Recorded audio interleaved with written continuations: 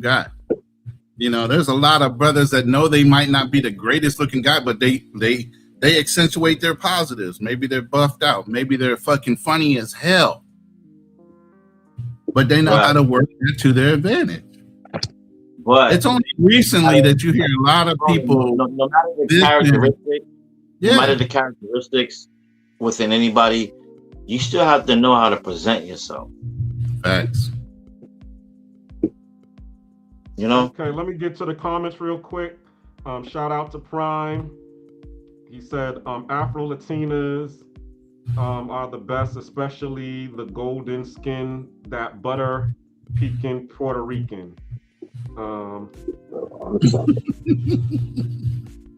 Also, salute to Ronan, Mr. Chalupe. He was talking about the ocean front, but you don't go into the water in Panama City. That's not true, Chalupe. This just because it's a Malecone, so you can't go into the water. There's no beach in Panama City. In order for you to go into the water, you got to go down to Amador and catch the ferry to Toboga Island to be able to go to the beach and swim. You can't. So that beach over there by the casino, right there on that little arch area, nobody really swims there. No, it's a waterfront. It's just a boardwalk. Yeah, the one time I went over there, I never really went all the way over to where that boardwalk was. I stayed at the casino area and hung around that area, but I never really went over there. But I thought, oh, that's beachfront right there. People are probably hanging out there during the day. No? Okay. Yeah, they hang out there, but you can't just, it's all rocky. So you can't, it's not, they haven't converted it into a place where you can actually jump and go swimming. Oh, okay. They said there used to be a beach there, but then they converted it into a place for the, because of the Panama Canal, because all of the ships are there. So that's really what it is. So you would just have to go down to the Amador, hop on the ferry, and then go over to the island to be able to experience the beach life, which is only a 30-minute ferry ride. You know what I'm saying? So it ain't a problem if you really want to. I stayed on go shrimp. Go beach, go swimming. I stayed on the canal side where all the little islands were on that backside over there, and then we would catch a taxi or whatever to the casino on the other side. So I was looking from my hotel at a whole bunch of islands in the back, more so than right there in the casino in that main avenue way, right there. Okay. Yeah. Once again, Prime Time says, I like my bees yellow. I mean, I take them all flavors, but I had a preference. Yeah. As I got older, I mean, the preference is there, but I've dated all types, so it never stopped me. But it wasn't something like, oh, I had the, let's put it this way. Like Keem said, I've always been very confident about who I was as an individual. I grew up in if you know anything about Louisiana and Baltimore, Maryland, there's a whole bunch of people my skin tone and straight beautiful. Oh shit! Hold up, Ronan. Somebody said, hold up. Somebody in the comments said, that's because y'all pretty rickies. Hey, you know what? I'm gonna take that. I'm gonna take that. If that's what they wanted to call me back in the day, and I've heard it, especially being light skinned in the 80s, that was the term they used for us. But I mean, you still have Morris Chestnut and everybody else competing. So I mean, you can use that as an excuse. But at the end of the day, we still had to have that level of confidence that the woman wanted to F with us.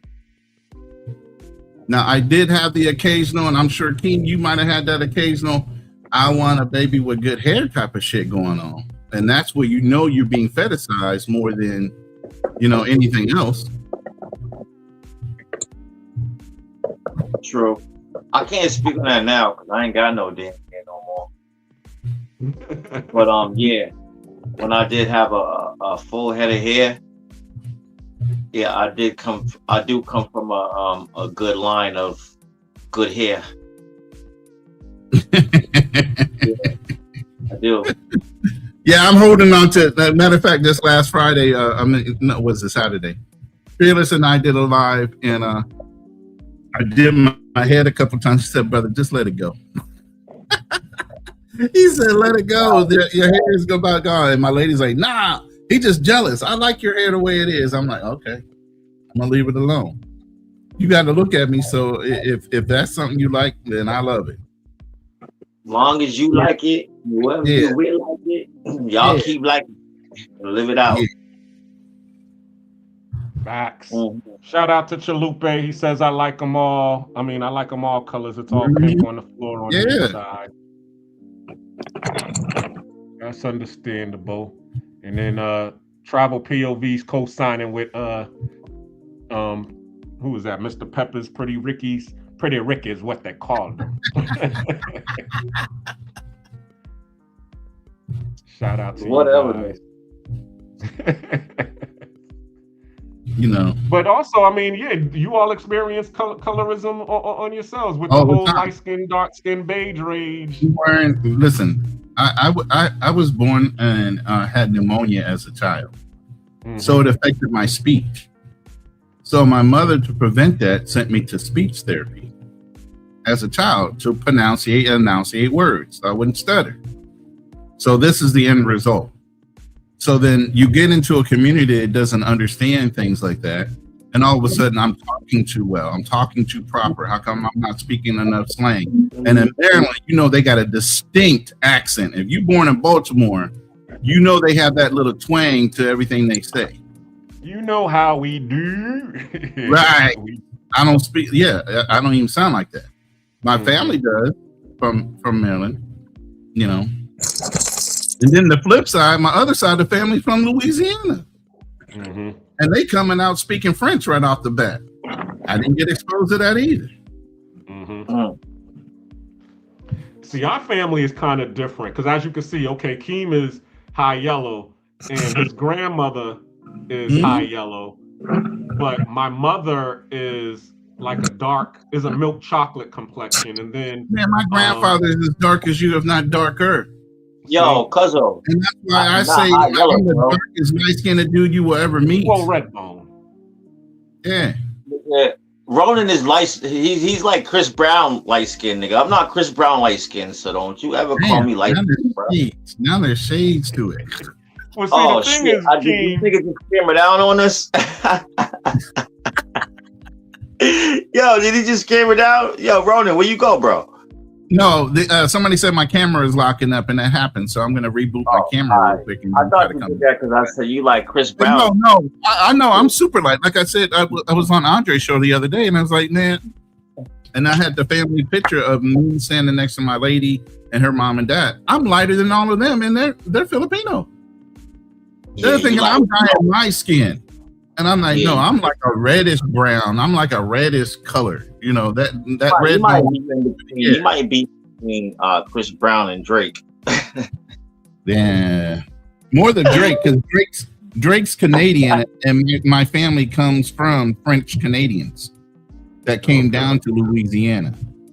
So, yeah, I can see the Drake thing more so. That light. Yeah, and I'm not talking shit at all. No. I don't even take it like that. It's always light all good. Skin, bright skin, red, yellow bone. Yeah, all of them. All of the above.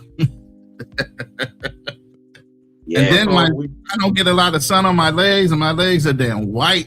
So it's bad, bro. I'm like 3 tones of skin tones, depending on what level and what I'm exposing to the sun that week. Right. Let's see. So, do you in the Philippines? Do you see a lot of colorism that goes on in the Philippines? Oh, absolutely, it's a big time. My lady got bullied. She's a Morena, and they use that term because the Spanish colonized them as well as they colonized down in South America and everything else. So they still have those same colorism and better the race type of mentalities that they have in Latin America. When you talk about, wanting to be lighter, and lighter is more accepted. If you're darker skin, you're either out in the field or up in the mountains. They have the Eta people The Eta people are some of the older Aboriginal genetics in the world, even older than Australian Aboriginals. And they have dark skin with curly hair. Mm-hmm. You would think they were just black up in the mountains. So it's a diverse culture here. And so when she was growing up, she was darker skinned and she had curly hair. She has curly hair, long curly hair. So yeah, she was bullied a lot. And that still goes on. Her sister even uses a pill to lighten her skin to this day. That's why they thought I was dyeing my skin when I came off the plane. She was like, damn, he's lighter than us. But what's he using for a cream or whatever? That's the first thought she had in her head, that I was lighting my skin.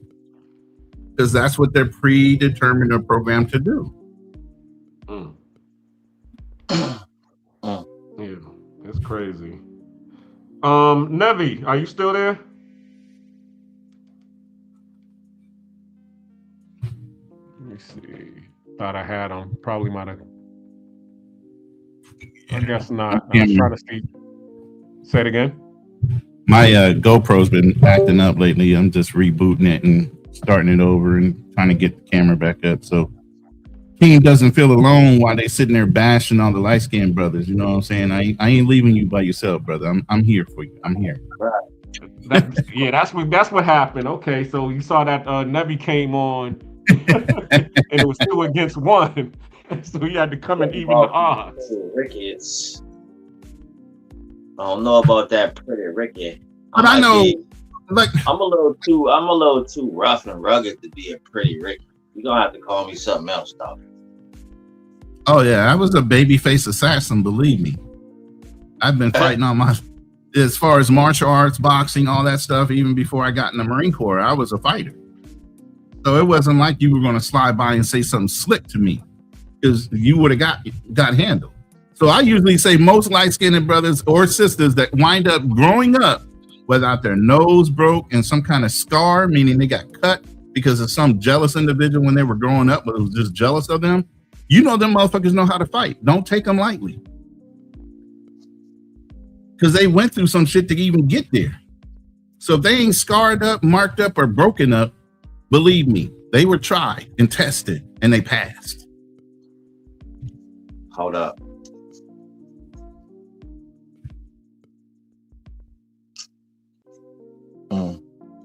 See? Yeah. We got our fair share, believe me. It wasn't easy growing up being what you call a pretty Ricky. We went through some shit because y'all didn't accept us right off the bat. We trying to be too white. We're talking too pop up. And then even if we try to go into another group, oh, you're not light enough, or you're not this, or you're not that. So we had to learn how to be chameleons and blend in to a lot of different cultures all at once. I've been fighting all my life. Pretty much. Yeah, it does sound like that, don't it? But that's the bad and sad thing about colonization and the mixtures that come up with that is somebody's always envious or somebody's always mistrusting because of your skin tone. Not that you're part of the community or not part of the community. They know who your mama is. They know exactly what you came from. But they still want to make themselves feel a little bit better or more superior, depending on what group you are, based on just the skin tone. There's nothing that these Filipinos have that the other one doesn't have, because one skin tone is darker, because they might have came from the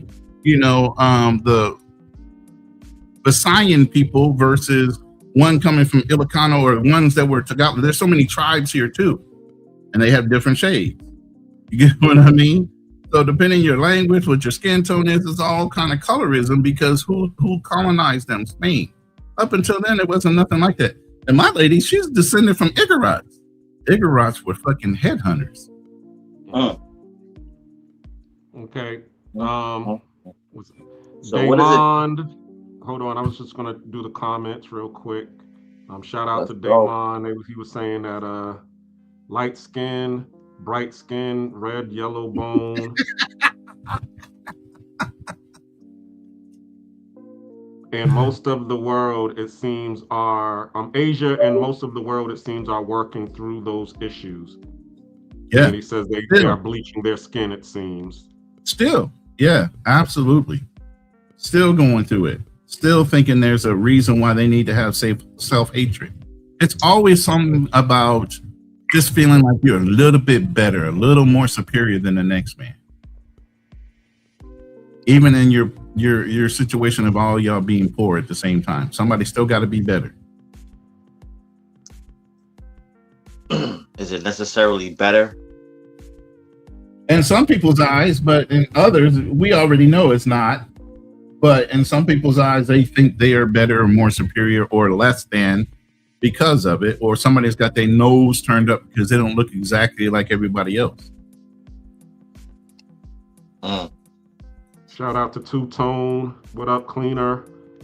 Who else? Oh, okay. Simply Lime, what's going on? Everybody hit the like button. Who else? Like and subscribe. Let's go. Please like and subscribe. Yes, sir. Diamonds all said they've been there.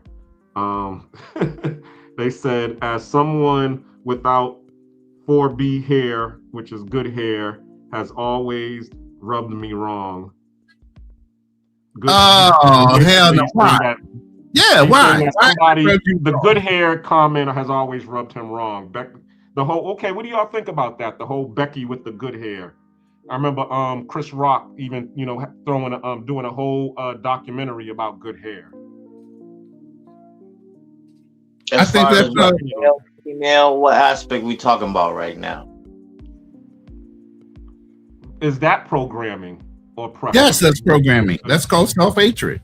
You hate your greater hair. You want the other greater hair. I used to get off on telling women, no, hell no. You know what the hell's wrong with the greater hair that your kid is going to have, regardless if you have a kid with me or not? Oh, I told you, I'm the darkest skinned, light skinned brother you will ever see. I love my grandfather. My grandfather was dark as hell. You ain't gonna get me to fall in that trap of saying, oh, because you like you better. No, I know where I came from. I know what my family looked like. Yeah, and they were extremes, from as dark to light as light. Gray hair. Hell, I was born with blonde hair and blue eyes, and my eyes changed to brown and hazel. But initially, when I came out, I looked like a white baby. Well, we all look like white babies when we came out the womb. Exactly. You haven't been exposed to the sun. So that's why, what did we used to do back in the day? And mothers still do it to this day. They look at the ears to see what their tone is going to be. By your ears. Yeah. And why do we do that? What does it matter what shade our children are going to be? I agree. However, you got that. They understand the world. You got that element. We don't live in a perfect world. We live in a world of drama and getting snapped on or capped on back in the days. Yeah, because I used to catch the heat for having nappy hair back in the days. But also too, I was never image conscious. I just get up, take a shower, go outside and play. So. Me, I didn't care about what my hair looked like. I remember one time I went to go hang out with my friend Chris, and Chris came out the same way I came out. And his mother looked at both of us. She was all like, "Man, both of y'all are some nappy-headed kids going out here." She looked at y'all like, "That's why you niggas is friends too." Exactly. Cuzzo, I always loved you, bro, but you never really had a true sense of fashion. No. Oh shit! You gonna bust him out on? He's right. Nah, but he knows that about himself. I'm not telling him anything he doesn't know about himself. Like, I'm not gonna do that, because we've already had these type of conversations, and I've always schooled my cuz. Like, when I'm with him, like, bro, I'm gonna put you together, and we together. We go out. You gonna look like we both gonna look right. Right. And Cuzzo has never denied and has always accepted that from me. Because I'm not going to have him out looking crazy. Well, see, there was two things going on. Number one, my mother was never a fashion conscious person either. So so all she would do was just go out and get, clothes that was, nice looking and affordable. That's it. Like, and then here's your mother. She would get you what was in style. As you said, you had all of the sneakers. So you Yeah, would come because my over with mom the wasn't paying for Lottos that and the shit. My Ponies mom's and the been stealing all of Avias that and all of shit. those things. Exactly. So when I would be like, Mom, why can't I get me some ponies? She'd be like, nigga, you better go get those, go fuck with those Pro Olympians I wings. bought you in the No, closet. you go get them pro wings. Exactly. Thank you. Yeah. So but then my mother passed away when I was 10 years old, God rest her soul. And then God rest Auntie Max's. Oh my goodness. And then I moved in to her youngest sister's house, who was very stylish. So she had me, but she had me looking like Carlton Banks out here, because she didn't want me to be out in the streets with everybody else. So instead of getting me all of the clothes that were stylish for streetwear, because during that time it was Adidas, of course, and Timberlands, High Techs, and then in the wintertime they would wear the Carhartt jackets. And I'll be like, yo, I want a Carhartt jacket. She's all like, yeah. So it'd be difficult to pick you up in a lineup. Oh, hell no.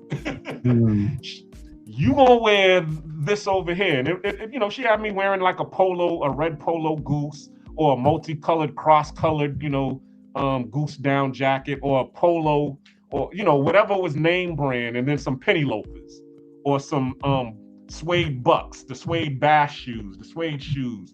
That's what I was wearing. Yo, oh my God. So I'm walking the street with all of my friends, and I'm looking like a preppy boy. And all my friends is looking like, Tupac and Redman, and they got all of the hip hop gear on. So it's like the Fresh Prince and Carlton contrast going on. And sometimes, and then my cousin would be there, and he'd be like, okay, nah, Auntie done got you all messed up, cuz come over here, you can put on some of my clothes. Hey, real quick, let me shout out Zoom to Thailand with the $5 super chat. Shout out to my man Ronan Travis. Salute, bro. They picking on the pretty Ricky light skinned brothers up in this room, right? And so I'm kind of glad you showed up. They trying to pick on us, brother. You know what I'm saying? They trying to pick on the light skins, Yo, I can remember one situation in our childhood where we was family gathering, and as kids, like, we always performed. All the kids would perform, and there was a situation where Cuzzo had the penny loafers, and he had the certain type of jeans, and then he had the white tee, and he went and got one of our fucking one of our elders' cigarette packs, and he put it in his shoulder and flipped it up, and had an ill moment where he looked like a Southie white boy, and pulled it off so hard that he had everybody laughing, bro. Do you remember that, Cuzzo? Yeah, I remember, because I had to do that for school. It was they did a 60s day, and everybody had to look like they was in the 1960s. So we actually did that because we was all because the older folks, they was in the living room, reminiscing, listening to the Motown CD, because the CDs just came out, so they had the brand new CD player. So they was listening to the Motown classics, and then we came in looking like Motown. Right. Yeah, I remember that day. Yeah, because I was looking like, the dude from the West Side Story with the hat and the cigarettes tucked into his white T-shirt. That you was. And you had on the Kango. Yeah, that shit was hilarious. So don't act like you ain't always had swag, bro, because you always had swag. Hell yeah. Yeah. I mean, you was around swag. Just, as I tell people, like if you watch Blackish and you watch Junior on Blackish, that was like my type of personality type, you know what I'm saying? And you just grow into it and you start to accept who you are. And in the end, people start to appreciate you for who you are. You know what I'm saying? And I remember there was one episode where he was sitting at the bar with his grandfather, Lawrence Fishburne's character. And there was this bartender that was hitting on him, and he was all fumbling with the words or whatever. And Lawrence Fishburne was like, "Yo, be cool, man. You know, you about to ruin the you ruining your game." And then Junior was like, "You know something, Grandpa, don't worry about it, because my game is no game at all." And he was able to bag the bartender. And that's really how it's been with me. You know what I'm saying? I don't got no game. I just be me. And people, they either love me or they hate me. You old Nas ass nigga. Nigga said I got no game. It's just some bitches understand my story. Thank you. I like that. I'm taking that. I'm claiming that. Yeah. So that's really what it is. You know. But anybody else got any stories on this? I wanted to have the sisters on here because I was trying to get your sister on here to talk about it, because I know that she's experienced it, and then Gone Girl, but none of them want to come on. But hey, I mean, this is the brothers channel. I was looking at my analytics, and 70% of the brothers is my demographics. So I thank you all for supporting us. I really do. Brothers to support brothers. Let's go. Yeah, this is the brotherhood. So the same to you, Ronan. Or you started simulcasting? Yeah. Okay. That's how we got several other people in here. But yeah, like I said, I got story after story when it comes to that, man. Like I said, any brother you know or sister that you know that's light skinned, that's come through unscathed, to where there's no physical marks on their body, you know they've been put through some shit. It wasn't no easy road, especially in our community, to get through what we went through just to grow up, because we're always set aside as something other than, even though, or we were trying to fit in, even though we belonged there. I wasn't trying to fit into anything. That's who I was. It's who I am. It's my genetic. I'm not to try to fit in. The fuck? Right. Okay, yeah. Let me go to the comments real quick. Shout out to expat living overseas. I love it. Sad judging people by their looks instead of their hearts. Yeah, that's definitely true. And then I'm working on my camera while you're going on. I've always been myself. Say that again. I said I'm sitting back here working on my camera right now. I don't know what the hell is going on. Gotcha. Well, that's basically it that I see so far. Again, shout out to Zoom. He's back there listening in while he's working on his next episode. That brother is the GOAT when it comes to editing and music, man. I can't do nothing but give him his flowers. As much AI as I've been using, I cannot edit like that brother. That brother's got it down pat. I might have to take some lessons. Yo, man, you looking real crazy right now. Who, me? Black Cleaner, you right up in the camera, bro. I know. I told y'all I'm blind as hell trying to see these comments. I'm like, what does comment say? That's why I don't he definitely got it blind. Yeah. I said, oh Lord. And then when he finally broke out the cane, I was like, oh man, you trying to make me feel real bad and shit. He broke out the red and white cane. I was like, oh man, don't do that to me, bro. That's hilarious.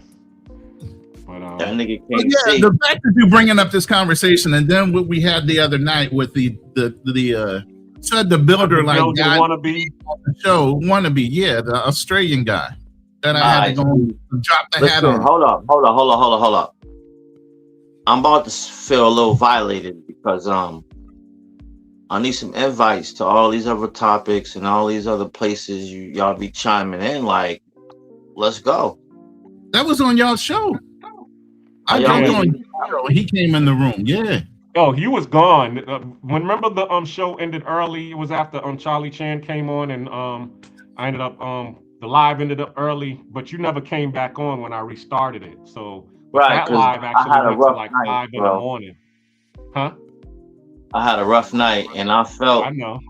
Once I was already like 3 hours in, and I saw who came up on the panel, I was like, oh shit, this is about to be another more 3 hours. Once Ronan came on, I was like, oh no. Why is it gotta be me? I'm trying to help out, I'm trying to give exposure. I'm not mad at that, but I just know. I know the other person could be a panel killer though. You know. So, yeah, you say the name. Yeah, everybody knows. Okay, we don't want to talk about panel killers, and if they ain't here to defend themselves, if you ever want to approach that and address that, no, he's actually said it on the live that same day or the next day. Well, let's talk about it. I want to everything. Let's address everything, so we can, talk about we usually talk about it to him when he's on the live. Like I said, I don't like saying people's names when they're not around to defend themselves like you. But yeah, we've had offline conversations. We have online conversations. Some people take a little bit of time to turn around, man. They don't all come rushing in and make those changes they need to. You can tell them till you're blue in the face, but they got to make a conscious effort to want to make that change. All you can do is keep on holding the brother. All you can do is keep on holding that brother accountable. Or maybe there will never be a change, and you gotta walk away from that type of shit. Right. Coming to the stage, Darnell. What's going on? How you doing, fam? Oh, I'm doing all right. Thank you for having me. I got a alert from Ronan. Yeah, notification from Ronan, and saw the topic. I thought it was pretty interesting. Mm-hmm. So I wanted to, chime in and give my 2 cents. Okay, before you chime in, you gotta let me know what side you on, brother. Are you on the hold up, cuz spin the block. On the chocolate side? Who you at? Who spin the block, cuz re-enlighten them on what we're talking about. Without camming up and letting us know which side you on. What do you mean? What side I'm on? You're asking if I'm black? Is that what you're asking me? I'm asking. It's about colorism, brother. Is you of the butter pecan persuasion? Is you on the chocolate persuasion? Is you Michael Jackson in the 70s, or is you Michael Jackson in the 90s? Which one is you? Oh shit! I mean, well, that was hard. Black. I mean, I am black. I mean, if it's I may not, maybe it's the way I sound, maybe, because I have been, people do say, yeah, you don't sound black. So, I don't know. But yes, I am black, but like I said, the issue is because of my complexion, I guess. I share I might be maybe a tad darker than Ronan, maybe maybe a tad. And one of the issues that I run into is that I'm too black to be white, and I'm too white to be black. Yeah, I don't. You know what I'm saying? Like I get it from both sides. And I'm pretty sure Ronan can relate to that. All right, but what we need to understand is that has nothing to do with skin tone at all. What do you mean? What do you mean? Because we actually don't know what your skin tone is, and my cousin, that's his lane. He can tell you, I've never been too street to fuck with the street, but I've never been corporate enough to fuck with the corporate. Yep, I've been there. That has nothing to do with skin tone, brother. And I'm Michael Jackson in the 70s, and I'm the same way that you are. That they was calling me Carlton Banks or Steve Urkel or Malcolm Farrakhan. I was all of those things. Yeah, so that it really goes to who you associating with or your style. I've been called Carlton Banks. I've been called that. I'm sorry, not Carlton Banks. I've been called Urkel. I have been called Urkel, but yeah. All right, so hold up, pause. Can you what's your name again, brother? Darnell. Darnell with that nigga name. No, sir, no disrespect. Right? Yeah, I mean, he doesn't name Darnell. We call him Donnie. Shout out Darnell. I never heard of a white man named Darnell. No, never. Darnell, can we get a little description of your upbringing and your childhood? Because around here, we don't decide unless we know the story. We never judge unless we know the story. You understand what I'm saying? So give us a little description of your upbringing in your childhood, brother. I was born in Dallas, Texas, '86. My father was in the Navy. My mom, he was married, to my mom. My dad got orders to California, when I was an infant. Moved to the San Francisco Bay Area. Treasure Island was a Navy base back then. It's closed down now. So you're a military brat. Yes, sir. And was out there for a couple years. My mom, she ended up, having an affair, leaving my dad. So, I was Jesus, raised we by. don't need to get that detailed, bro. Right. But hold up. Right. My upbringing. Let me change the direction. What's your mom's and dad's ethnic backgrounds? Well, my dad is black. Well, I mean, both parents are black. My dad, I'm not gonna lie, his skin tone, he could pass for, if it wasn't for his hair, he could pass for a white man. If it wasn't for his hair, but his hair, gives him away. But if you look at it, my father's birth certificate, it says Negro on it. He was born in '57. Back then, Negro was how you described a black person back in the '50s. You were Negro. Especially in Texas. Well, my father was born in Michigan. Okay. Yeah, my mother's from Texas. Yeah, my mom, there is mixed race in my, I just recently found this out about 3 years ago, but there's mixed ancestry on my mother's side too. I know you guys are probably not gonna believe me on this, but I have confirmed it and I've seen the pictures and everything, but apparently a freed slave married a white woman in my, on my mother's side of the family. So she does have a little bit of white in her, in her, Just a little? Come on, Darnell. You got a camera up, Darnell. Camera up, brother. You prior military, Darnell, as well? Yeah, he went Army. Yeah. Oh, okay. Yes, sir. But I mean, you wouldn't want me to cam up. I'm so ugly that everybody gonna lead a show. This is the young man that I told you we hold accountable on certain standards, his grooming and taking care of himself. So, he's not well groomed right now, unless you went against your grain and cut your hair and shaved your beard. Well, I'm ugly, it's and then funny how we all do that when we get out of the military. The first thing that we do is that's called depression, brother. Can't nobody tell me what to do now. I don't gotta cut my hair now. I can grow my beard. That's the first thing that we do, because I did that when I got out of the military too. But were you rebelling, or were you a little depressed after getting out based on your service time?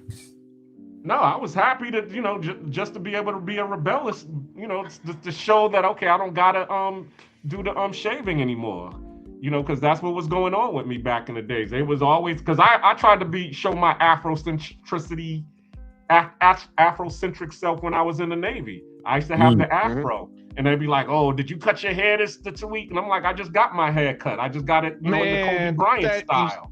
Yes, that used to get on my damn nerves. Especially, it was always the back of the neck, wasn't it? That always got you, wasn't it?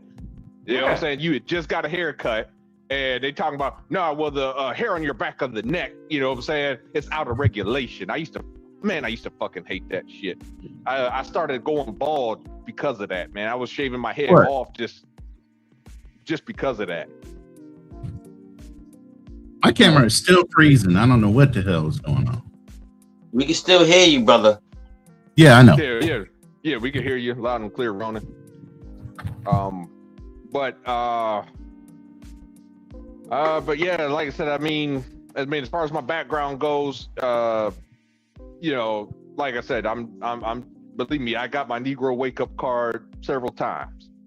So trust me when I say I'm black. You have a Negro wake up card. Did you try to pretend to be white or something? What you mean by that? it's not that I tried to pretend to be white. It was when Treasure Island had closed, when Treasure Island closed down, my dad got orders back to Texas, and so we're back in Dallas, right? Mm-hmm. You got to remember, I'm at this point, I'm like 5 years old. I don't have really a concept of color, of race and stuff yet. You know what I'm saying? But talk about it. I used to watch the news. I don't know why, but I've always watched the news. And Dallas at the time, I ain't gonna lie to you. I mean, the Dallas news system was real racist back then. Like every time there was a home invasion or something like that, they always showed a black man and his face was always like subdued, like it was just exaggerated features. Like it was just weird. Like when they would show the sketch and stuff like that, it just was this scary gremlin looking dude, it like didn't even look human, or their mugshot was like so exaggerated. It was, it's hard to describe, but like, I mean, these were scary looking dudes, So I did have at that time, I did kind of have a fear, you know what I'm saying? Of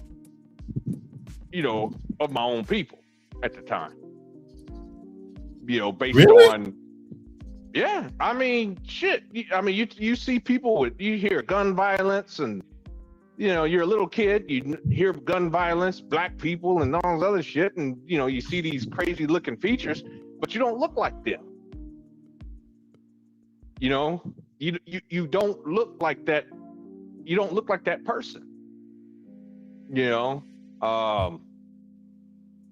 and I would say, another thing too was like, being, as I was getting a little bit older, like, I don't know if you guys can relate to me on this, but I was always the last kid to get picked for basketball.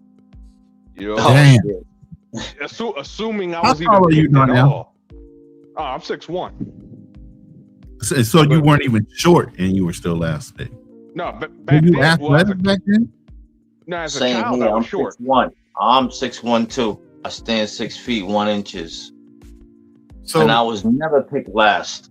I was always picked last, assuming I even got picked. You know what I'm saying? I was always, assuming I even got picked. You know what I'm saying? Oh, damn. So you might need to show up for a whole nother topic of discussion, brother, because we talking about... Cuzzo, let's spin the block. Re-enlighten on the topic of conversation tonight, bro. Hey, while you're doing that, I'm gonna reboot my laptop and my desktop, and hopefully my camera will be back up. All right, I'll be right back, and I'll be listening in on my phone. Yes, sir. Do what you gotta do, Ronan. All right. Yeah, brother. That sounds like a whole another issue you need to chime into. Not to say that we can't sway a little bit. Well, I mean, come the back, thing okay. Well, the thing that I was going to say about that was, like I said, it was kind of like I was kind of rejected by, at the same time rejected by blacks. It wasn't until, my dad had got orders back to California. This time he went to Point Magoo, and that's when I didn't realize it at the time, but that's when I first got my Negro wake up call out there. You know what I'm saying? What do you mean by that when you say Negro wake up call? So I'm like, I would say about the 4th grade. I'm a little bit, I mean, you're still a kid, but you're a little bit older, but now you're starting to get a concept of things, of that nature. I'm in my dad put us in a private school, a Lutheran school, and it was like, I liked rap music. Like Coolio had a song, Gangster's Paradise, at the time, and R.I.P. Coolio. How old are you, Darnell? 39. Oh, okay. You still darn, you young. Okay. Yeah, tell my body that. But right. yeah. So I was listening to that song and I would recite the words and stuff. As you guys know, there's not a curse word in that song. Not one curse word. It's about leaving the hood, this and that, blah blah blah.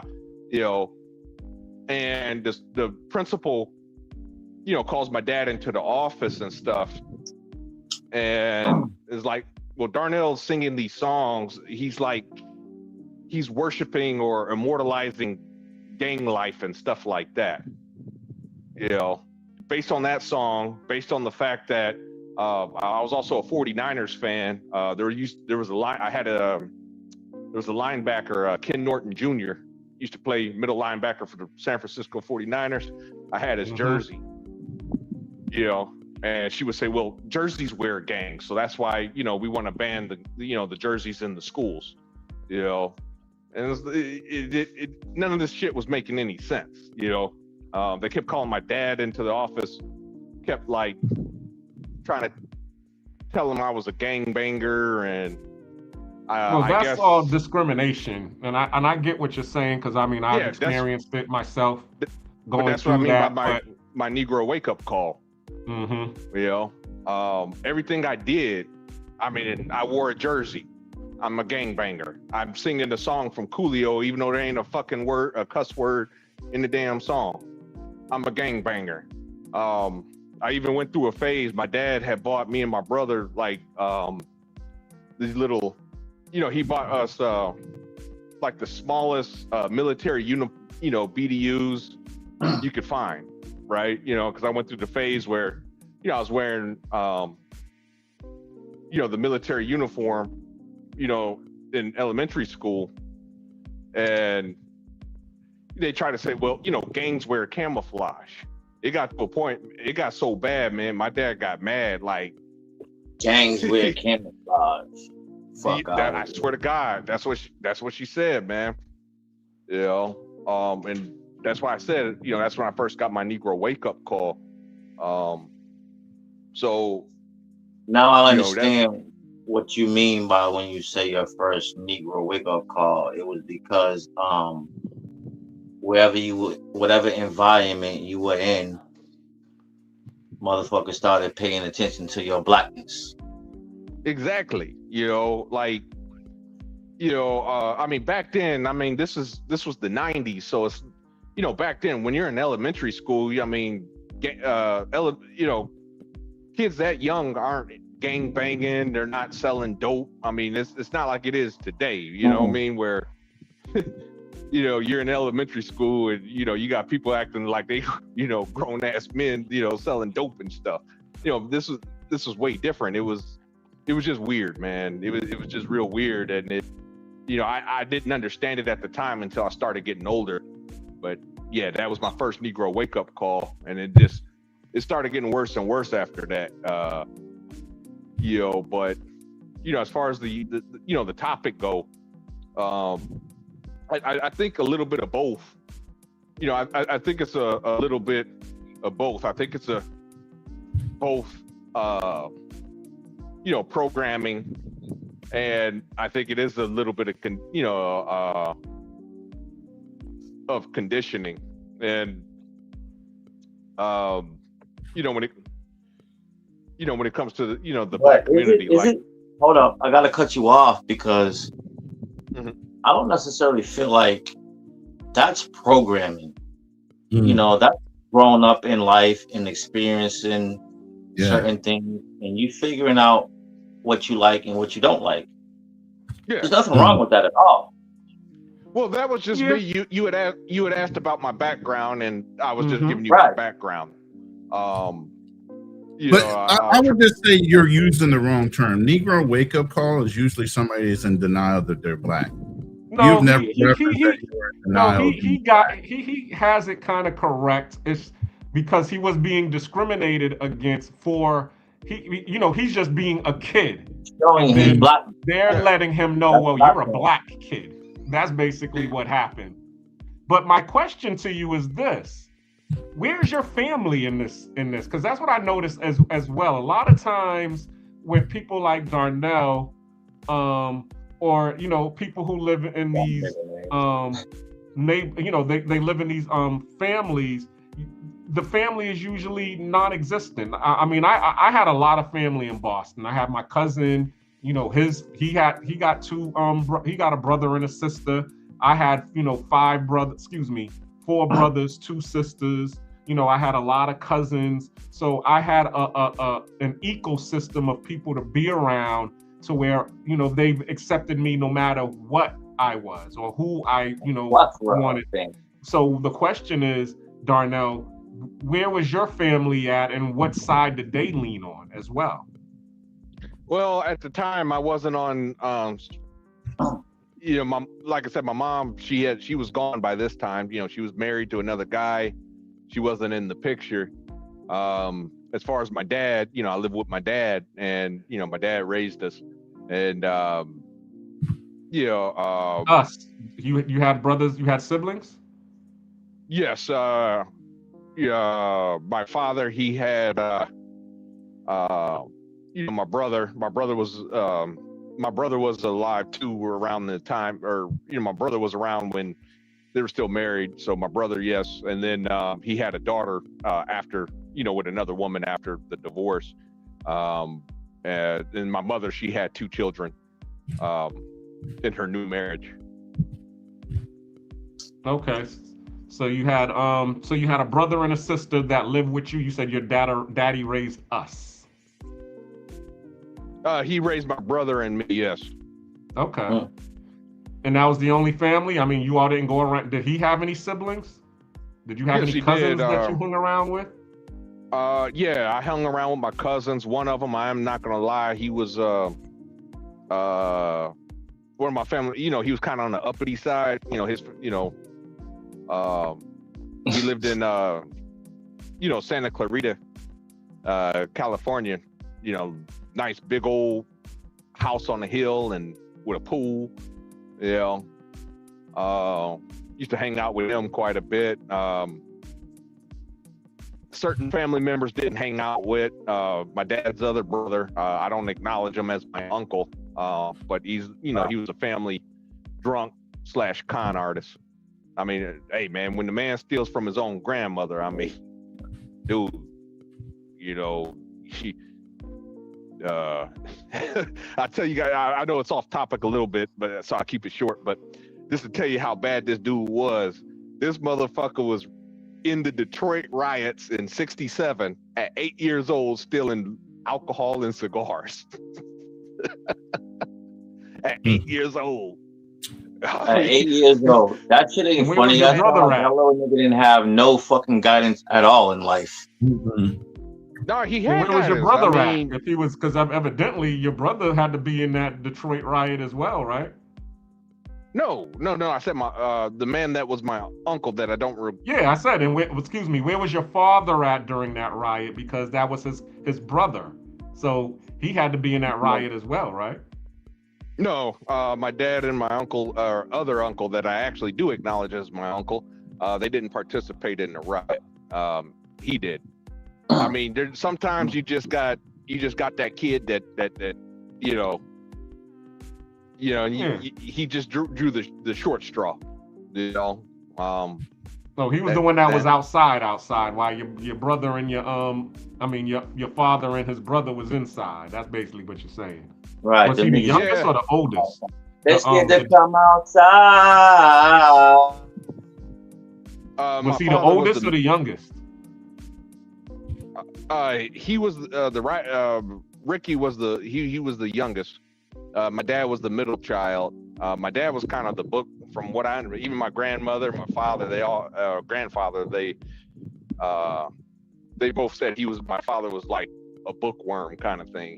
He would have been a nerd, I guess you would have said.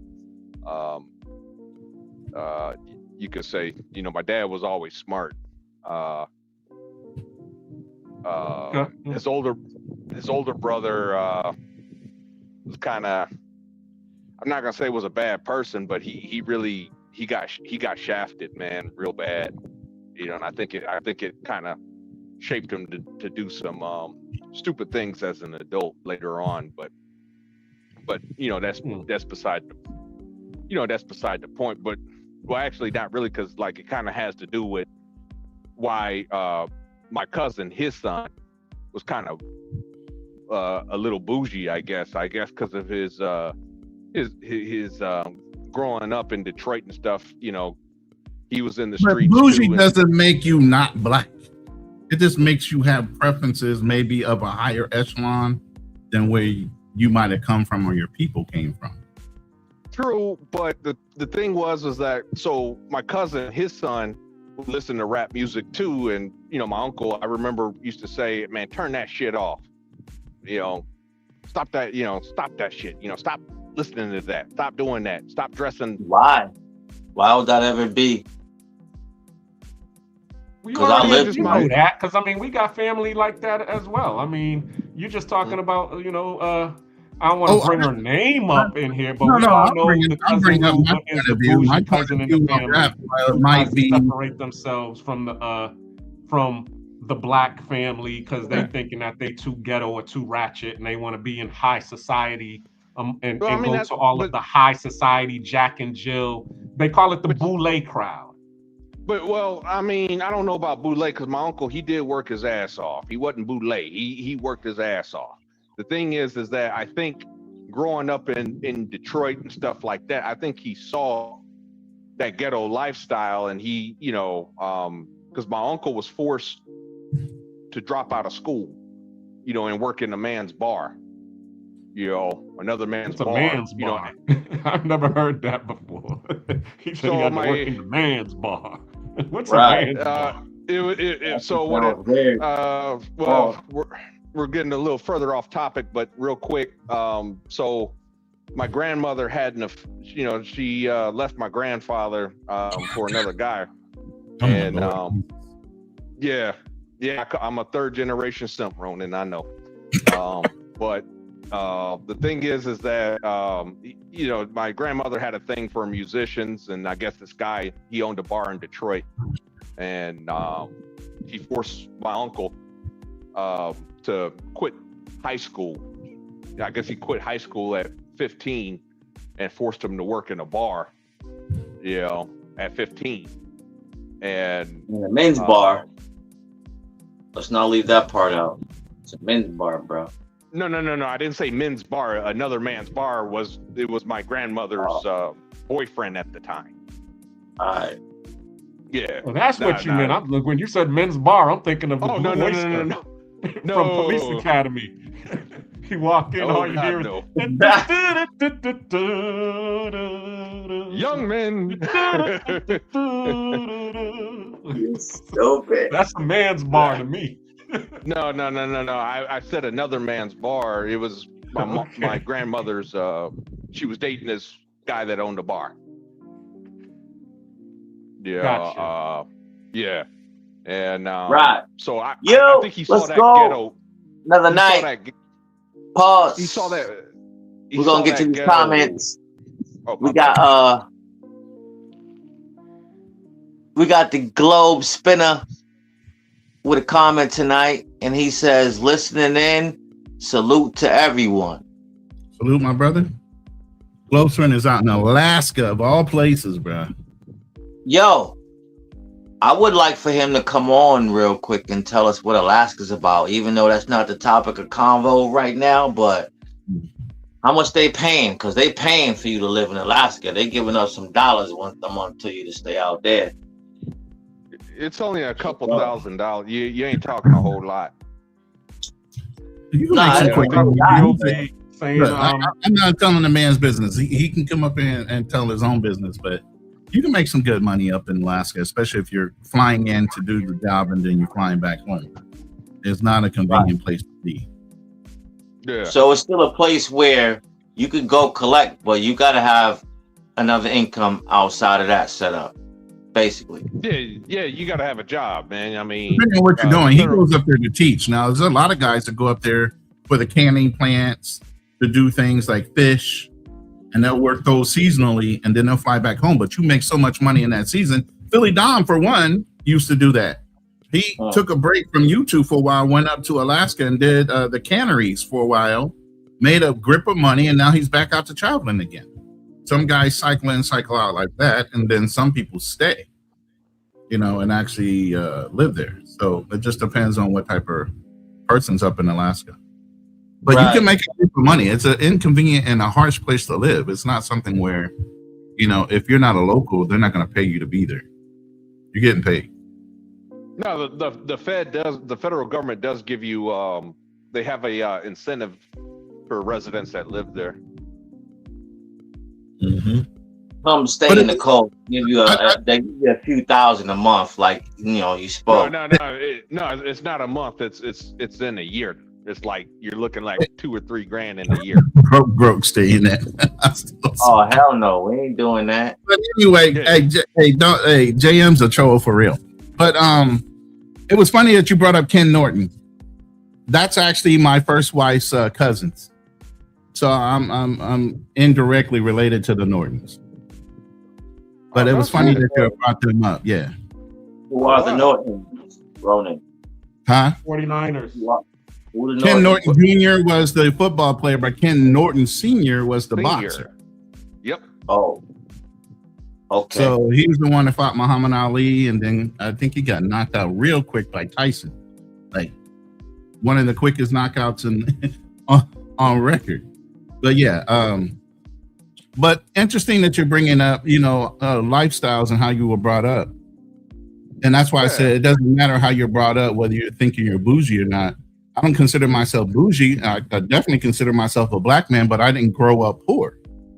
My mom and my mom's family and my brother's father's family was integrated into the system when it comes to running the numbers. I came from a gangster family. In Baltimore, Maryland, you either had people pulling money off the docks as collectors that owed the fucking gangsters. My mom kept the books for the mob. And they were number runners. So they played the numbers. They did the what do you call it? When people run a number every week. What is that called? I forgot the name of it real quick. It was just called a numbers racket. Right. It was the numbers racket. Right. Yeah. But so I didn't come from the environment where I was always in a ghetto. I grew up around my family. My family was in all different types of things, whether they were ex-military or serving in the military or working the docks at the ports in Maryland, or whether they were running numbers. And my mom not only ran the numbers or kept the books, she worked in the Playboy Bunny clubs. Yeah, doing what? Privilege, huh? My mom taught all the girls how to do the bunny dip, bro. So I didn't grow up around ugly people. My family was good. You gotta show us the bunny dip, nigga. I don't know how to do no damn bunny dip. What the hell? You think I'm to show us the bunny dip? No, I ain't doing none of that, King. Come on now. That's my mother's thing. I ain't my mother. You get what I'm saying? I just grew up around that environment. And then my brother's grandmother, she had a speakeasy back in the day where they had a club and a big ass house. And after parties and everything else would be done in that house. Yeah, they used to do that in Detroit too. Yeah, this is back in the 60s. Yeah, so, So, I didn't grow up in an environment. That's why I said I've been traveling since I was damn near 3 years old. We were going to Puerto Rico, Bahamas, wherever. So I've had this ingrained in me based on how I was raised. So I'm not saying I'm filthy rich or anything, but I'm just saying I had a good life. I'm not complaining about that, but that didn't make me any less black. It didn't make me have to go through any less things that somebody else might have grew up in a worse neighborhood. I've had those experiences too. I caught my first body at 4 walking out my grandmother's house. Meaning I didn't kill him. Meaning, let me tell you the story, King. Let me tell you the story. Let me tell you the story. Ronan. I'm walking. No, I understand, King. Let me tell you the story. Back in the day, you could walk to the corner store to get yourself some candy or something like that. And your grandma felt safe enough to send you to the corner store to pick up some stuff. The neighborhoods weren't that bad. People kind of respected the fact you were a child. They didn't snatch you up like that. Okay. So my grandmother sent me to the store to get some things, but I wanted to buy some candy. And it was about 4 or 5 years old. I'm walking down the back alley And I come around to the corner, the alley where the corner store is, and there's a guy laying in the back of the alley behind the store. And I'm like, what the hell? So I look, the guy's not moving. I'm like, sir, and I'm trying to talk to him, and he's not saying anything. And I kind of look that he's laying on his back, but he's kind of turned to the side. And I could see that somebody had busted a wine bottle and stuck it in his back. And he had bled out. So I'll go in the corner store. I literally tell the guy, hey, you need to call the police. There's a dead body in the back of your store. I get my stuff and I go back to my grandmother's house and tell her what I saw. You know, but at the same time, those are things that were not like violent, but I've seen those things. You know, and it didn't make me any worse or hurt me as a child, but it was just something I've been around. You know, my mom and dad, my mom had a temper. She was known to have a temper. So was my brother's dad. They used to shoot up that town, bro. In Maryland, there was a lot of gun violence. If people pushed you, you pushed back. So I grew up in that environment, even though we had money, because even when you had to hustle back in the 60s. You had to hustle back in the 70s. There weren't really a lot of good jobs out there. So you will always find an angle to hustle. So a speakeasy nightclub with a bar, whether you running numbers, whether you still had a legitimate job during the day, all that blended together back then. Yeah, I mean, hell, my granddaddy, my late, you know, he's gone now, but he has said, you know, it was the same thing with him. I mean, back then they didn't pay blacks good or give blacks good paying job. You know what I'm saying? Right. If you didn't go out and get it on your own, you weren't going to get it. Exactly. My grandfather, when he got out of the army, when he came home from Korea, he started out driving the city bus for Detroit. You know, eventually he'd go to work for GE. And I'll never forget my grandfather. He used to call himself the first colored refrigeration man.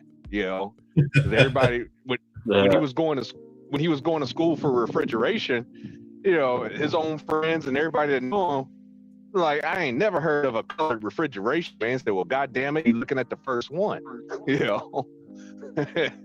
And he ended up he ended up finishing his class and got hired on with GE, stayed there, retired, and you know, rest is history. But you know, in the meantime, before he took that job with GE, you know, his side hustle was my grandfather was always good with his hands. He was good with carpentry, so he used to buy houses in Detroit, fix them up, and you know, he was doing fix and flip.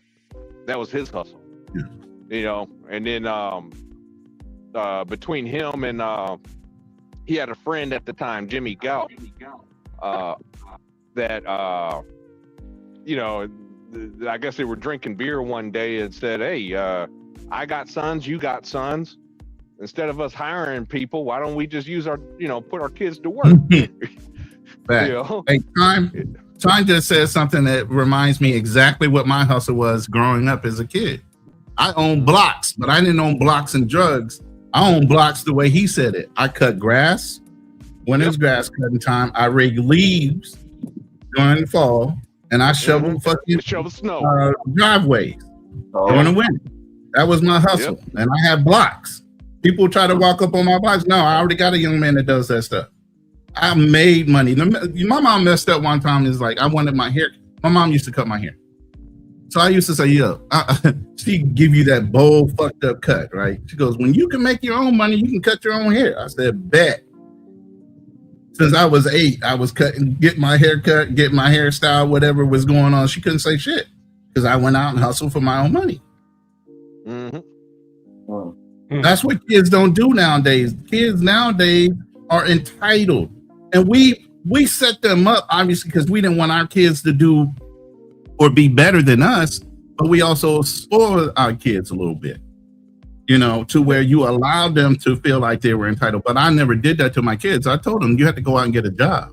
I might spoil them with a toy or two or something like that, but nah, I wasn't going to do that. But Ronan, doesn't that sound a little bit like the topic about conditioning though to you a little bit? Conditioning. Kids Conditioning. are they're being conditioned, you know, not to grow up like you grew up. You know what I'm saying? Out there working hustles, you know, cutting grass, shoveling snow. The whole thing is strong men make weak sons, and the stronger and the time comes through where it becomes so entitled. Matter of fact, there's a whole meme of a brother saying about a coach teaching him this, you know, how his grandfather had to walk to work while his father got to ride a bike or drive to work, and now he's driving a Mercedes Benz. His grandson or his son might drive a Ferrari, but then at the end of that is a cycle rolls back to somebody having to walk because there's no appreciation or no fire to go out and get it because you feel self-entitled that the money's coming no matter what because of who you came from. But doesn't that sound a little bit like conditioning? Of course, you can condition people in different ways. So to expect things, or you can condition them to understand that they got to go out and get it, you know, and you might give them a little bit of an assistance to going out and get it. Especially when it comes to all of this in together. Hold on one second. Let me know what you all. I'm gonna spin the block again, and I'm gonna play these videos because it actually goes in line with what everything that you all are saying in terms of conditioning and what the topic is in terms of colorism. Let me know what y'all think. All right, hold on. Colorism. This phenomenon is so deeply rooted within communities of color that it's almost taboo to talk about. But if you're not a person of color, everything I just said might sound completely foreign, but it is very real. And its traumatic effect on the mental health of communities of color continues to be an issue. Dark skin versus light skin. Ever wonder why it's still a thing? It wasn't by accident. It was a strategy. In 1712, a slave owner named Willie Lynch allegedly gave a speech teaching white plantation owners how to keep black people divided and weak. His blueprint? Psychological warfare. Step 1, turn light-skinned and dark-skinned slaves against each other. Step 2, divide the young from the old. Step 3, make the house slaves feel superior to the field slaves. Result? A cycle of self-hate that lasted for centuries. And even though slavery ended, colorism didn't. We still see it today in media, in hiring discrimination, in beauty standards, everywhere. And here's the craziest part. There's no actual historical evidence that Willie Lynch ever existed. So why is his name everywhere? Whether he was real or not, the strategy worked. As I said before, this is a skip that one, go to this one. Attention to the passport bros, like they're getting women. There's no look for Latino. Like whatever concept you have. As I said before, this is a colonial issue. Whitewashing, worship white people, colorism. This is what the true definition of colorism is. During colonialism, light skin was tied to privilege, education, and favor. Today, that legacy lives on through media and advertising. Skin lightening products are still marketed using white or Arab models, which is what I'm saying. You need to look like her. And this is not even just amongst black people. I've seen this whenever I was in Thailand. I couldn't even find regular lotion. I couldn't find regular white lotion because I kept getting this dry white stuff. Turns out it was all skin bleaching cream. And the goal isn't to look biracial. It's often to look damn near white. In Ivory Coast, billboards used to say, be white, be beautiful. That is so fucking crazy. I wouldn't be me. Just this one. As I said before. All right, I can't find it. Attention to the passport bros, like they're getting women.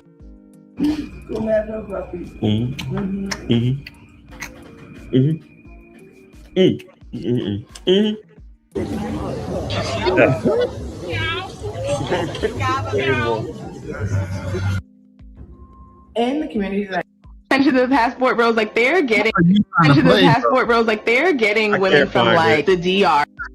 Anyway, let me go back to basically my question was based on colorism. There was one there where they was talking about how they had the house slaves and the field Negroes. Right. But you saw that in the what's it called? The dark skin versus light skin, where they was talking about Willie Lynch turning the house Negroes against the field Negroes. And when I was listening to you all stories, and I was listening to how Ronan's mother was, pretty much doing the numbers for the mob, and then also working in the ranch, and then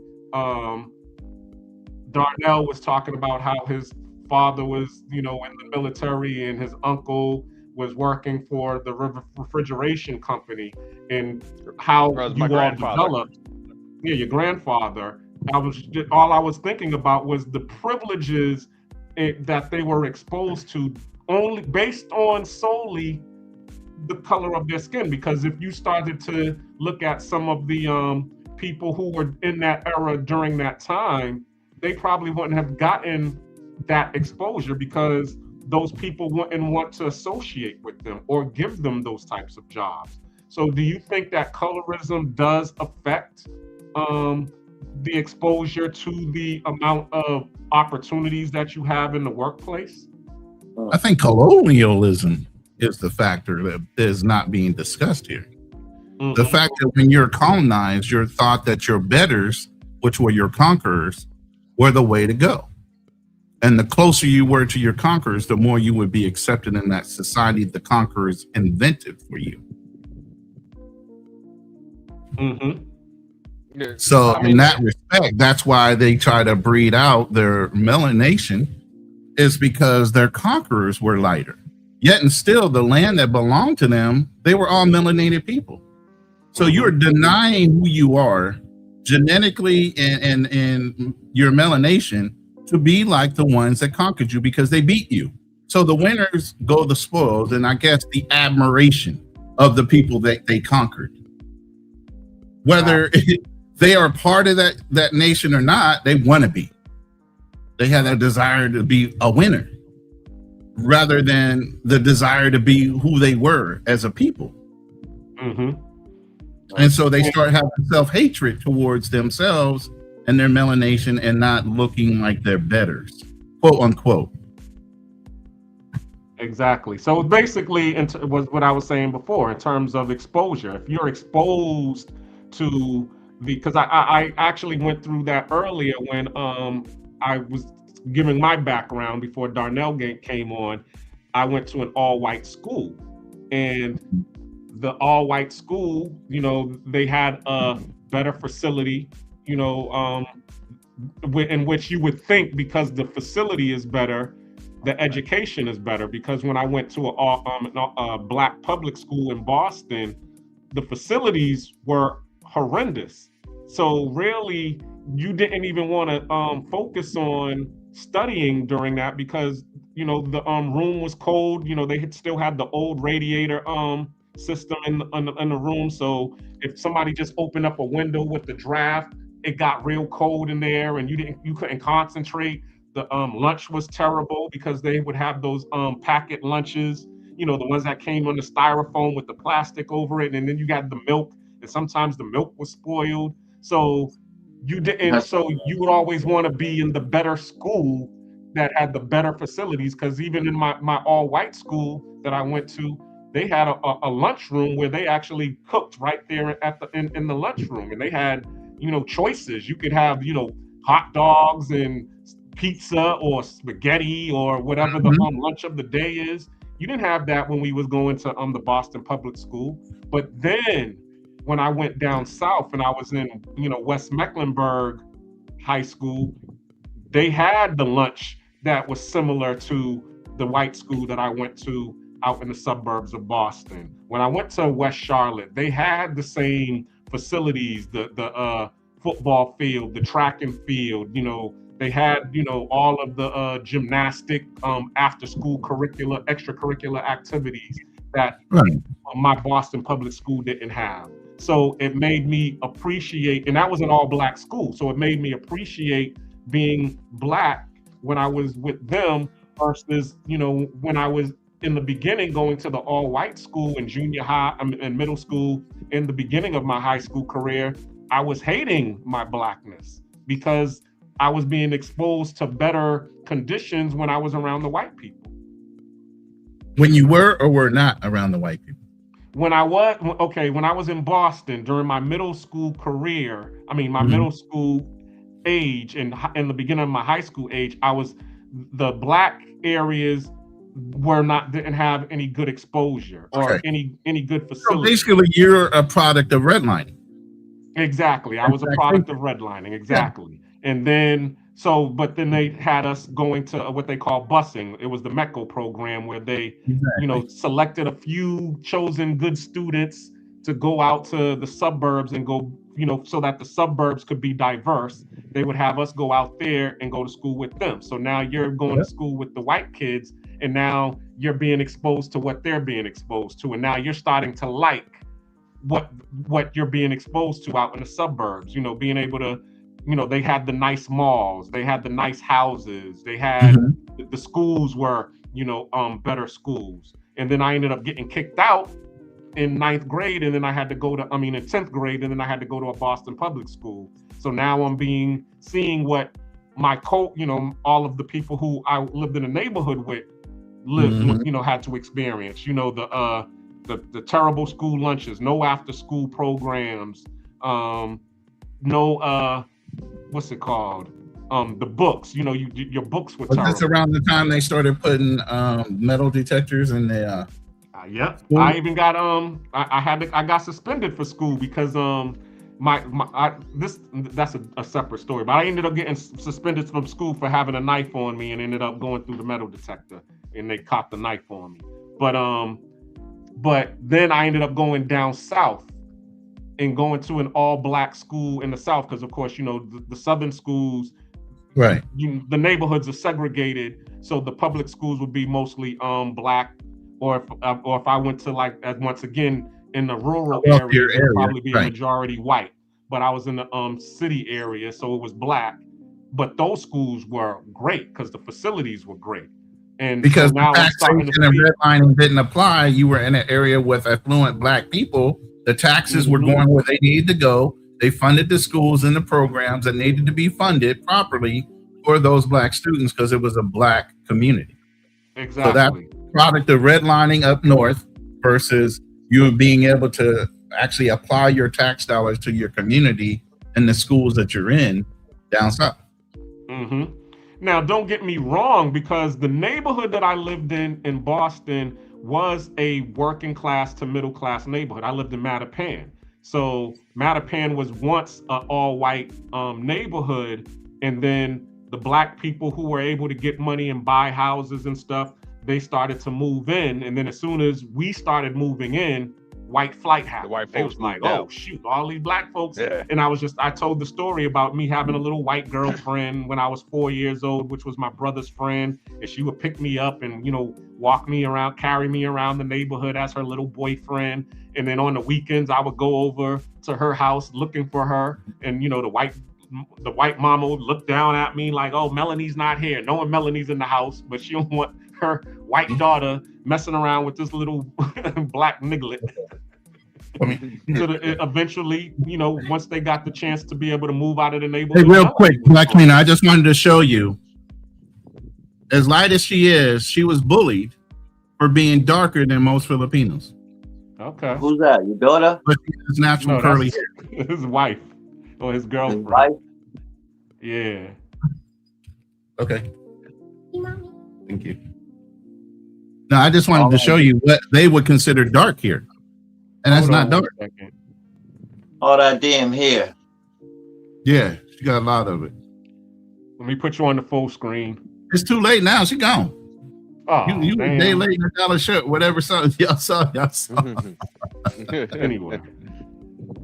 Yeah, I was trying but to. Yes, she went through a whole situation of being bullied because of colorism. So, and that was another thing too, because I do have family in all walks of life. She got bullied because if she had all that hair her whole life, bitches was jealous because they didn't have that goddamn hair texture. Again, that's also one of them, and they're all the same. They all came from the same neighborhood. Their parents were making most of the same money, but it's always like he was saying with the Willie Lynch situation. You're always pitting one situation against another. If you're darker skin here, you're out in the fields. If you're lighter skin, then that means you had an office job or you were closer to being Spanish. there's always some way of pitting society against each other so you can distract them. And when you got them distracted, what can you do? You can take advantage. Mm-hmm. Yeah. I mean, but there was always this whole proximity to whiteness thing was, the standard. I mean, even in the black community, like talking. Okay, brother, you still there? Well, like I was just saying, for example, during the doo-wop era, the doo-wop groups of the 50s and the early 60s, what did black men do? They used to get the straighteners and relaxers to put in their hair, to straighten their hair out, to make it, I think they called it the Johnny Mathis. I think they called it Johnny Mathis hairstyle. No, but they did not. They called it concholine. Yep. Is that what it was? Okay. I'm sorry. I'm wrong. Mm-hmm. I'm sorry. Yeah, we know where you came from, Dallas. He was around the JRs. I apologize. I'm wrong. But the thing was, you do know I'm right in the standpoint of the straightening of the hair thing, and you had black men trying to pass themselves off as white. I mean, even the Temptations, for example, their whole thing, Berry Gordy, when he owned Motown up in Detroit, he was trying to cross over, into white audience, even though he already had a lock on the black audience, black community. He was trying to cross over into white, get off the chitlin circuit. I gotta contest that real quick, bro, because I don't feel like it was necessarily a crossover. Them niggas just wanted to look like they had good hair. That's it. Yeah, but the only problem is that good hair didn't last long, man. Shit falls out. Hey, when you making money, you go get it redone, and you get it redone, and you get it redone, and you get it redone. Yep. That's it. That's all facts. Well, we'll get it done again. I mean, until you can't, eventually it would kill the hair follicle, and you wouldn't have hair anymore. Well, that process of losing it would take years, brother. Not just the immediate gratification was all it was. Shout out to Charlie Chan TV. Thank you, Ronan. I mean, just look at immediate gratification was what it was about. Just like Ronan just said, the immediate gratification. Yeah, but it was still white. I mean, when we watched the Malcolm X, in the first scene of Malcolm X, he's up in there getting his hair conked, and the first thing that he said was, "Oh, how's it look? Like white, right? Nice and smooth." And then he goes out with the zoot suit, him and Spike Lee with his hair all conked back, and then they go to the club. So yeah, I mean that's basically what it was. It was aligning yourself with whiteness. Yeah. No, that wasn't. I feel like yes, it was. I feel like a lot of people take that the wrong way, bro. I'm not aligning myself. Yeah, John versus whiteness. Like I got good hair, bro. Right. That's not good hair. You were killing your hair. You were turning it in. You had hair, and then you turned it to bad hair. Listen, it's a style. Let's just leave it in the fashion world. Don't make it racist. This is make it fashion. Because you got kids dressing up in hood gear because that was fashion. It had nothing to do with them wanting to be black. It had everything to do with what that was the style. Yeah. The style back then were zoot suits and conked hair. Yeah, but if you're talking about Malcolm X era, it wasn't about trying to be another race. It's never black people ain't never trying to be another race. I disagree. We too goddamn cool, bro. Come on. I disagree. There wasn't until the 70s when that's when it changed. It was cool to be James black. Brown came out with "Say It Loud, I'm Black and I'm Proud." Proud. You had the afros. You had more and more black musicians. Hell, white people disco. You have the Harlem Renaissance. Whites. You had black. So you're saying only white people were disco? You're crazy. No, I didn't. You didn't hear me just say blacks and whites? Yeah. Okay. I was saying that's when it became disco era is when it became cool to be black. Well, it was before that, but before that. Because Motown did, as you was just talking about with the Motown era and what's his name, Ray Charles in the 50s and the 60s. That's when that whole era it became cool to become black. The disco era just started. Come on, man! It's always been cool to be black. It's just I don't know why you guys think it was never cool in our community to be ourselves. Is when we were trying to blend or do something with another community where they had to kind of like cow or change their profile in order to be able to be accepted by businessmen or whatever. But in our community, it was our community. That's where you had Black Wall Street. That's where you had Black Wall Street and everything else. We were thriving in our own communities. Just when we tried to step outside of our communities, how we blended in is when it made a difference. Yes, but did you hear what you just said? The conformity. That's where the whole hair thing that we were talking about. Again, if but that's all it was. It was just conformity to make a white man feel more comfortable about having you in their environment. So wouldn't you say that was in a sense worshiping whiteness? Because again, straight hair is not a black attribute or a black feature. No, I call it cow-cowing because the white man had the money, and that's what you were trying to get to. All right, so I don't want to contradict myself. Naturally straight. Hold on, look, listen. Because I feel like there's levels. Yes. Of the changing your hair texture.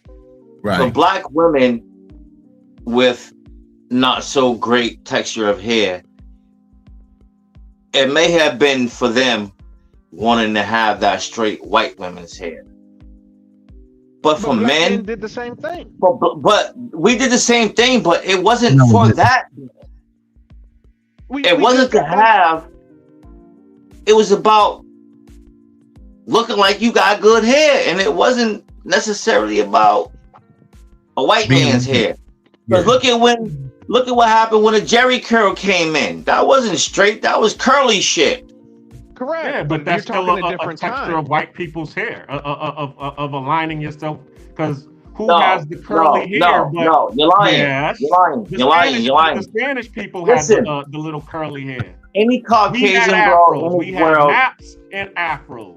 The only thing that we could do was comb. All right, I understand all that, but what I'm saying is, that you change the texture, you trying to align yourself with either Spanish or white. I'm sorry. All right, so what is the basis of hair texture for Caucasians? Straight, right? Yes, correct. Not curly. Mm-hmm. So when it gets into a curly, you're adding other shit into that. That's all I'm gonna say. Okay. You and what I'm saying to you is this: you have the sheep, and then you have the goat. Okay. The sheep has woolly hair, similar to black people. Our hair is like lamb's wool. Okay.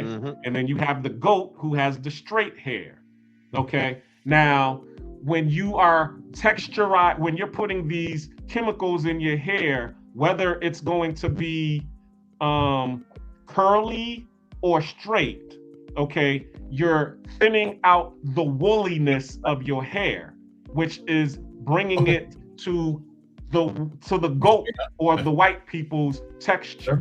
And that's all that I'm saying. I'm saying that when they're doing it, they're taking the woolliness out of it. And when you're taking the woolliness out of it and making it thinner, you're making your hair closer and closer to white. I don't care about if it got curls or if it's straightened. Maybe thins your hair out. And now it's closer to the white folks. Go look, you'll see what I mean. So you're saying straightening a female, getting their hair straightened is thinning their hair out? Yes. I do feel like, that may be true, but what about just the wash and blow dry when, Well, before they started dyeing their hair, they were straightening with a hot comb. All right, hold up. Pause. Let's spin the motherfucking block, because we getting way off the topic of conversation. This is colorism. These are the things of colorism. We're talking right on point here. This is how black women are perceived as far as being able to work around white people in the office. 54 Sleep brought that up. That's very true. That's a comment. That they had to conform. Yeah, they had to conform to dress codes and appearance wise when they went to work for, the YT people, the corporations. And so there's a certain look they would or would not accept. And for black women wearing afros, they weren't necessarily highly acceptable, because even in the 60s, wearing an afro, like the Black Panthers, was like a form of protest. Yeah. For Black Pride. Yeah, exactly. Black Pride, it was counterculture. That's when it started being acceptable to be black, to embrace black features. That's when it started. But that's for women, and then 54 Sleep is exactly right about the same thing. No matter what color you are, I mean, what your hair looked like, you were still a black man. They still feared you. You trying to blend in, you look really silly if it was about you trying to be white, because no white man, just because you have straight hair, is going to accept you for being anything other than a black man and a fucking straight outright enemy to them. Of course. So you just straightening your hair was not going to be something that allowed you to cross the line. It just made you conform, and really it made you look like you conformed more so than somebody with an afro, because you were at least trying to mimic them. Okay, let me go to the comments. Talk that shit, Ron. But 54, he says, what the hell are you talking about? How old are you? Changing your hairstyle did not make you acceptable to white society. Understood. However, we did have the society that we called the Boule Society, the society of the bourgeoisie. And those were the people who were, they had the paper bag test that was going on in order to be in these societies, the Jack and Jill clubs, the private clubs, and people would actually, would try to do certain things in order to associate with the Boule crowd to be able this to is weird. The whole association of having good hair versus bad hair grades was a big deal with the Boule crowd. Because if you were born with more lighter skin and fairer skin, you had better hair. Your eyes might have been light. A lot of my family have gray eyes as a standard. And they're all from Louisiana. My grandfather had gray eyes. Right. So, I mean, when you have those types of classifications, again, it's colorism within your own race. And they even had cotillions down there that in order to keep certain families united, and they would marry within those families because the money stayed and the wealth stayed within those families, within the cotillions and the bourgeoisie community. But Ronan, did you hear what you just said when you said good hair, right? Yeah, that's always a fact. But why? It's called self-hatred. Okay, that's fine. But why do you keep equating good hair to straight? Basically. I don't. I do not. Listen, I do not. They did back then. I don't give a fuck what your hair looks like. But back then, but isn't that condition? But isn't that conditioning though? Because like you keep saying good hair and straight, which is not. We don't. Black people is not an attribute of. We don't have. No, my brother, stop that, because having good hair does not consist you can hit the link and come up. You're more than welcome. Straight hair. Having good hair, Ronan said it, does not consist of having straight hair, brother. It's just. But when I brought that, but when you look at somebody's hair texture, good hair, you know whether they have a good texture of hair or not just by looking at someone's hair texture. Period. Correct. But I don't know if you caught it, but Ronan keeps saying good hair. Every time I said black men would straighten their hair, he keeps saying, "Oh no, that's just good hair." Did I didn't say it like that. No, he was referencing to it being a style. Yeah, but back why then. why is a style of good hair being straight, which basically is consistent with Caucasian features?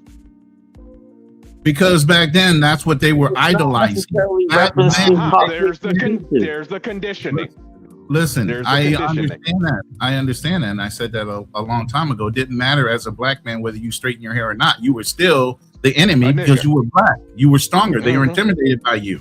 That didn't change anything. All it looked like was you were trying to conform to be more obedient to him. Yep. So they really looked at you like you're a fucking clown because we know you're black. No matter whether you dyed your hair or skin or straightened it or not, you were really looking silly by doing it, not necessarily part of the whole group.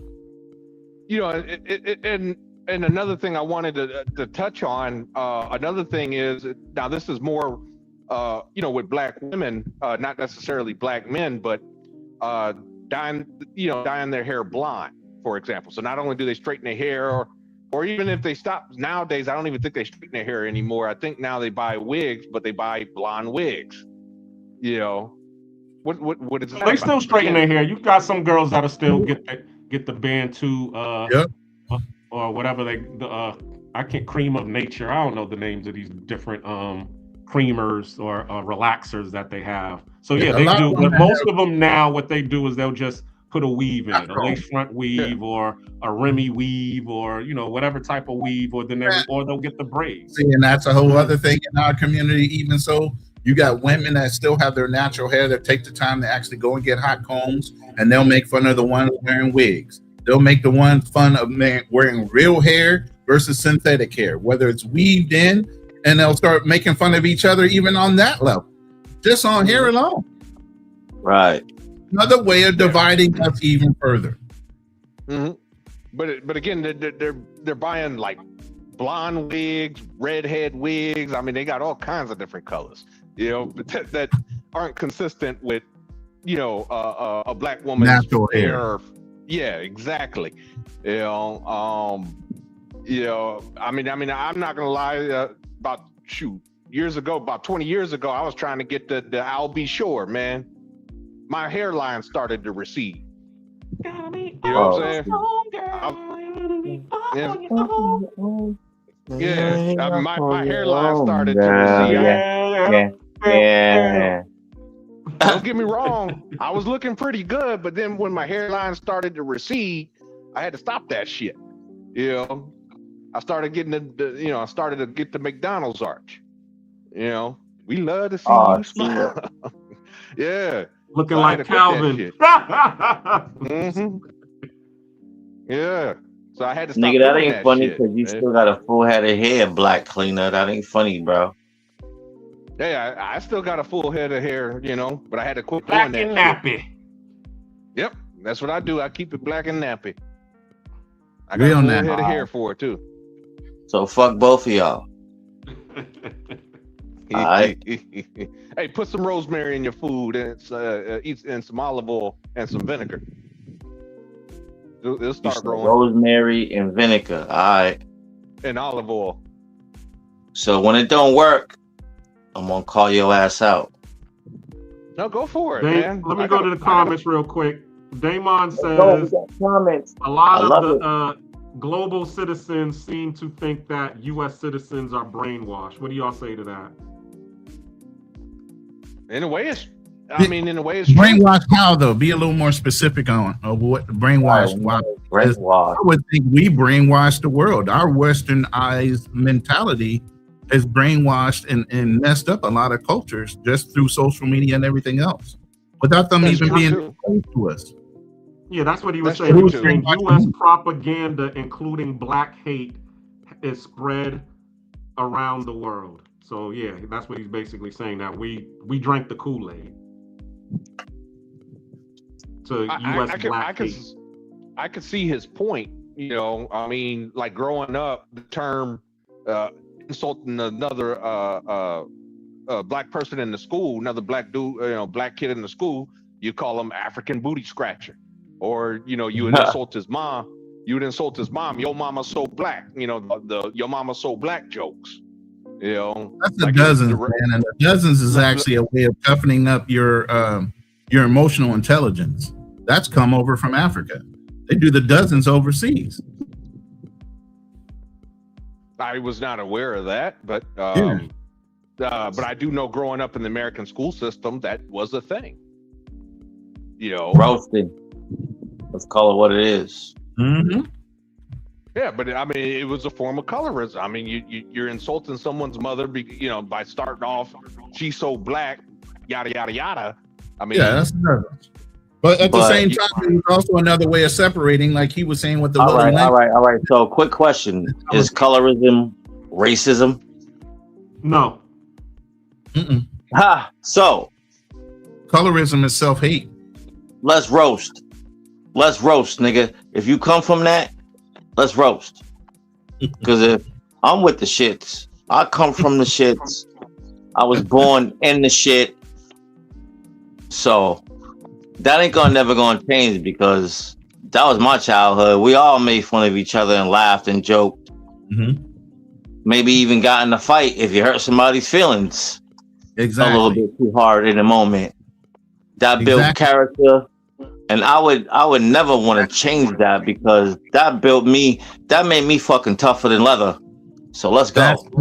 That's the point. It was supposed to strengthen your resolve and your emotional intelligence. Because as black, we were gonna get abused. The minute we walked out of our community, we're gonna get abused way further and way harsher by whites and others. So if we didn't know how to control our emotional intelligence, you know how many more people would have been strung up?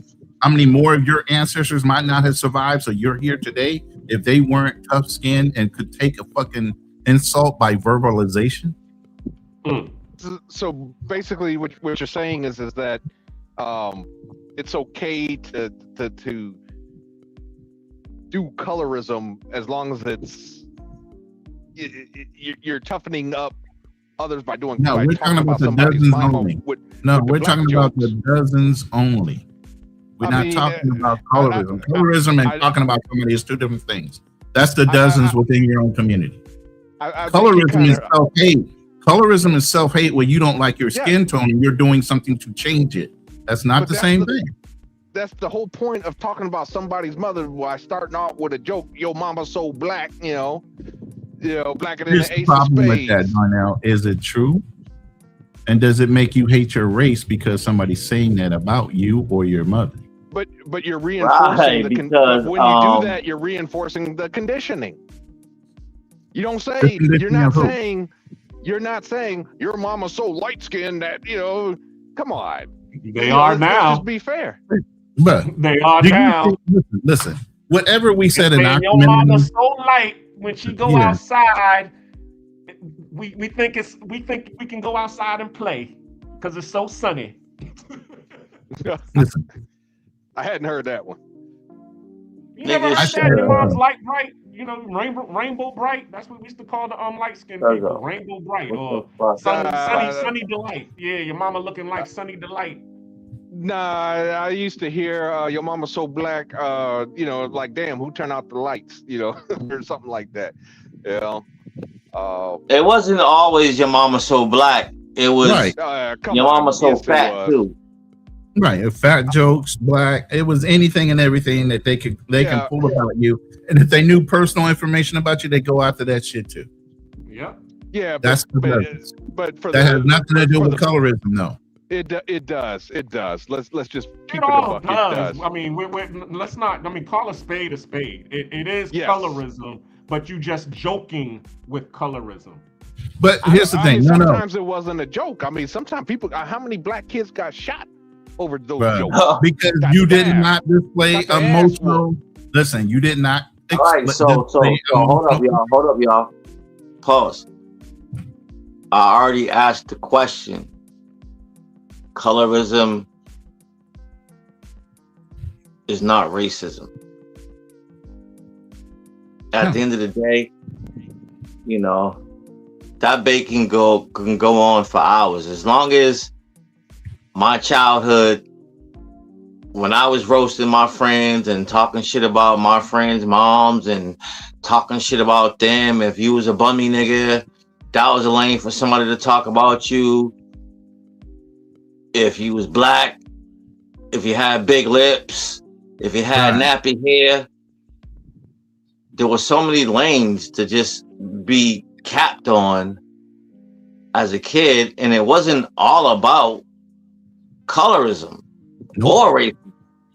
It was just what you're saying. Let's make jokes. We understand what you're saying, Keem, but the thing is, colorism isn't racism, same as classism isn't colorism. But these things do have an adverse effect on society, classism as well. You know, there's people out here who do not associate with you because they don't fuck with broke motherfuckers. You know what I'm saying? I mean, and there's people out here who don't associate with you because you're a dark skin, and they're trying to keep their family light and rich. You see what I'm saying? But these things do have an adverse effect on our society. It does, but to say all that different from each other. Go ahead. But to say that colorism and racism are two different things, I think at that point we're just splitting hairs. No, we're not. Yes, we are. I mean, because when you're making these jokes and things of that nature, you're basically, whether you know it or not. What is racism by your definition? Racism is another race or somebody looking at you saying you're less than them, correct? Colorism is you could be of the same race and you're looking at the other person like, hey, I'm better than you because I'm lighter than you. Or I'm better than you because I'm darker and more pure, back to the Mandingo race, than you. That's colorism. Using your first phase of that to me, that's proximity to whiteness. Something I said earlier as soon as I got on the show. And that's the whole idea behind colorism. Right. But again, it's like saying tomato. Okay. No. Basically, it's racist. No, the fuck that's not racism. Nigga, you get the fuck out of here. Why are you blending the two together, Darnell? You're usually a very intelligent man when it comes to talking about money, but I don't think you're getting the concept behind colorism versus racism.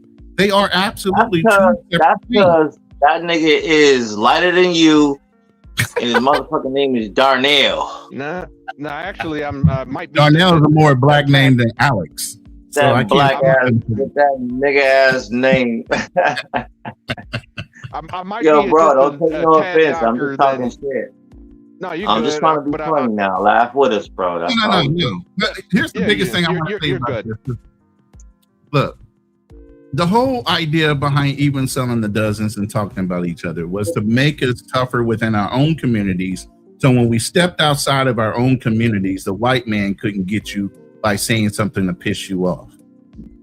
From boy to whatever the hell they wanted to say to you. Because you couldn't say anything back then. Even though you felt like you're an American, you have freedom of speech, you did not. You say the wrong thing and he turns around and slaps the shit out of you, you can't turn around and hit him back. But why not just say, oh, your mom's so ugly or you're so ugly or what? A white man ain't gonna say it that way. Why do we have to do the white man don't even bring up race or color half the damn time. Oh, he talk about everything. White mans used to talk about everything. What do you mean? They used to, but your mama was I don't know how many of my grandfathers went through your family, and that's why you so light, bro. They can get raw with it. Are you fucking kidding me? They're not polite. They stopped. I never said polite. They just stopped. Like they wouldn't even talk about race. I used to live in the South in the 90s, early 2000s. Back then, they didn't even talk about race. Back then, not to say it wasn't to say that they weren't racist. It's just they didn't want to talk about it because they didn't want to be associated with racists. They didn't want anything to be misconstrued or basically today we would call it going viral. They just didn't want the trouble. And I know. But here's the thing you're missing, and I think Time 18188 said it best. This was because you were going back and forth with your friends. Now, if somebody you didn't know tried to do the dozens from a different neighborhood, that's a whole nother thing. Now you're getting in a fight because the nigga's insulting you. Prime example, what happened on last Monday's live with the wannabe Chud the Builder guy coming on there trying to provoke.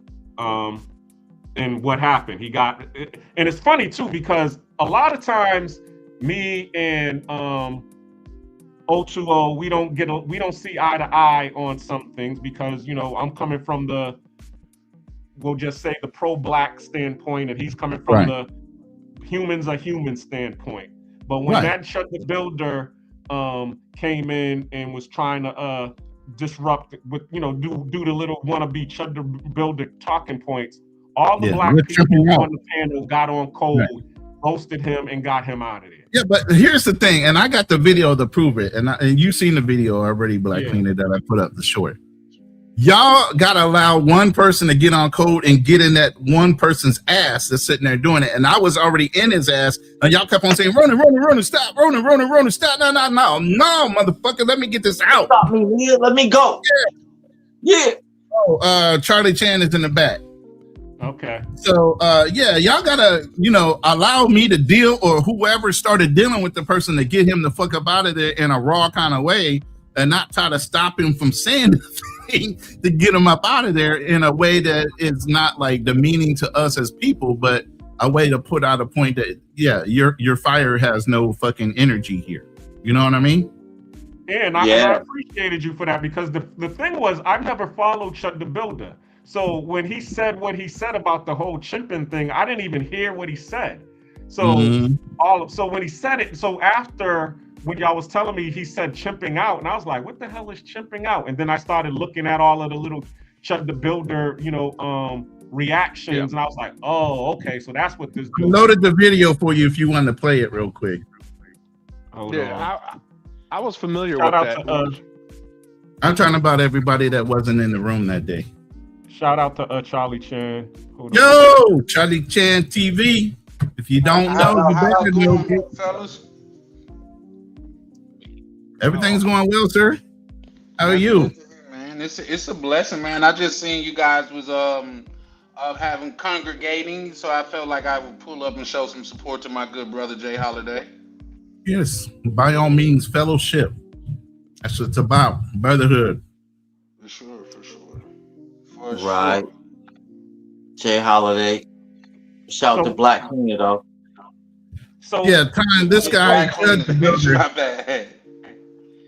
So so now that you're on here, what do you have to say about the topic? Is colorism programming, or is it a preference? All of these brothers that's going over here overseas, picking all of these light-skinned, big booty women, is that a preference, or is that programming? Is unequivocally programming, brother. Whoa! I don't even think that's. Yes, sir. That's a strong word. Yes, sir. And I stand by it. That's why. Just let me land. And I'll give you just a quick example. Everybody, especially that's on this panel, we are of age. Everybody on this panel know Pam was way better than Gina. The only thing that Gina had on Pam was light skin. And she did have a booty though. Pam had a booty. I said Gina had a booty. This nigga here. Did this nigga here go to the motherfucking Gina and Pam reference? He did. Oh, that was hard. That was hard. Yes, sir. I mean, personally, I like Gina better than I like Pam better than I like Gina. Only thing Gina had, she was light skinned and she had a booty. Yeah. I think we're preaching the same Pam point. had the whole package. Yeah. Now we talking about everything, bro. It's colorism either way. You got a light skinned sister versus a dark skinned sister on the show, who was preferred and who was always made fun of as having BDBs and buckshots in the back of her heads and everything else. Nah, but see, we gotta X that out. We gotta X that out because you can't bring up that those were the shots that'll make you be like, I might not want to fuck with the dark skin. Cleaner, bring up neck means in the back. Black Cleaner, bring up neck means he's in the back. Hold on. All right. Damn, my nigga went to Gina and Pam. That's hard, bro. That is the ultimate light skin versus black skin situation that was going on TV. Yeah, I mean, come on, especially where I don't know. I'm from the South, so I've heard females say they want to have a baby with such and such for good hair and stuff like that, indicating that the hair that they're naturally blessed with is not good hair. That's programming. Right. Yeah, I agree with that. We were talking about that earlier too, Charlie. Oh, yeah, it is programming. It is programming. It's programming to the point where I, in fucking high school, had a female friend that would not fuck with any dude that didn't have a good texture of hair. What's Bring your Mac texture of hair, Easy though? to the stage. What's Exactly. up, man? What is How your you doing? definition of That's by definition only, and But what preference. is your definition? What is your definition of good texture of hair? Right. You need to ask the sisters that. So what was being explained to me would be like damn, who can I reference to real quick that's a brown skinned brother but has a good texture. Hold on, let me pause. Let's hold on. Slow down. I just want to get to know you. What's that nigga's name? That's Bobby Valentino. Bobby V. Yeah. That's not good hair. So, like, pause. No homo. I'm tired of even having to saying that when I fucking just want to talk and talk about fucking life and shit. You know, I'm a heterosexual male. Period. I feel like I shouldn't have to say that, but yeah, Bobby V would be like a good texture hair, like considered. nah. Anyway. Good hair is clean hair. Magnesia, what's going on, fam? How you That's doing? what I say too, Nat. Good hair is clean hair. Fuck off. Salute to all my brothers, man. I think it's Right. absolutely programming, and we shouldn't. Well, people could do what they want, but when we say that, you know, hair that is further away from our own texture or the texture that the majority of us have is good, that's saying, on the other hand, that our hair is bad. So, good hair is clean hair. You know what I'm saying? That's all I gotta say about that. As far as the colors, because that wasn't like I also like led with my story of a childhood friend, female, that that would be her reference to good hair. So don't. I heard it. I heard you. You said that, but then you said you gave Bobby V as, you know, example, I guess, of what she would consider as good hair. Yeah. That was your point, right? I got you, brother. I want to understand you correctly. But we get a lot of that. I know the colorism thing is heavy in America. It's heavy in the Caribbean. It's heavy here in Europe. It's programming. I think it's really an appeal to what was the dominant society and still is, Western Europeans. So you had in different countries, mejorar la raza.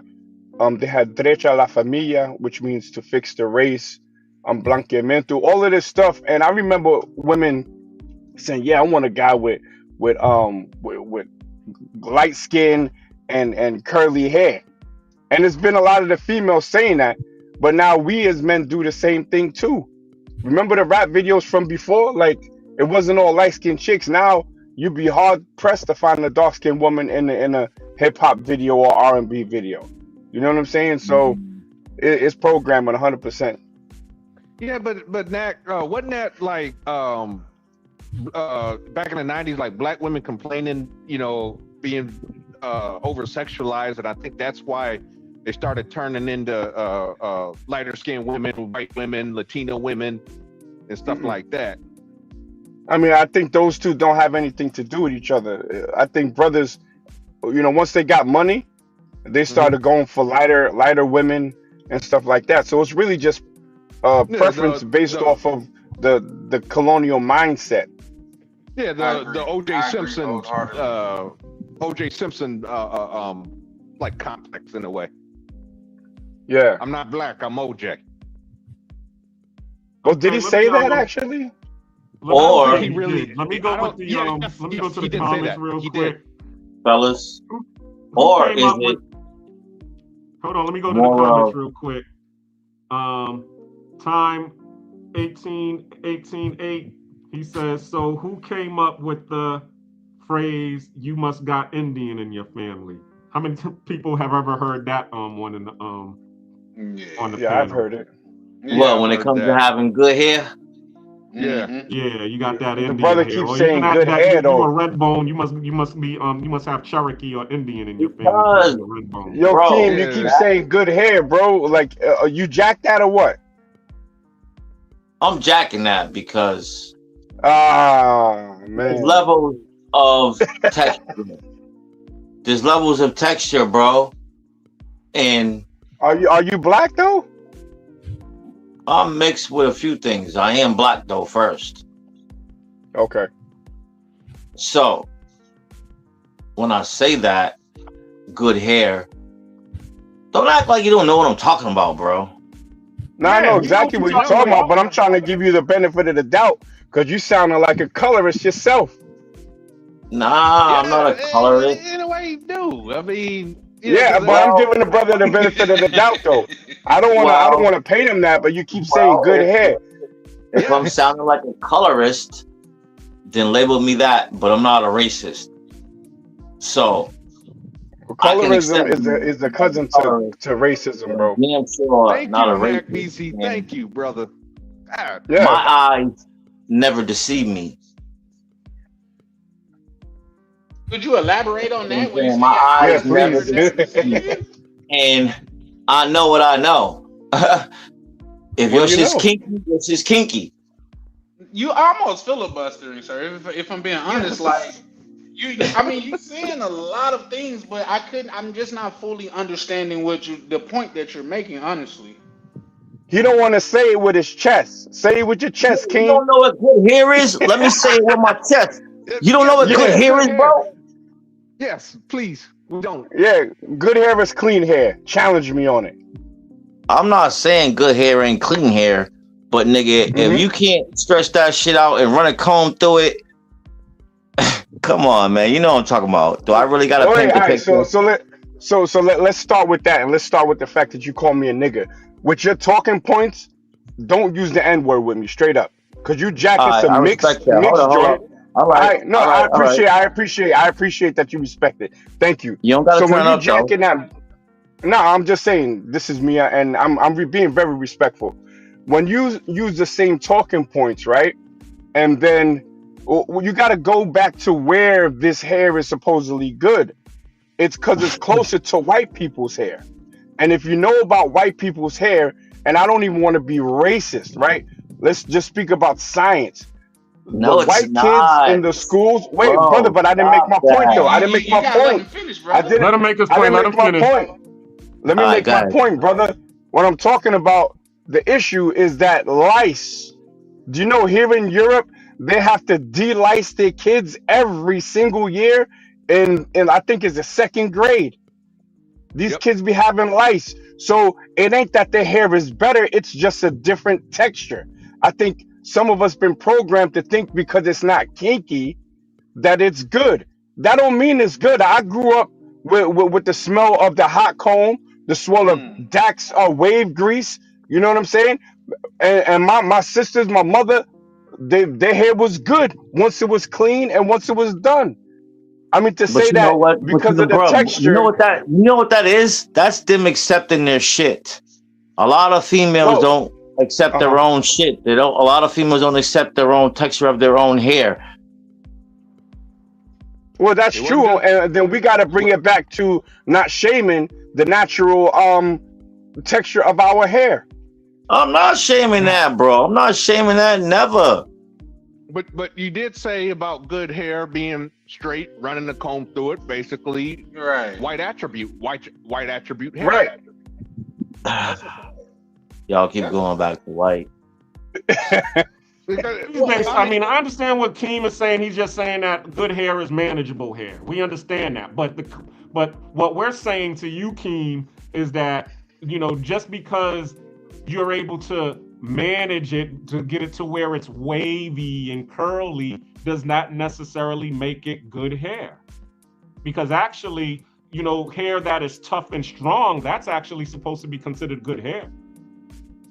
Yes. Period. Like, I'm not disagreeing with that, but there are levels of texture.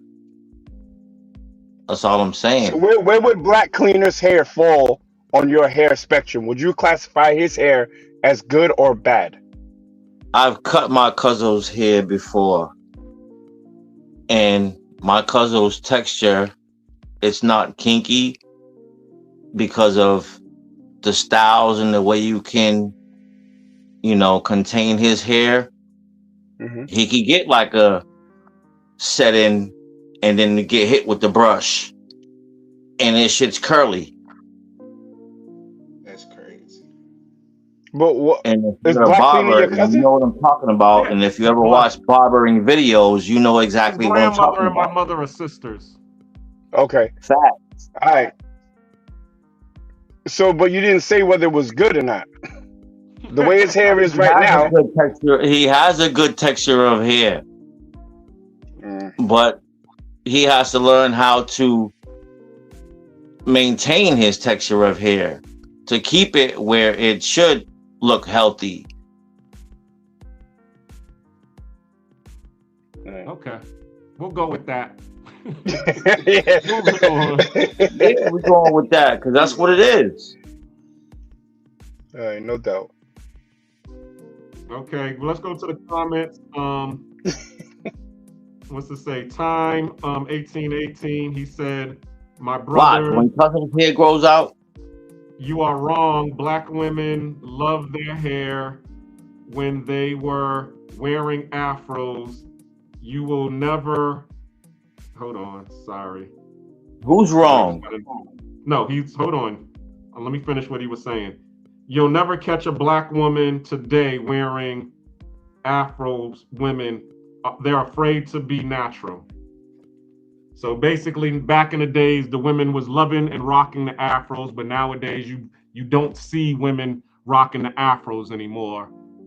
You know, they're usually wearing the weaves, or they're wearing the wigs, or they're wearing the faux locks, or you know, they're doing the process in their hair. What do y'all say about that?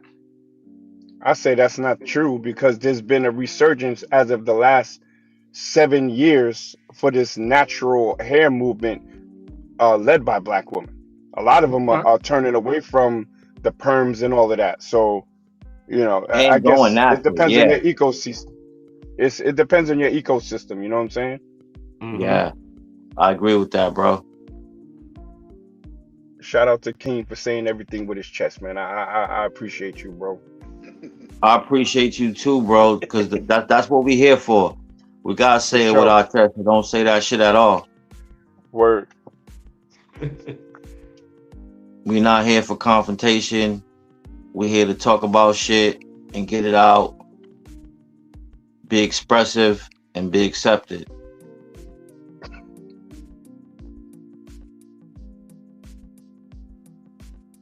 Okay.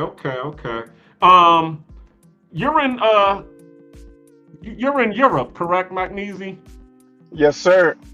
So how do you see colorism affecting the society over there? Do you see a lot of people being colorist in the? I know that there's a lot of Caribbean folks in Europe and Africans. Man, bro, it's crazy out here. When I say it's crazy, on TV you won't see a black man and a black woman together, but you'll see black people on TV. You'll see a black woman with a white man, an older couple, white man, black woman. You'll see a black man with a white woman, but you won't see. I remember the first time I saw a black couple. It was a younger black couple at the train station with a baby carriage, and it was something for like insurance or something like that. It was really trying to paint a welfare picture. You know what I'm saying?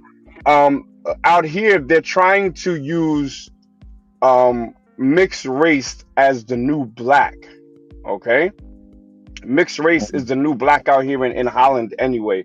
And you get a lot of colorist stuff that comes from Dutch colonial society, and then you have this movement out here called the double blood. Blood just means blood, and they're saying I'm not black, I'm not white, and I don't have to choose. So they're kind of going their own way with like identifying their own self as a race now, but that's been going on since back in the days as well. But yeah, it's out here too, bro. Are you weirded by that? Am I weird? Weirded. No, are you weirded? Is it weird to you? It is. I think the erasure of black people via promotion of interracial relationships is kind of weird to me, because a lot of these biracials, they're confused. You got a lot of biracials that are extremely pro-black. Shout to them, but it just creates confusion in my opinion. I think Dutch society, they like to see designer kids because they look at anything that's not white or black, so something mixed, as exotic. Mm. So they will fetishize, and people take fetishization as a compliment, and it's not. I had a student. His father was white. Father was a white dude who he has money, so he had lowriders out here in Holland, and he was telling me he wanted to paint a blue flag on top of one of his caprices. I'm like, well, why you want to do that? You know what I'm saying? Like, trying to get into if he understands what that blue flag represents. He didn't really care. But since I trained his son, I asked him one day, I said, yo, what does your son identify as? He was like, to him, he's just a white kid with cool hair. And I said, well, does he know about, because his mother is black, but his mother never spoke to me, which is weird as hell because I trained his son. He said, well, I just teach him about his Dutch side because there's not a lot on the black side. I did teach him the story of Anansi because they're from Suriname. It's about this spider or something like that. But I said, yo, nothing on the black side. So I'm like, this dude is literally is just mentally erasing the blackness out of his identity, and because his black wife obviously looked at white people as something great, is allowing it to happen. So this kid was the whitest biracial kid I've ever seen, crying when I would have him shadow box and all, just like weak sauce. You know what I'm saying? So I'm like, I see what's going on. And you have that. There was a post on Facebook where a white guy said, and it's Dutch, by the way. He said, I'm going to make a kid with a black woman and teach him everything good about white people and everything bad about blacks. And that's literally what I saw with the white kid, with the white dude and his biracial son. Hey, Nakmeezy, let me ask you a question, sir. The child's mother, she's black. I'm assuming from Africa. No, she's from Suriname. Suriname. Okay. So okay. Surinamese are the most they're the most African looking, I guess, of the outside of Haitians, because they have a maroon population that fled to the forest. Out here they got a weird name for them, and they call themselves this. It's called boss niggers, and the boss means a forest, so it's essentially jungle niggas that they call themselves, and now white people call them here too. I had to tell a lady, like, we're not niggers. Nigger just means the N-word, but they have a very strong African phenotype. They have a lot of their African culture, dances, food intact. So she's essentially an African if you look at her, but she's from Suriname. But she does speak Suriname's Tongo, which is a derivative of the Akan language. So they can communicate still with Ghanaians. Okay, so I mean, like I said, I did assume she might have been African only because she was wind up in the Netherlands. But the thing is one of the things I do know, and I have dated women from Africa, Kenya, Ethiopia, and they do kind of work. It's like, it's kind of strange how they do worship whiteness out there, even in Africa. Where it's almost like they really, the women will go looking for a white man. Brother, you will if you come from a pro-black mindset out here, you'll go crazy until you just accept it. I design shoes, right? Like, I just be remixing certain kicks, right? Like Air Force One is a good platform that I use. So I went to get this what they call wax print. It's like African fabric. And I go in the spot and there's a white lady on the spot. And then I said, a white lady owning an African fabric spot, but most of the wax prints, they come from Holland. They're made here. So they got Europeans selling their selling Africans their own African print, which is crazy. Yeah, but in Ghana, when I went there, crazy. yeah, it is crazy. But you can't look at like Africans. A lot of times are not pro-black in the sense of people from the diaspora, because a lot of times traditionally they work with Europeans as business partners. I'm not even speaking about just the slave trade. They work with Europeans as business partners. We looked at Europeans as something totally different.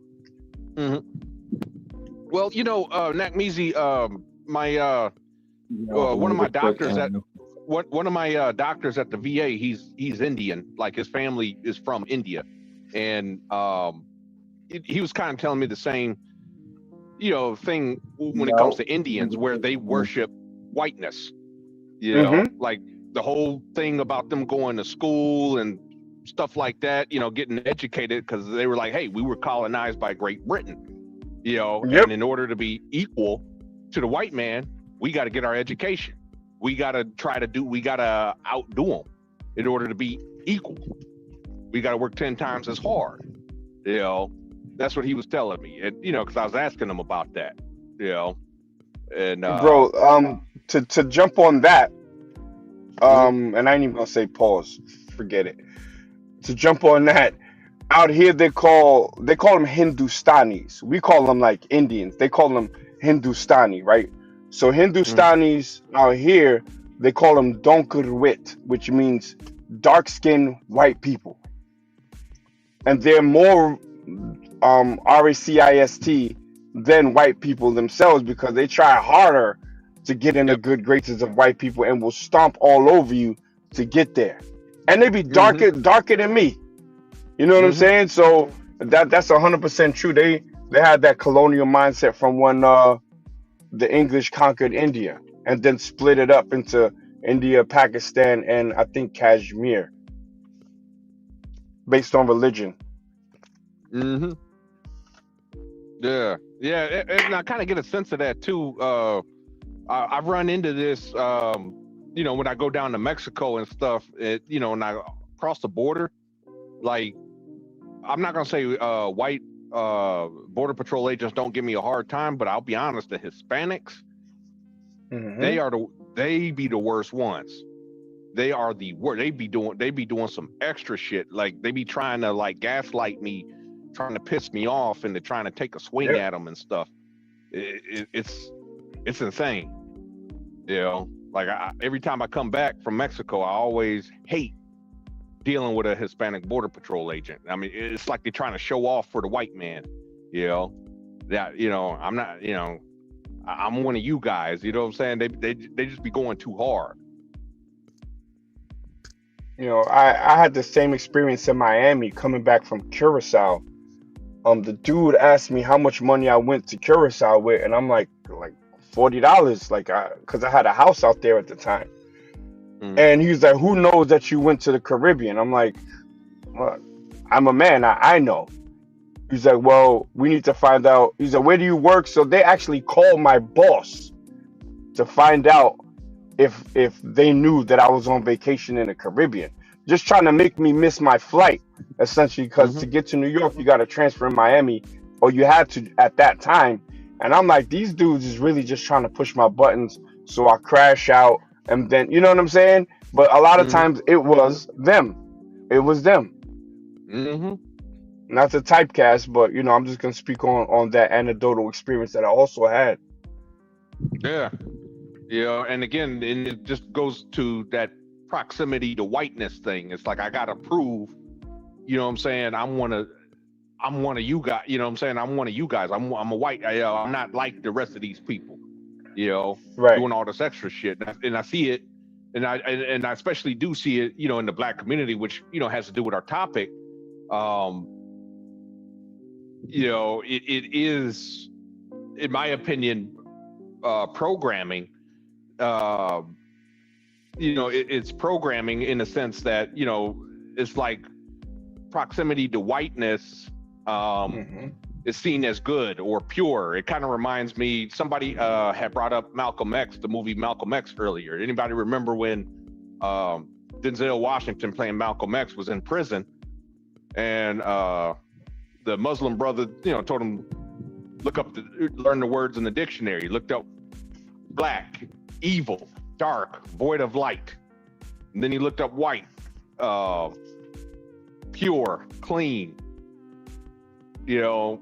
Basically, black had very bad adjectives, and white had good adjectives or attributes. So Yep. I believe it's a lot of It's definitely a lot of programming. Black Cleaner, I have a question for you, brother. Is he still with us? I'm sure he is. This is channel. I see. I think his picture is frozen. But does anyone know if he's from New York? No, I believe Black Cleaner's from Boston, by way of. Oh, okay. So East Coast. Yes, sir. Okay. Don't quote me on it, but I'm pretty sure that's what he No, said. it probably is. I think I heard him mention something about Boston. But the reason why Yeah, I I'm asked from is because it's Boston. I'm just working on some okay. stuff backstage. I actually banned Ronan the Traveler because he had a link up here about Shed the Builder, and I saw it, and all I saw was it as a guest, and it said Shed the Builder, Oh, so I okay. just banned it. So I ended up banning him.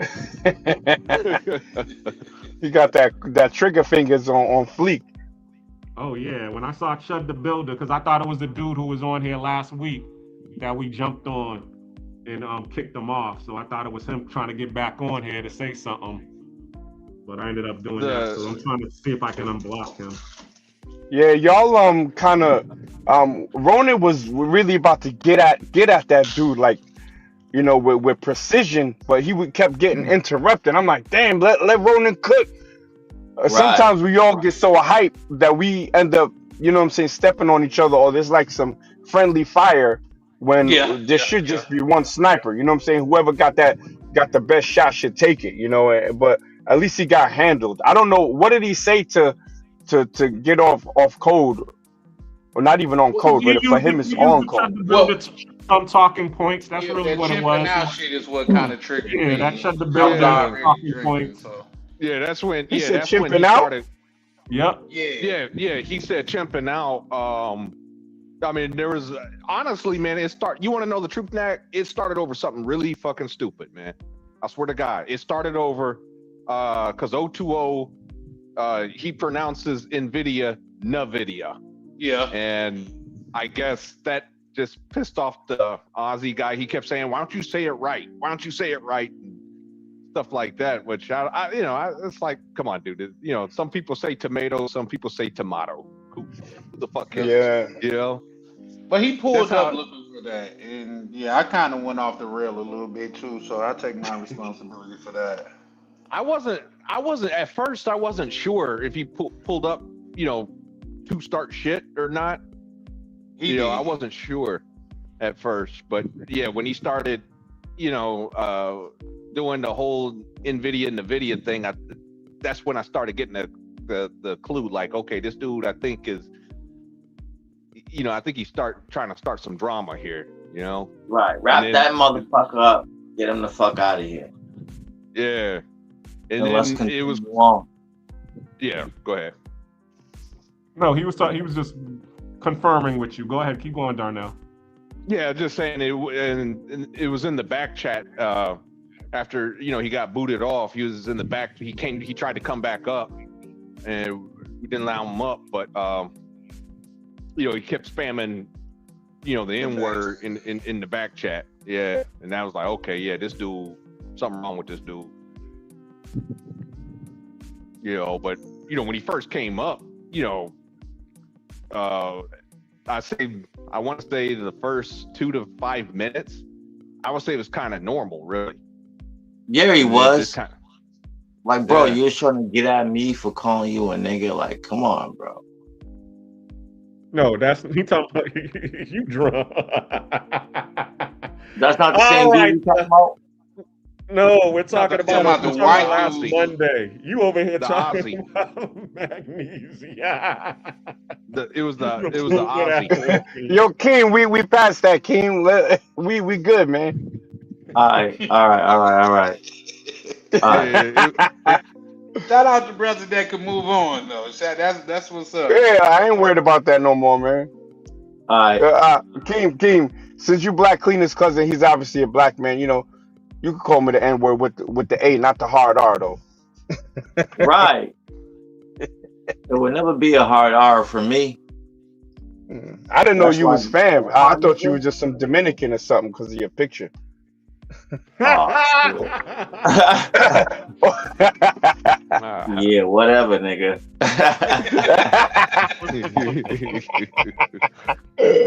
Oh, shit. Yo, and where y'all from, they got a lot of Cape Verdeans out here in Rotterdam. There's a lot of Cape Verdeans, and some of them is cool. The Badil, they black. The other ones, the Sampajudos, they like mix, and you don't know what you're gonna get with them. Some of them is mad chill, and some of them is on some real like they want to be white type of stuff. You know what I'm saying? Mm-hmm. But the women is alright though, and I'm speaking about the black ones. They fire. Here we go with that skin tone. Let's talk about it. Let's talk about it. I like the black ones. So why you like the black ones? What's different between a light-skinned Cape Verdean and a Afro-Negro Cape Verdean? What's the difference? The difference is they well some are more Portuguese leaning and more Portuguese mixed than the other ones that are not. I like dark-skinned sisters. That's it. Yeah, and not to nitpick, you did mean Afro Latinas instead of Afro Negroes, right? Right. Okay. Well, but they're not Latinas anyway. They're Africans. So the Afro Africans, is that the proper? They're African. They're from Cape Verde, which is in Africa. Okay. Well, yeah, I know that, but like, see that part right there, like. That should be weirding me out when they feel like we're not of the same. You know I'm what? weirded out by that. But that's how. What you weirded out though? Has the world. That's how. Would you segregation? What you mean weirded out? Yeah. Could you? I'm asking the same thing Mac-Meezy asked. What do you mean by weirded out? Because we all from Africa. If we all from Africa, we all of the same thing. Sir, okay. No. So but look, due to how we're mentally programmed to be separated. When how the fuck are we separated when we're all the same? But we're not the same. We never been the same, brother. Yeah, and we will never be the same, sir. Word. You gotta. I mean, I get what you're saying, and kudos to you. You come in from the mindset of all skin folk is kinfolk, but that's truly not the case. No, it's not. It's true. It's not the case. So I'm not coming in at that. I'm weirded by the separation and the segregation that has been created amongst people that should really be fucking with each other. Nah. Can I take this one? Can I take this one? This is my my area of expertise. The creation. There was no creation of this. It just has always been that. Africa and black people are very tribal and very ethnic oriented, right? So it wasn't that the white man came and you know he created this. What he did is he exploited an already existing ethnic and did what? divide. Created separation and segregation. No, there was already separation, brother. There was competition for resources. There was different languages, different cultures. So it's always been like that, bro. And when we talk about the Cape Verdean, their separation is Sampajudo versus Badil. So there's separation everywhere. There's separation, you know. Go on, brother. No, go ahead. Do you? Oh, all right. So, yeah, Keem on some smoke. He like, you from Roxbury or something? He's like from the Brooklyn version in Boston. I don't know. But yeah, Nah, I'm from Columbia Point Projects. So if you Google Columbia Point Projects, it might enlighten you where I'm from. All right, no doubt. I mean, I'm from Brooklyn, so we the top of the food chain, but that's another show. Right. So now, y'all some more clam chowder niggas, clam chowder. But hold up though, you right. We some clam chowder niggas, but you gotta have them oyster crackers, nigga. Gotta have them oyster crackers. Hey, show, King. if Proven's point was a person, it would be you, King. Yeah, you just really proved that one. But yeah, nah, you brothers continue because I think y'all was actually cooking, and that was actually a dope conversation. Look, man, I used to be a Pan-African, right? I used to look at like, see people and be like, yo, what's up, brother. But honestly, we're trying to go against the actual nature of black people. And Africa is the motherland of all black people, and the way they're wired there, and the way that we're kind of wired everywhere in the diaspora is that if you're not my people, we're not sharing the same culture, language, even phenotypes in a lot of situations. So it's never been that we've all been together. That Pan-African narrative, that's a new concept. Africans have always been tribal, brother, always. Yeah, that's a fact. Yeah. Yeah, I agree with what Magnesium is saying because I read what's it called, the Destruction of a Black Civilization by Chancellor Williams, and that was actually the way that the Europeans was able to come in and destroy what they call they call it a Black Holocaust. And what they did was they came in, and because everybody was tribal and separate, all of the black kingdoms in Africa or Nubia or Kemet, whatever you wanted to call it during that time, they all had their own kingdoms. And the white people would come and dominate one kingdom, and that one kingdom would be so proud, or not gonna tell me we that they fucking had wouldn't kingdoms, call bro. another kingdom I'm tired in of order hearing to that. help them. I'm tired of hearing that we had fucking kingdoms and we were this and we was that and we fucking bowed our head to 400 years of slavery. Get the fuck out of here. I'm feeling like Kanye right now. That shit was a fucking choice. And I don't give a fuck who gets mad at what I just said. 400 years of slavery was a fucking choice. Get the fuck out of here, bro. Nah, that's the Easy Jeezy talking. But yeah. So we went to the white. So we went to the white man and said, "Hey, man, I want to sell myself into slavery. I'm going to work for you for nothing, man." And cuzzo, fuck you, nigga. Cause I don't drink Easy Jeezy, nigga. Shut the fuck up with that weird shit. I don't know. Easy Jeezy. It ain't Easy Jeezy. That's me being expressive. And I said that to somebody like fucking 10 years before Kanye said that shit. And this girl called herself so eclectic and she was so black this and black that. When I said that 400 years of slavery was a fucking choice, her feelings were hurt. Okay, let me ask you, do you mind expanding on that? Because I want my feelings hurt. Please. He can't. He can't. What do you mean? Explain I'm not it. hurt. You said slavery is a choice. So what did you mean by that? It was a fucking choice. How? The end. How do we bro? If the only thing that you how can the say fuck? is a choice. All right, hold up. No. Listen, how the fuck do we accept 400 years of that shit? Simple. Explain that to me. It's real simple. You got conquered. Exactly. Get the fuck out of here, nigga. Survival. That was accepting some shit. Let me ask you this. Do you know if because there was black people that walked into the ocean because they chose death over that? But do you understand without the African Americans surviving through slavery, there would be no us, black Americans in the black. Well, I can't say no us, but there wouldn't be us here after slavery because there. Well, would be, yeah, that makes super sense. So what are you talking about then, sir? It was about when the survival. fuck did we come? When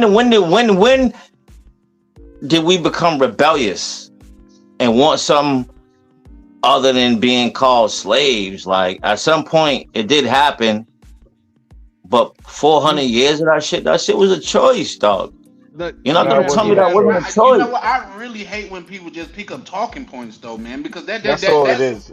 Yeah, man, that's a super extremely unfair depiction, and you get away with saying that because of your skin color, bro. But that's not what it is at all.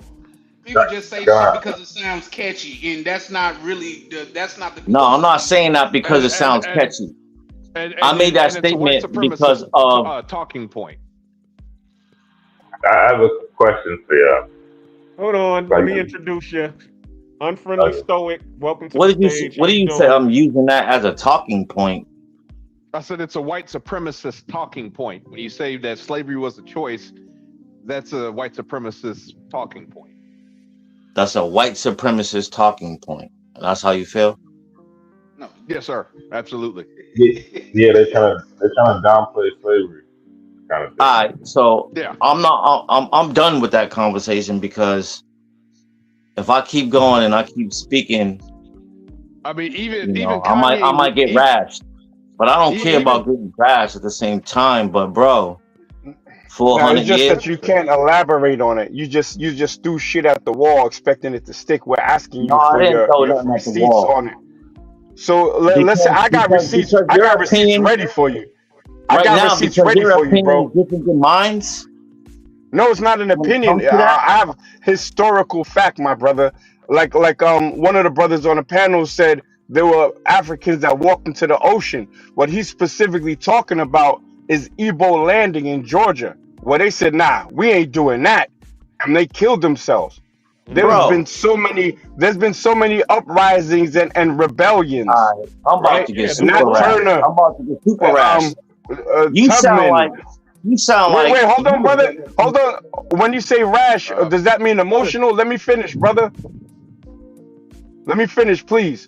So we have history in America, and not even talking about the other spots of fighting against this. You got to understand that it started as partnerships between African leadership, chiefs and kings, working with Europeans to sell sometimes their own, and most of the time their ox, which goes back to my point about we never been the same.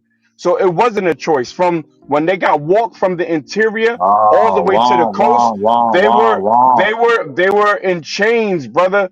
Like a lot of Africans already apologized for this. Yo, son, what's wrong with you? I want to ask the question. Yo, King, what's wrong with you, man? Drink That's what that sounds like, bro. All right, so instead of saying womp, give me some info. Please. Bro, we were slaves for 400 years. Why are you not saying the fact of acceptance? Aye, Captain Obvious. That's pretty obvious. Now give me the fact.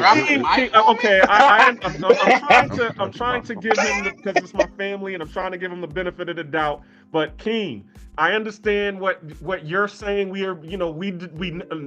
I mean, all these slaves working together, but that's not also true because we did have the American Maroons that did work to fight for freedom. As he was just saying, you had the Nat Turners, you had the what's it called? The Denmark VCs. You had the who were the Fort Negro and the Maroons that actually fought in Jacksonville, Florida, and Andrew Jackson tried to go down there and fight them, and they lost, and they basically told the Seminoles. So you had all of these uprisings that they don't speak about in history that showed that we weren't just laying down being slaves. We was actually fighting, but they're not going to tell you that we was fighting and that we was kicking their ass.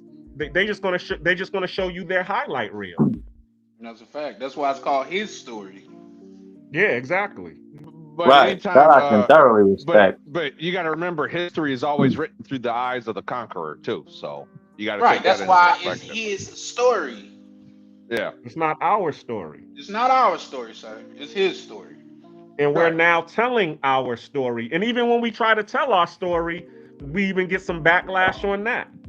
Like we're getting now, for a black person to be on a publicly watched panel and say slavery was a choice I just think that's like for lack of a better term, man, it's No. disingenuous So you're behavior. misunderstanding what I'm saying. I'm Yeah, not saying nice. that slavery Well, was a choice, nigga. I'm saying 400 years of that was a choice.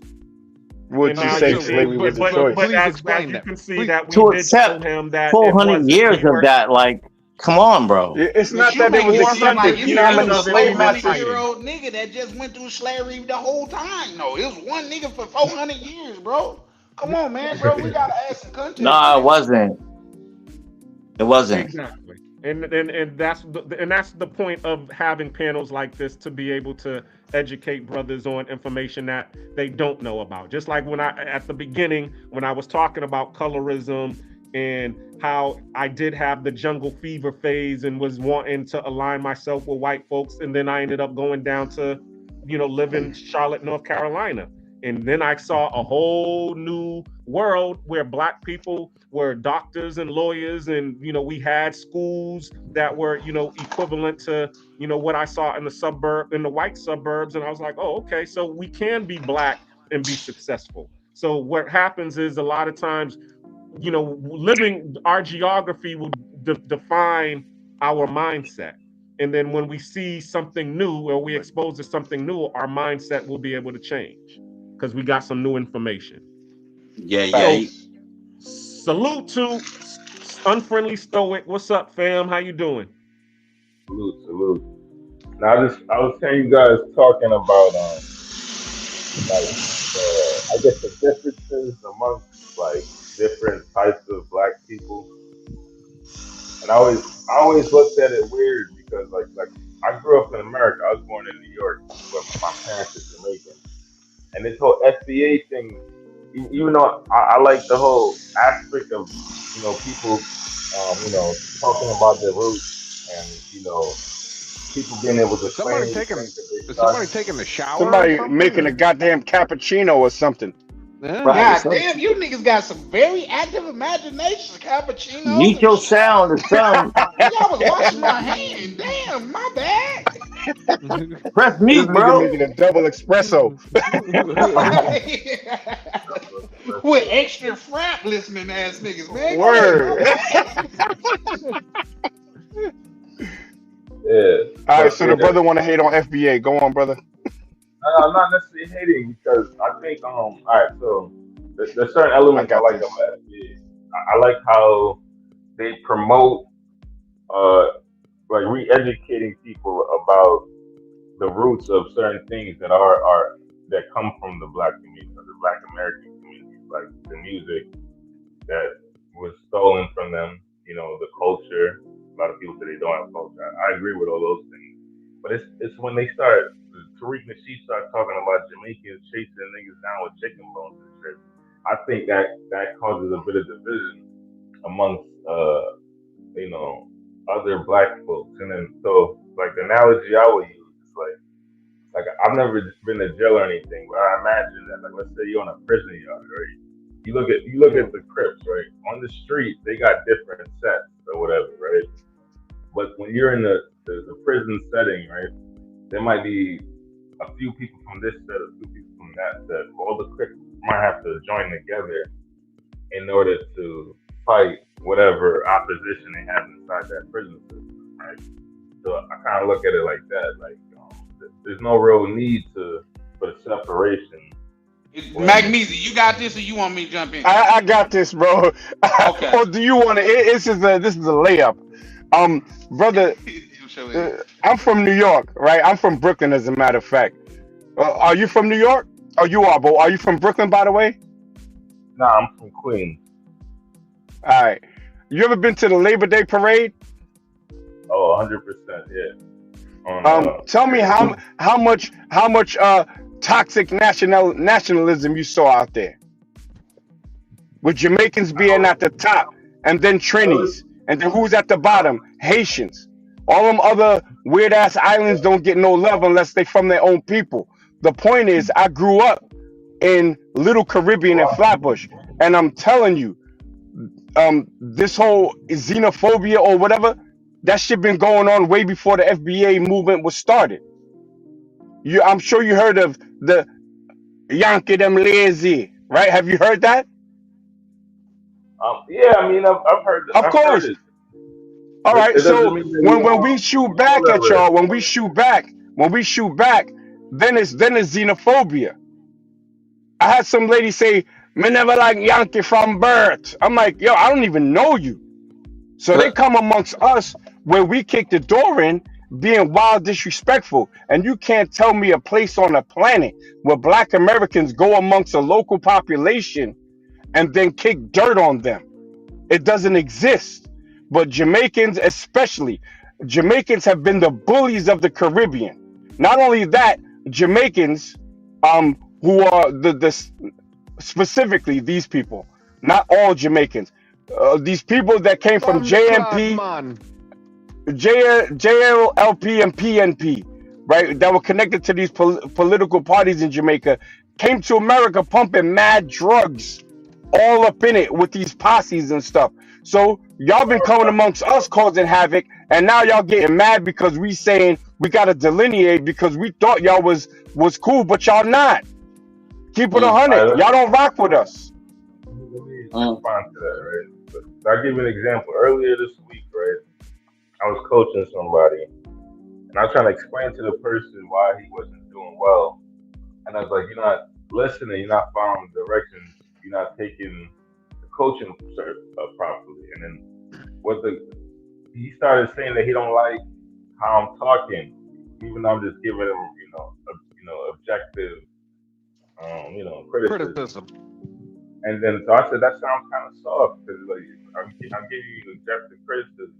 You should be able to draw from like as a man. I'm not actually disrespecting you. And the first thing bro said is like, you sound like a tether. And I was like, a tether?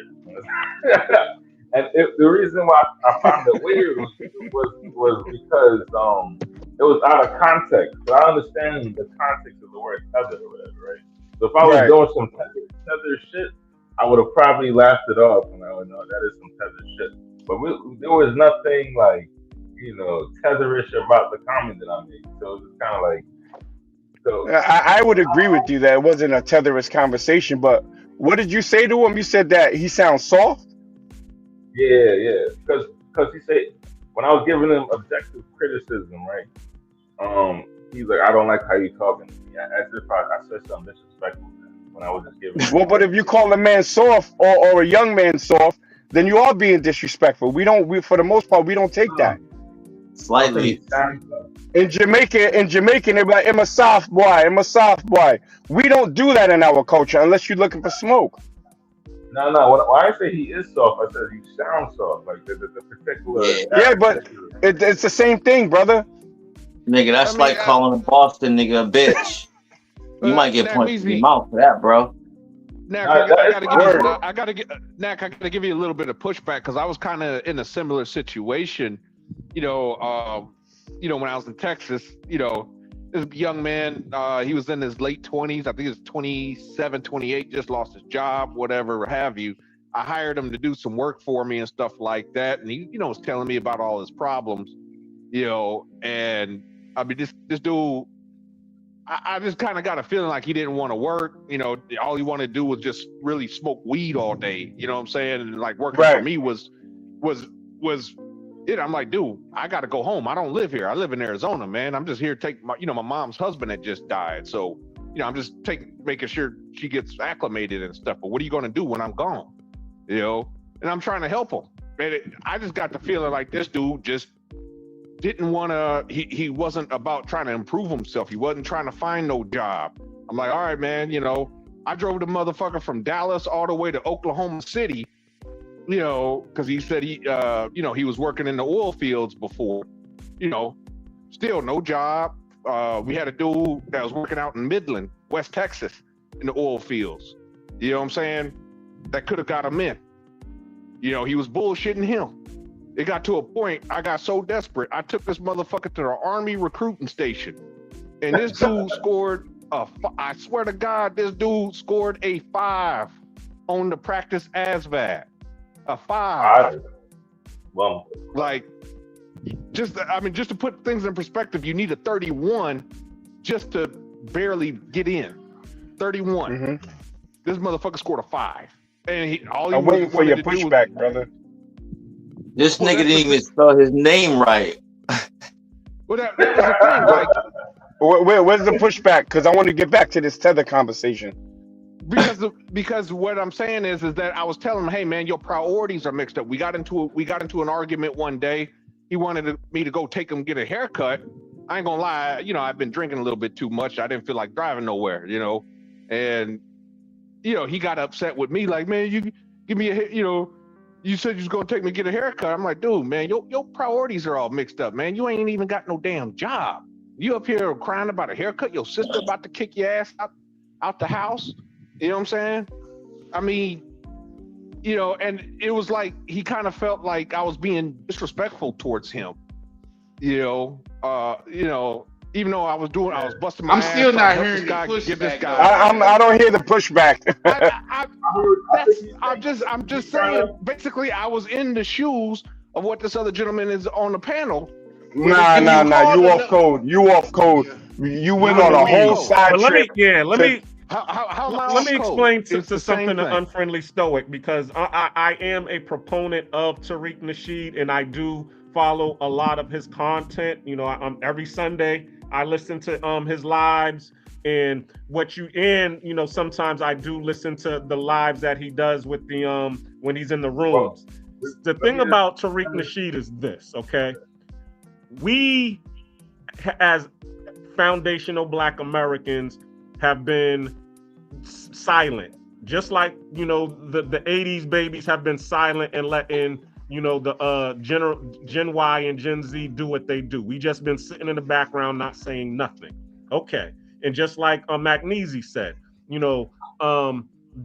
all of these people, because during the civil rights movement and all of that, Black folks, we was saying we did share the sentiment that all skin folk was kinfolk. And when white folks was not trying to let Black folks over into America, the Black immigrants, we were fighting, saying, hey, we want our Black immigrants to come into America. We're all Black, we're all the same. What happened was, in what I'm thinking, because I've talked to a lot of Africans that were customers of mine when I was living in Atlanta. The white folks during they would be gatekeeping in immigration, and they was only letting the coons come over. Anybody that was talking any type of Black revolution that was foreign, they sent them back to they country. But anybody that was talking about they coming over here to spread the gospel and be a good Christian, that was a telltale sign that they was going to be some good Negroes, and they let them in. So what's going on is you are seeing the coons of these foreign country, African countries and Caribbean countries over here. And anytime we start talking Black revolution or let's get together and build, you always have that one coon that's going to be a naysayer. And that's where you're starting to see the problem, because we're like, yo, we weren't saying anything wrong. We're trying to, get together and do stuff. But you're over here trying to impede progress and slow us down. We don't have time for that. If you don't agree with what we're doing, then just shut the hell up and stay in the back. Don't be coming in our rooms trying to see what we're doing and then have something negative to say about it. But that's because we don't go in foreign people's rooms and sit in there and then talk trash about Jamaicans. We don't go into Haitian rooms and talk bad about Zoes. We don't go into African rooms and talk about Africans. But anytime, a Black room comes up and we're talking some good stuff, you're going to see a Caribbean person up in there. You're going to see an African person up in there. You even gonna see a Black coon come up in there and start bucking their eyes and talking some negative stuff, trying to impede progress. So what happens is we just get tired of it and we start roasting them. So that's basically what you're seeing. It's not that we're against Caribbean people and we're against African people, because we do see that there are African people in the Brits that's with the shits in Brixton. They fucking them Europeans up when it comes to progress and Black solidarity. We see that there are Maroons and Rastas and people who are talking about justice in Jamaica. So we're with the riders. We're just not with the foreign coons. And anytime we see a coon, we just gonna call them out. And I'll land there. I want to touch on that. I want to wrap up the story I was saying originally. So, like, the reason why I brought up the guy calling me a tether, because like I could easily just snap back and try to make like some SBA joke. But the thing is, I don't lump all SBAs together. This guy is just one SBA that is ignorant, obviously, because he don't even know how the proper context of the word tether. No. So like, I'm not gonna lump every FBA together and start roasting all FBAs because of one bad apple. And I think that's what you guys. But he's not a bad apple. You called him soft. You said he sounded soft. You started. You looked for the smoke, and now when he clapped back, word. It's one man. It's one. He called one man soft. Does that mean? But does that mean that okay, there can't be a soft black man? I mean, what are you saying? But I'm saying no. What he's saying was when you speaking to a man, that's disrespectful. Whether you would look at it as disrespectful or not, that's disrespectful. My question to you is, why did your first move was to attack a whole group of people? He was talking to you specifically. He wasn't talking about a group of people. You said you want to make an FBA joke for what? What did FBA have to do with that situation? I didn't. I think you missed the point. I said I didn't make an FBA joke. No, you said you could have made an FBA joke. You said you could have. I'm saying, what did that have to do with y'all situation? It had nothing. But they really can't. On my whole point, that's my whole point. I'm saying that instead of like, if I'm talking to somebody, I'm speaking to them specifically. I'm not lumping everybody up in a group and saying that they beating over each other in the head with chicken bones and shit. Or chicken yes, bones. but sir. He said you was talking to him disrespect. He didn't say all people was. He said you was, sir. No. He said. All right. So what he said when he said he didn't like the way I talk, right? He was talking about the criticism that I was giving him as far as how he was handling him soft. No, I called him soft after that. I called him soft after that. I didn't even call him soft. I said his face. That's not the way you told the story, sir. You changed the story now. Because you said you called him soft, and he said you didn't like the way that you was talking to him. Go to any one of these streets in America and call these young kids soft and see the return that you get. Do me a favor. Please don't talk over me. Like, if you want to get here the actual story, you gotta allow me to speak, bro. Well, don't change it then, sir. I didn't change it.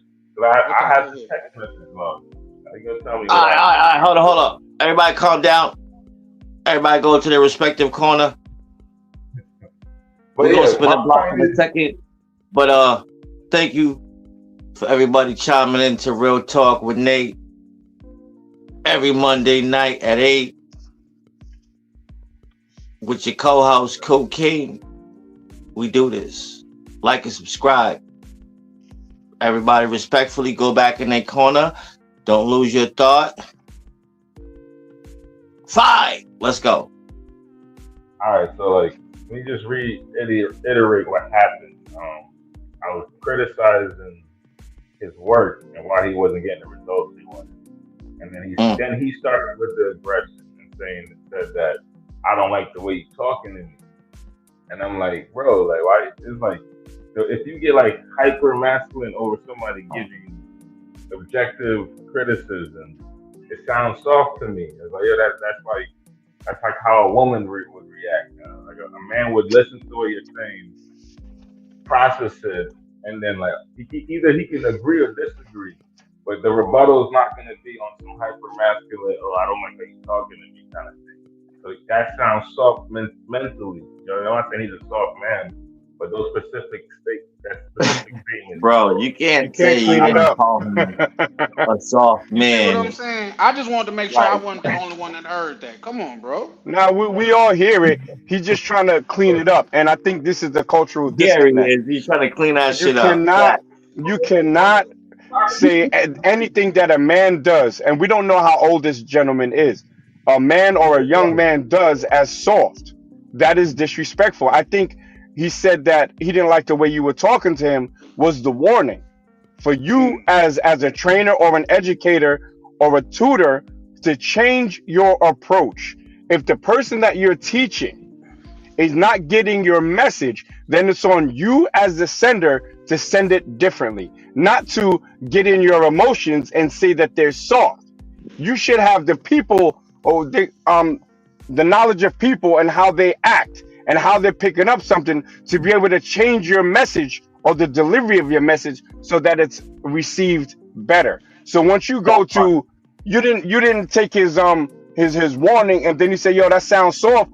Look, there might be a place for that, but in the academia, there's no place for that, brother. You can't call your students soft, especially not these YNs. Hell no.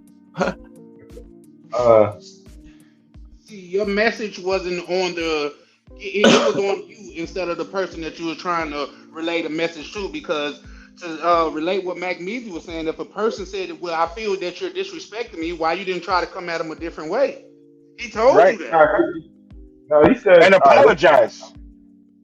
He said that. Right. What I do know in life, I read in conversation. Hold up.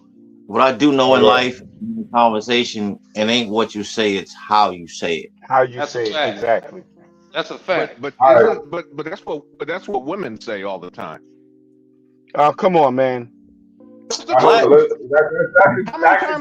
I'm talking about. That's exactly what I'm talking about. How many times have we heard that from women? It's not what you say, it's how you said it.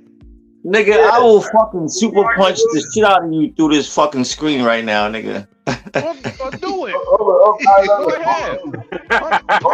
Everybody go to their perspective corners. Bro. Look, this is what I said to him. This is a screenshot that he sent. That he said, I said, I told you why you're not getting shit done, because instead of following directions, you think you know better than me. The problem is your lack of accountability. That's the screenshot of the words I said that he didn't like, right? And then he said, bro, I'm leaving it. He said, I'm leaving this right here. I don't like your words. Don't worry, I'll be fine. And I said, that sounds soft. You don't like my words. I'm like, God, what are you talking about? I would have whipped your ass on sight. You send me some shit like that. I'm confused. You don't like, wait. I mean, but if you, no, you said bad, shit. If you brother. If you think that's bad, I mean, dude, us military men, we've heard a lot worse. Come on, it's now. It's not the military, dude. Well, he ain't in the military, bro. It does matter. But listen, I want to go back to the Jamaican brother. Did he say SHIT in the message? Did you write shit in your message? Yeah, I did say. I said. Right there, you wrong. You're wrong. That's where it went left, brother.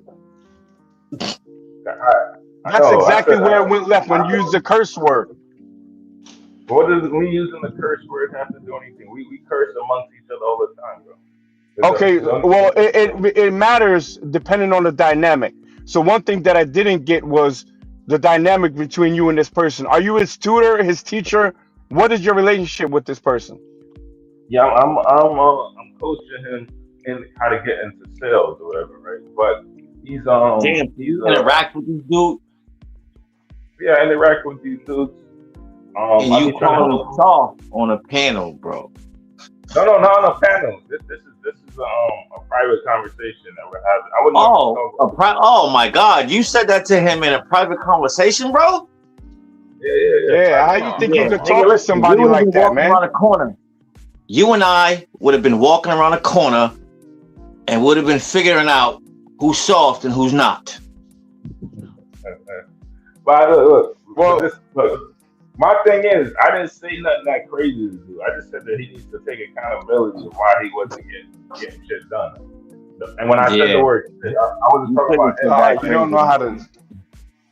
I don't practice ageism, but look, as someone who I have two proteges that's in the plant that I'm about to walk into now, and when they do dumb shit, right?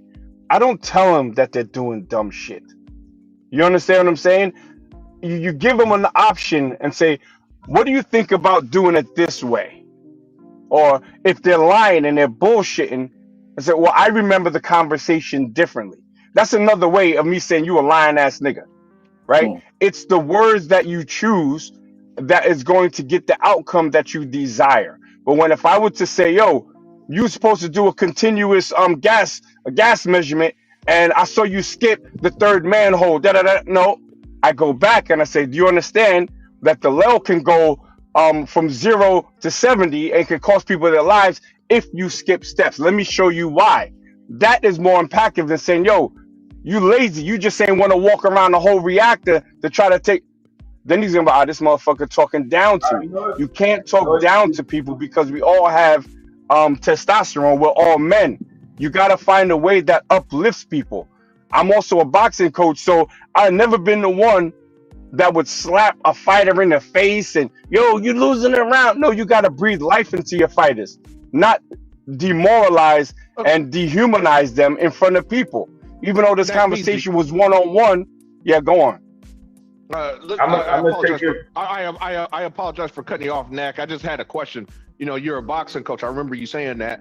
And I mean, what if you had a student that he just ain't getting it? I mean, do you just try to encourage, or do you tell him the truth? Like, hey, man, I don't think boxing's for you, brother. You just ain't. You don't have the fundamentals. You don't have the footwork.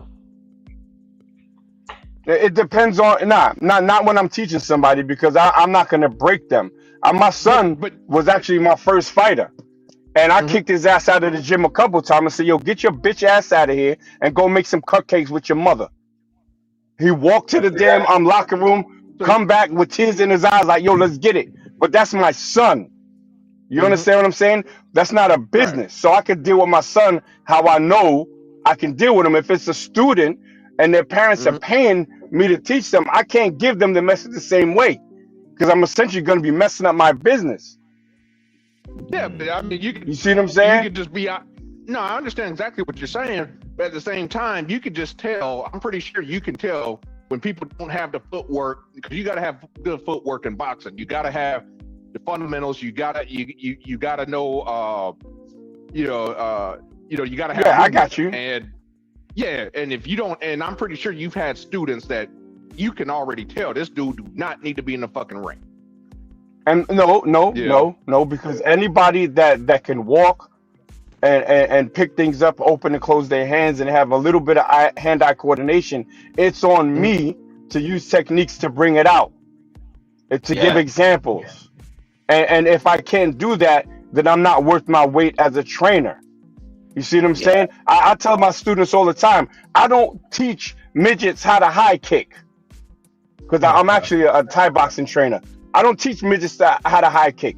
So my job is to not create a mini me in terms of, you don't got to fight like my style. Your style depends on your physical attributes and also your personality. Some people are aggressive. Some people are more relaxed. So he might be a counter fighter as opposed to someone that's going to try to use peekaboo. You have to, as a trainer, understand your students, and therefore, if you understand them, you know what way you can approach them. Some people want to be yelled at and be like, "Yo, you's a bitch ass nigga, you better look." If that's what you want, then maybe I can do that if I see it's beneficial. But that's based on what that person wants.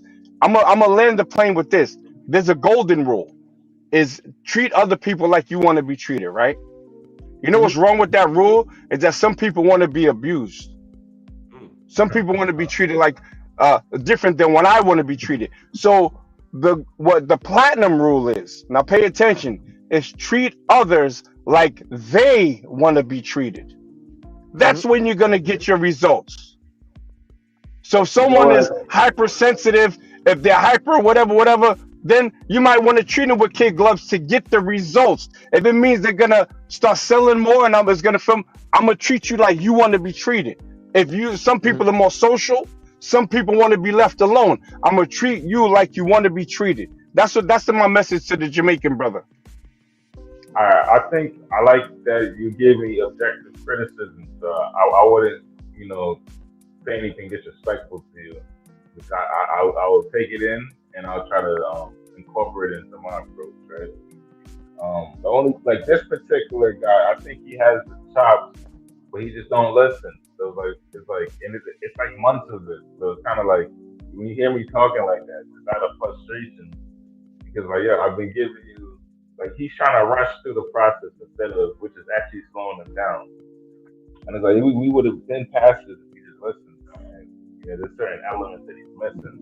He got a good chunk of it already, like on his own. So I know he's built for it. It's that his lack of ability to listen, especially in sales, is like one of the key elements of being an SDR. You gotta learn, you gotta listen to the person that you're talking to, so you can pick up on their pain points and understand what's going on. So when you frame your pitch, you can frame your pitch specifically based on their specific pain points and issues, and not on every single thing that your product does. You know what I mean? So it's like that's the key thing that he was missing. He wasn't listening.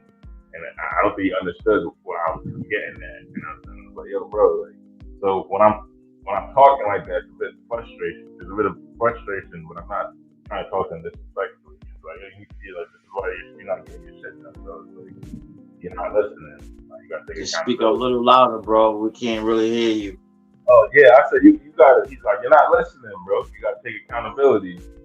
And then, so I guess maybe the shit word might have triggered him a little bit. I don't think he was like upset to the point where he wanted to fight me. He was just like, I don't like your words. And I was like, you don't like my words. And then that's what it kind of like, it's like, it kind of reminded me of something like a woman would say. You know what I mean? And it's like, it's not exactly what I'm saying. He's soft. I don't think he's soft. But I was like, that's like a soft comment for me. You know what I mean? Like, but maybe I could approach it in a different manner. But my point was is that him taking it to this ethnic thing now, where you know him knowing my background is Jamaican, he has to go into the whole tether thing. And my thing is like I'm judging men based on who they are, and not their background or their race or whatever. And I could imagine, yeah, you guys probably did encounter some Jamaicans that were disrespectful, but I've encountered plenty of FBAs that were disrespectful growing up, calling me African, booty scratching, all types of fuck shit. You know what I mean? So I think the disrespect goes both ways. We called each other that, brother. Everybody black caught that. It wasn't because you were Jamaican, brother. I got called. Definitely wasn't because you was Jamaican, because I've been called African booty scratching. We call y'all coconuts. That's a fact. Yeah, no. Who just said that? Everybody called that. Like me, I said that. I said coconut shit. Well, no, not the coconut shit. I've never known that, but like, yeah, everybody. That's what they used to call them in New York. They used to call them coconuts and dollar van drivers. Q4, green and cows. We had jokes. Like me growing up, right? Like it was a lot easier for me, because you know I was of a younger generation. But like my older brothers, like they're born in the '80s, so they're growing up in the '90s. And these guys used to have to fight every day, like people messing with them because they're Jamaican, they got a funny accent. I was born in New York, so I didn't have no accent. Like I speak patois, but you know what I mean? Like so it's like their experience was constant battle and combat with the FBA growing up. You know what I mean? That's cap. So, that's cap. You can't tell me cap, because I've seen it with my own eyes. Man, that's cap, bro. I'm from New York, man. Like, what are you talking about? There was no anti-Jamaican shit like that in New York. There wasn't. Nah, the Jamaicans didn't. I used to live in Queens too. What part of Queens you from? What part of Queens you from, bro? At that time, we was in Corona. First of all, Corona is a bunch of Dominicans. True or not? Is it true or not? Right now, yeah. You talking about a Dominican neighborhood and talking about how you was battling FBA. This is why brothers that know the area you talking about gotta put some straightening. There wasn't no black Americans out there, bro. Stop it. That's not true. For one, we lived on the north side, right, which is border East Elmhurst. And East Elmhurst is historically a black neighborhood. That's where Malcolm X took that picture with the AK. I looked peeping out the window. I looked up the block from Malcolm X's grave. I know what I'm talking about. It's historically But a you black just said you was from neighborhood. Corona. You said Corona. Corona's Dominicans. North Corona off Astoria Boulevard right there in the 90s. That general area, if you can cross the boulevard, it's East Elmer, right? And in East Elmer is a predominantly black neighborhood, or at least it was a predominantly black neighborhood there in the time frame. Now it's gotten pretty Hispanic, but it's still like the majority of the homeowners. Pay attention, people. And you know what's crazy? That when my father moved up from North Carolina, actually my great grandfather and his father moved up from North Carolina, they moved to Corona. That neighborhood has not been predominantly foundational Black American since Udine. You're not listening because you're not from the neighborhood. I can tell because if you know that there's Corona and then there's North Corona. I said Corona area. I wasn't trying to give out my specific area, but when you look at North Corona, right, which is like right off of Astoria Boulevard, right, in the 90s or the 190s area, you look at that general area, right. That area on the other side of it is East Elmer. And if you look up East Elmer in the 90s, it was predominantly black. You can't tell me nothing about a neighborhood I was born and raised in, bro. You can't tell me about my neighborhood, bro. Like it's still like if you look at. So are we speaking about East Elmhurst? Wait. He started with Corona. Now he's turning it to East Elmhurst. When you said Corona, I told you it was Dominicans, and you agreed. You said it was Hispanics. Yeah. Foundational Black Americans. Hold on. Cause I'm from New York. I've been in New York before you, cause I'm older than you. So I done seen the change when Black Americans was moving to upstate Westchester, Jersey, and Long Island. When they were leaving the city, and the ones that left the city were the ones that worked for Con Ed, NYNEX, bus drivers and token clerks. They got out of the city, and then it started getting replaced with foreign-born blacks moving to the city. So, and the crazy thing is how you don't have an accent. We don't know if you Black American or not, because in New York City we was never passport checking like that. There was never no Black American versus Jamaican shit like that. It came mostly from Jamaicans that moved amongst us, trying to shit on us, saying we was lazy. That's what it was. I never experienced that too much. I think I've heard people say I shit on the internet and shit. So my day-to-day experience, we was all us as children growing up in the 2000s. We were just used to hodgepodge. You got Jamaican niggas, Trini niggas, you got FBA niggas, and we all rocking, smoking blunts together. Like that's how we grew up. I don't know. So y'all were all rocking. Okay, so which one is it though? No, schoolyard teasing or smoking blunts when you're older. That's what I'm saying. You be selective. You got selective hearing. I think you have selective hearing. So let me just reiterate what I said from before, right? I said that I had easier growing up. I said that I had it easy. I didn't have those experiences growing up. I said you had it easy. So what are we talking about here then? Yo, bro, you gotta this is the problem with a lot of SBA niggas. That niggas. No. First of all, I'm a Black American. Number one. You talking about experiences. You talking about experiences that you didn't experience.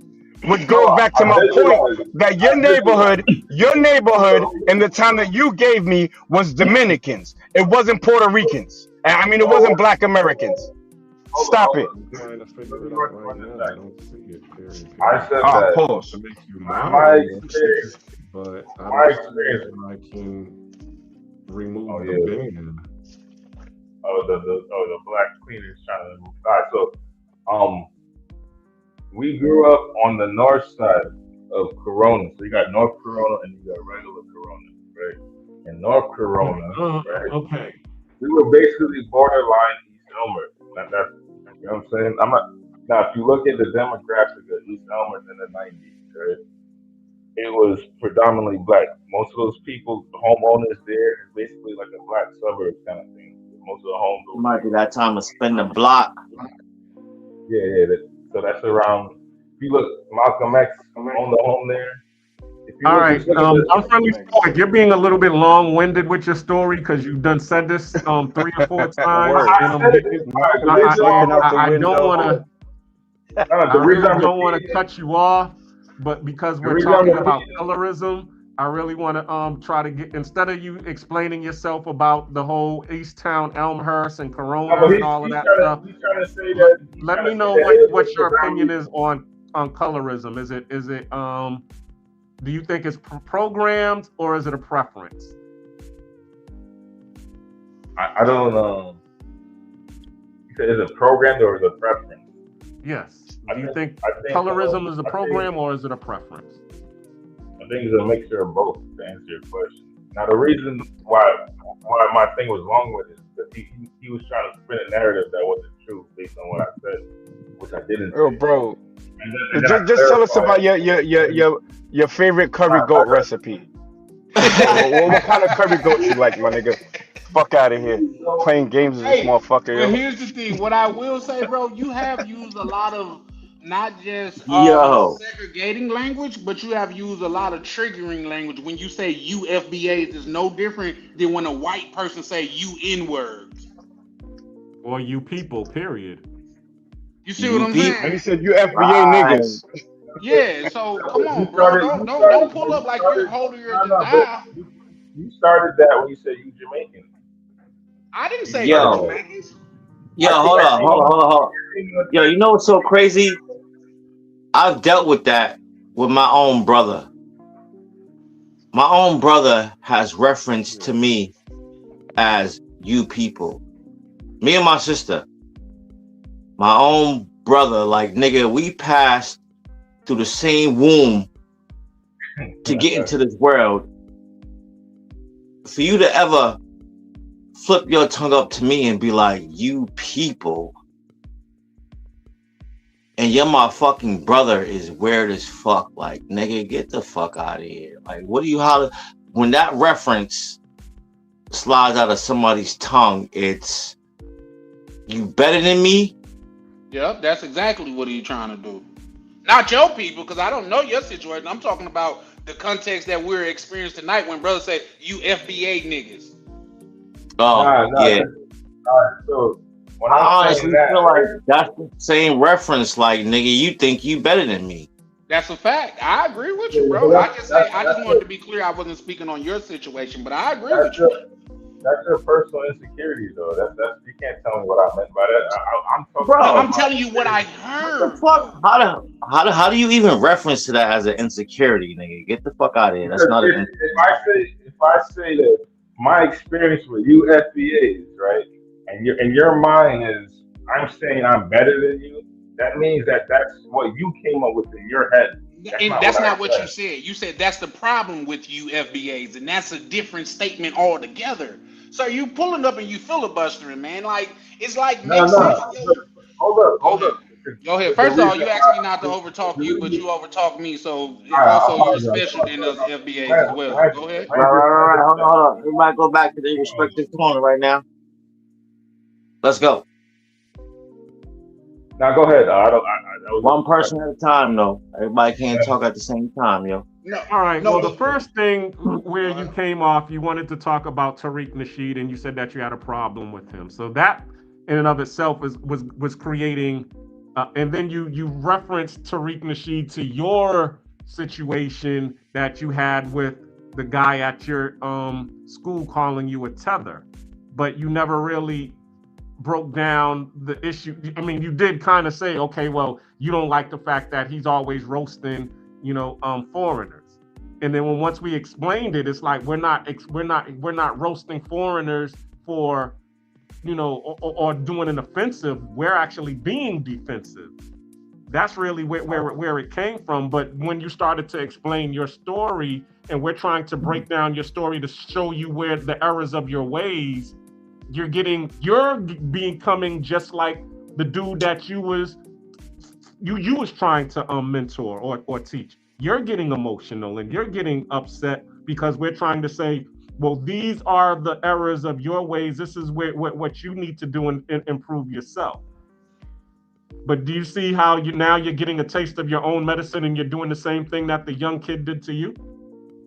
Nah, I disagree with that because when How do you disagree? because when what's the bro's name? Knock Measy, when he gave me his take, I said that I accepted his objective criticism because he was talking about his boxing experience and how what's a better way to speak to a student. And I thought about what he was saying. I'm like, maybe I'm a bit harsh. And I like, you know what? I accepted it. So that was never an issue. Right? His subjective criticism. As far as, and then when it came to Tariq Nasheed, when I came on the panel, my whole point was that we're all one people, even though in your guys' minds we're not, right? And I use the prison yard analogy. It's like we might be of different sets, right? But then if you go to a prison yard and we're smaller in numbers set wise, but if we come together, like yo, we all Crips, we gonna stand together amongst whatever other gang fractions or whatever within that prison system that you're going through, right? So that my thought for me growing up, my mother is Rasta. She's a Pan African and she actually lives in Africa right now, right? So I didn't grow up with no hate for FBA, right? So when I hear people talking about that stuff, it's not my lived experience. So I never hated FBA or called them this or that. I chill with them. Most of my friends are FBA, right? But what is perplexing to me though, growing up, because I grew up differently from a cultural standpoint, when people would make like dark skin jokes, I'm pretty dark skinned and I look at them like, you black too. Like, I don't understand why you hating on your own skin tone, or you're like, oh, you might be 2 shades lighter than me or something like that. And then the light skinned people, they get it too, where they're considered soft because they light skin and stuff. So it's like I always look at that colorism thing as an FBA kind of thing. You know what I mean? But we do have that in Jamaica as well. They do hate themselves. They be putting, the whitening cream and all that. So, we had that issue as well in Jamaica. But I always thought it was weird, because I'm growing up in America, right? So my experience with those type of things are with Black Americans. You know what I mean? Well, if I may, you're not describing a Jamaican experience, in my opinion. You are describing a colored person experience in Jamaica. Like I think somebody said earlier, they wasn't making fun of you because you were Jamaican. They were just making fun of you because that's what people do. That's what kids do. Nobody's on this panel haven't been made fun of going through school. Just that's how life works.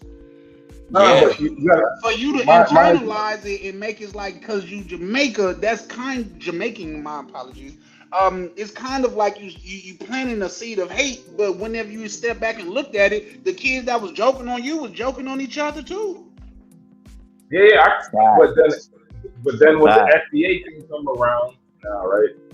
So it was like I had an FBA brother that broke down a lot of things to me where I was like, okay, like he showed me in the music, Black Americans, their contribution to music, because they even think that we wouldn't even think about like metal and rock and roll and even ska and like hip hop obviously, and then the fashion and the food and like so when you see people, so like for example, there's a post right with Busta Rhymes, right?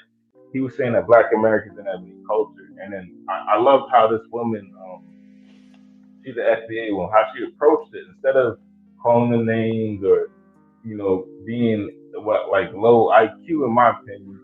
She just showed them a fact list of all the contributions of Black American culture. So it was non-refutable. You can't even refute it. It's like, oh shit, like anything that you thought, you can't even. You have to just kneel to the facts. Like, okay, she came with the facts. So it's not the facts. I respect FBA and I respect the culture. I fuck with a lot of the culture. It's just that roasting thing. I think it's kind of like low IQ. Oh, roasting is part of our culture, brother. That's and culture, when you say that's part of our culture, so you don't have to like it, right? But when we respond to someone's disrespect, the person being disrespectful can't say, "Oh, well, you shouldn't have spoke to me like that." Busta Rhymes, who grew up as in the nations of gods and earths, which is started by Clarence 13X, a Black American, talking about we don't have no culture. That's wild disrespectful. So we get at him is because we're going to respond in kind. We will always teach somebody something, but what's understood doesn't need to be explained. The whole world knows what we've done. I was in Paris this weekend, right? I was in Paris, and in the metro, they got a Rosa Parks train station in Paris. So the whole world knows who we are. So busting around acting like he didn't know. No, he knew because he's ingratiated himself with it. He didn't start becoming proudly Jamaican until later on. You see what I'm saying? Talking with a patois accent. That's what a lot of Jamaicans did. It wasn't cool to be Jamaican when they first came. So then they was acting like they was us, tethering to our shit. And then all of a sudden they came out, yeah, Miz a yard man. Man, look, that's why I'll teach first. But once you start saying low IQ and using these white supremacist talking points, people going to start getting smoked with the roasting, I mean. That's a fact. All right, well, you actually proved my point just a moment ago. What I was saying before about my older brothers, that yeah, it wasn't cool to be Jamaican in the 90s. When Sean Paul came out and, it was popping, it was very cool. That's the era I came up in, right? So, being Jamaican was cool to me. I ain't had no bad experience with that. But, so that actually proved the point that I was making a little earlier with what you said. But what I mean by it is that, like, if you're having a debate, right, and you're trying to make a point, you should just. Yo, bro, you sound soft right now. You've been crying for like an hour. You sound soft. You're soft, boy. Oh shit. I want to fight now, man. You sound soft. You're soft, boy. Give this man a tissue. Wipe your tears. Wipe your blood clot tears. Yeah. Oh man, I want to fight now, man. Let's go around the corner because I can't. Man, I've been in timeout this whole goddamn time. Thank you, Black Cleaner, for releasing me. Rolling back. God damn, I'm back. I'm free. I want the intellectual FBA to pull up, man, so we can have some real discourse. That's what I mean. That's what I'm getting at, bro. I like it. I like what FBA is doing as far as bringing relevance to their culture and showing that. Bringing relevance. We are the culture, bro. We are the culture. Your greats copied our greats. Okay, we are the culture. We don't need you to validate us, man. You talk, and you ain't even Jamaican. You a Jamaican. You a Jamaican. Keep it 100. You go to Jamaica, they're gonna be like, "Hey, Yankee boy, your skin not shine." Yeah. Exactly. Exactly. Charlie, I know y'all. Charlie Chan is in the back. Oh, he got me. No, my bad. Okay. That was on me. Yo, son, you a Golden Crush. You a Golden Crush Jamaican, bro. You give me a number 3 beef patty and cocoa bread. What is your real Jamaican? Story. What is your real beef? Let me jump in here real quick. What is your real beef? What is your real beef with the FBA? Do you think we're preaching individualism? Are you thinking we're delineating because of what? What do you think the whole point of the FBA is?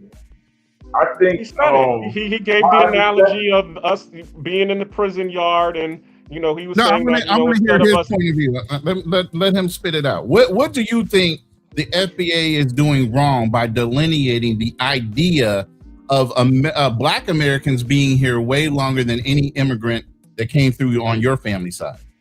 That man said, I don't think anything wrong with delineation in a sense, because I think this is why I think FBA have been robbed of their culture. If you even go back to like the $5 Indians and like talking about the natives, indigenous people to this land. So it's like when you look at the history, they've been robbed and they need to get compensated for taken from them. So like I respect that. The issue I have is when you got say Jamaicans or other ethnic groups that rock with and then you start making jerk chicken jokes and shit. That's my issue. Like niggas talking about hitting niggas over the head with jerk chicken bones and shit like that. That's the first thing I heard. That's the first thing I heard. Here's the thing. I got a brother that I do shit with all the time. His name is Kanal. He's a Haitian brother. He acknowledges the FBA's idea and goes along with it. A kick dog doesn't holler. If you down for what the FBA identifies themselves for, and you don't understand that there's plenty of immigrants that have come here, assimilated into our culture, got elected into key positional political roles, and are now making decisions for FBA lineage people without having any identity or any kind of fucking skin in the game. When they're making this decision is when we started getting upset. Long before we changed ourselves to saying we were Black Americans to Afro-American, with a simple fact of inclusion. So then we included everybody into our shit and said, we're all one people. Guess what? Y'all fucked it up. Y'all turned around and said, okay, yeah, we're all one people, but when y'all win something, you break out your national flag from where you guys are from. Guess what? We're from here. We've always been here. So when you start making decisions for people that have skin in the game for all these generations, for over 400 years, and you start excluding the fact that, oh, when reparations come up, oh, no, nobody deserves that shit. Why? Because you don't have any skin in the game. There's nothing lost. Our ancestors are the ones that died. Our ancestors are the ones that allowed you guys to come in and take advantage of the systems that are in place. And by all means, do that. But when it comes to speaking for us, shut the fuck up and say thank you. And I'll pass the mic to somebody that actually can speak to those things, because they've lost blood. They've had ancestors that died here for those rights that you guys are now taking advantage of, and maybe even exploiting, depending on what culture you came from. And I land my plane. Don't you let piggyback on that. I will piggyback on that. You pulled up and chose violence. Shout out to Ronan. Yeah. I'll piggyback on that, because he was talking about the analogy about, being in the prison yard and all of the brothers being able to work together. But see, the problem with that, I mean, there is no problem with the analogy, but the issue is that you also need to understand is that in prison, there's a thing called checking the paperwork, okay? Because they want the real ones to be able to rock along with them. They don't want, no chomos. They don't want the people who's gonna hinder their progress. And that's all we're talking about when we're talking about this reparations argument, and also us growing together. There are the people that are out here who, as he said, they will start talking negatively and also being naysayers and slowing things down. And then what do the people do? They're like, yo, who is this cat? Why is he saying this stuff? Yo, did we check this dude's paperwork? Yo, check this dude's paperwork and see what he's about. Oh, he's a Jamaican dude. Okay. Oh, so, yo, bad man, Buju, you need to go check your man by, because, yo, he talking reckless right now.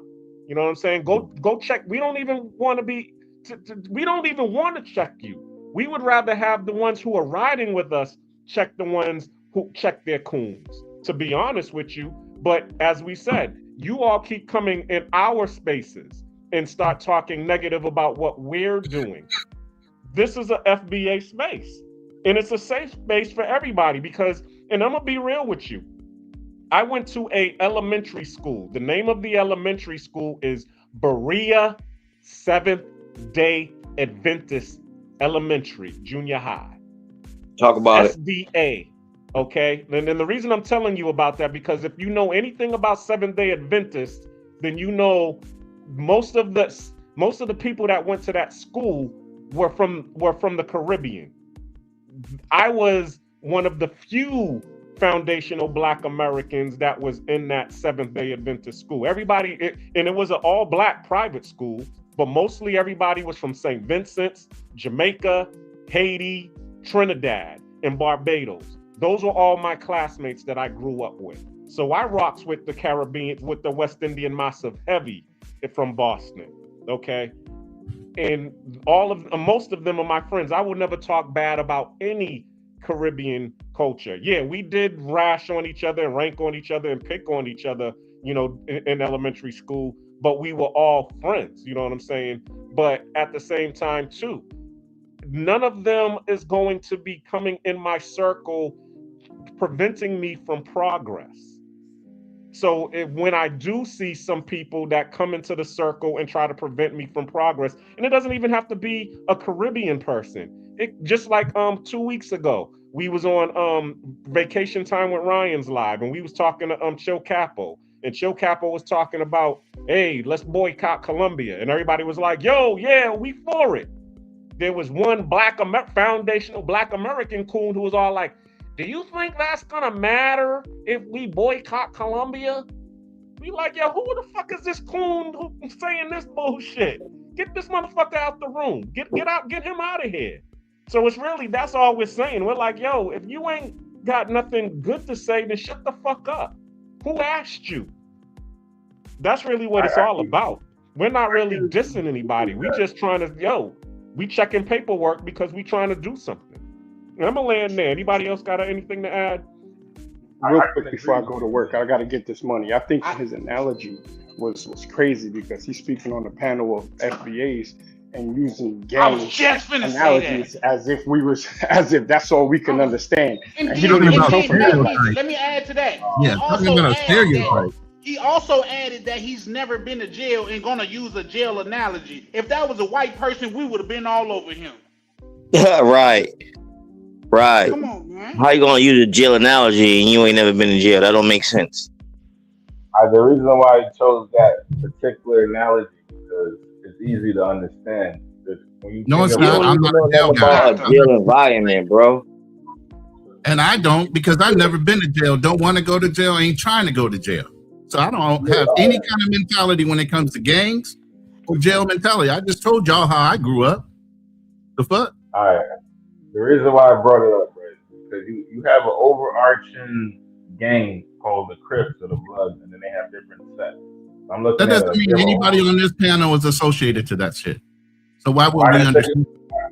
I didn't say that though. I didn't say you were associated. You're assuming though because you use it as an analogy. So you're basically saying this is what that's our environment. That's how we grew up because we should be able to understand your analogy on the basis of somebody in your family had to be associated to a gang, a Crip, or a fucking Blood. I mean, I know where I grew up, we had gang members. So that was my reality. So what does that say about your reality versus ours? It's different. Yeah, but I wasn't in the gang. Most of the gangs. It doesn't matter. You grew up around that culture, so you can associate yourself to it. What if we told you we never grew up around that culture? Yeah, I mean, he would find that hard to believe. Exactly.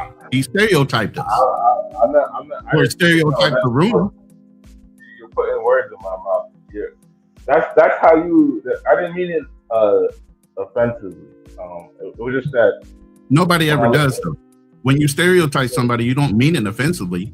You're assuming that person understands where you're coming from based on you looking or analyzing the room.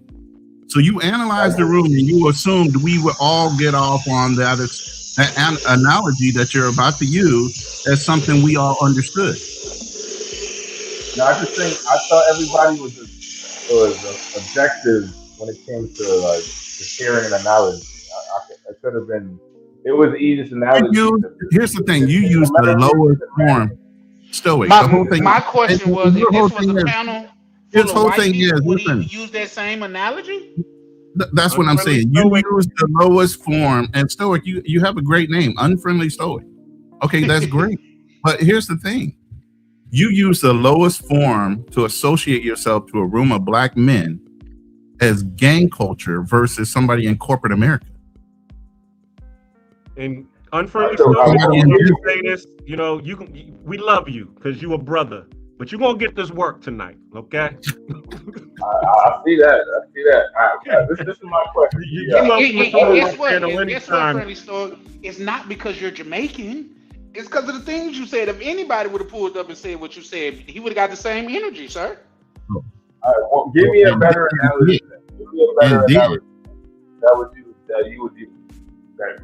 That fits. I still don't understand the point that you was trying to make because all black people in jail don't just link up and say, "Oh, we are one." So what are you talking about? No, they don't. That's what I said.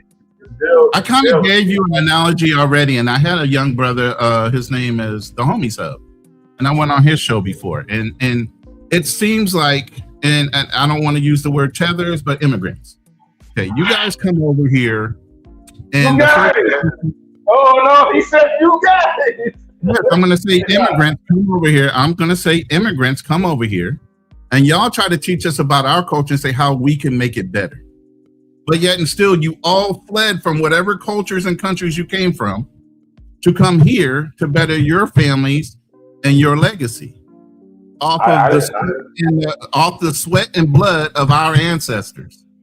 And then you turn around and you tell us how we could do something better here in the United States, yet and still the systems and the way that you guys came up was based off of our ancestors. The audacity. All right, I can speak on that point. Me personally, like I didn't flee anywhere. I was born in Jamaica, Queens, Jamaica Hospital. You are first or second generation immigrant. I was the first person in my family. Okay, so that's the same thing I said to this young man that was Nigerian. His mom and dad had no skin in the game. His mom and dad had nothing to draw from. But even the Nigerian young man that has his own YouTube channel acknowledges the fact he has nothing to draw from when it comes to speaking on reparations or why we would delineate, and no understanding of it, because his cultural beliefs, even though he was born in America, are based off of who? His parents. Yes, you have the experience of growing up as an American. Your parents don't have the lineage or the ancestry to draw off of Black American history. That's the difference. So you don't have any skin in the game when you make determinations in the future based on American culture. You really don't have any skin in the game beside your first generation experience, not generations upon generations of your ancestors dying, fighting, getting screwed over, redlining, and all these other things that got you to this point. All right. So, all right, you're talking about the systematic racism that held you guys back. Correct. And your ancestors don't have any draw from that, just your parents. They don't have any skin in that game. All right. But I think where it sometimes might get confusing, it depends on the person. So I don't know what Moses said. But how long have your parents been in the United States? Let's put it that way. My father came to America in the 70s. And then, okay, so in the 1970s, the most he had to deal with was when the industry of steel and the plants went down, gas prices and everything went up because of OPEC and everything that was going on around the 70s. Moving forward, the 1950s, Civil War, slavery, civil rights, none of that shit do they have any draw on. So when they taught you, all you could go from is what their personal experience from the 70s moving forward was, and whatever you picked up in school, if they taught you anything about Black American history. Guess how we learned? Our ancestors taught us. We saw how much we lost, the different wars we had to fight in, our ancestors getting hurt from that, the trauma from all those things piling up, because each generation teaches the next, right? We had all that experience, but yet and still your parents have from the 1970s moving forward. Not a lot to draw from when you're talking about 400 years. Well, you got at best 50. Okay, I get what you're saying. I'm saying that so like I get what you're talking about. I've done the research and I know about redlining. How they position. No, I understand. You could do the research, but there's no personal connection. So you really don't. That's what we're talking about with skin in the game. You can do all the research and know the history, but you don't really have no feeling loss from that history. It's really just black and white words to you.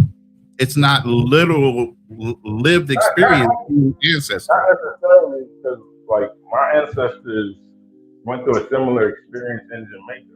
Similar is one word, but it's not the same. Your slavery and your bondage from the conquerors. Yeah, that was in Jamaica. In Jamaica, those are the you can't people. Bring that here, bro. That's not the same experience the American people had here. Even if you read on it and you know what your ancestry in the Jamaican culture was, is not the same. Y'all were tortured a different way than we were. Y'all have a different trauma than we have. You get what I mean? Yeah, I think we shouldn't try to compare traumas. I think a lot of times. But you can't ignore the trauma. Comparing to say one is different than the other, though? We're not comparing. You just can't associate they're both different. And you got to acknowledge that they're both different traumas. And no, you shouldn't compare, but you also can't understand 100%. You can say I'm empathetic to it because my ancestors went through their own thing in their culture, but you can't really truly understand it because it wasn't your ancestors here that went through it. Your ancestors were in Jamaica, so you're kind of disconnected when it comes to understanding the full-blown trauma, but you do understand the trauma because your ancestors in Jamaica went through it. So while you can kind of be empathetic to it, you can't really truly understand the depth of it because it's two different things.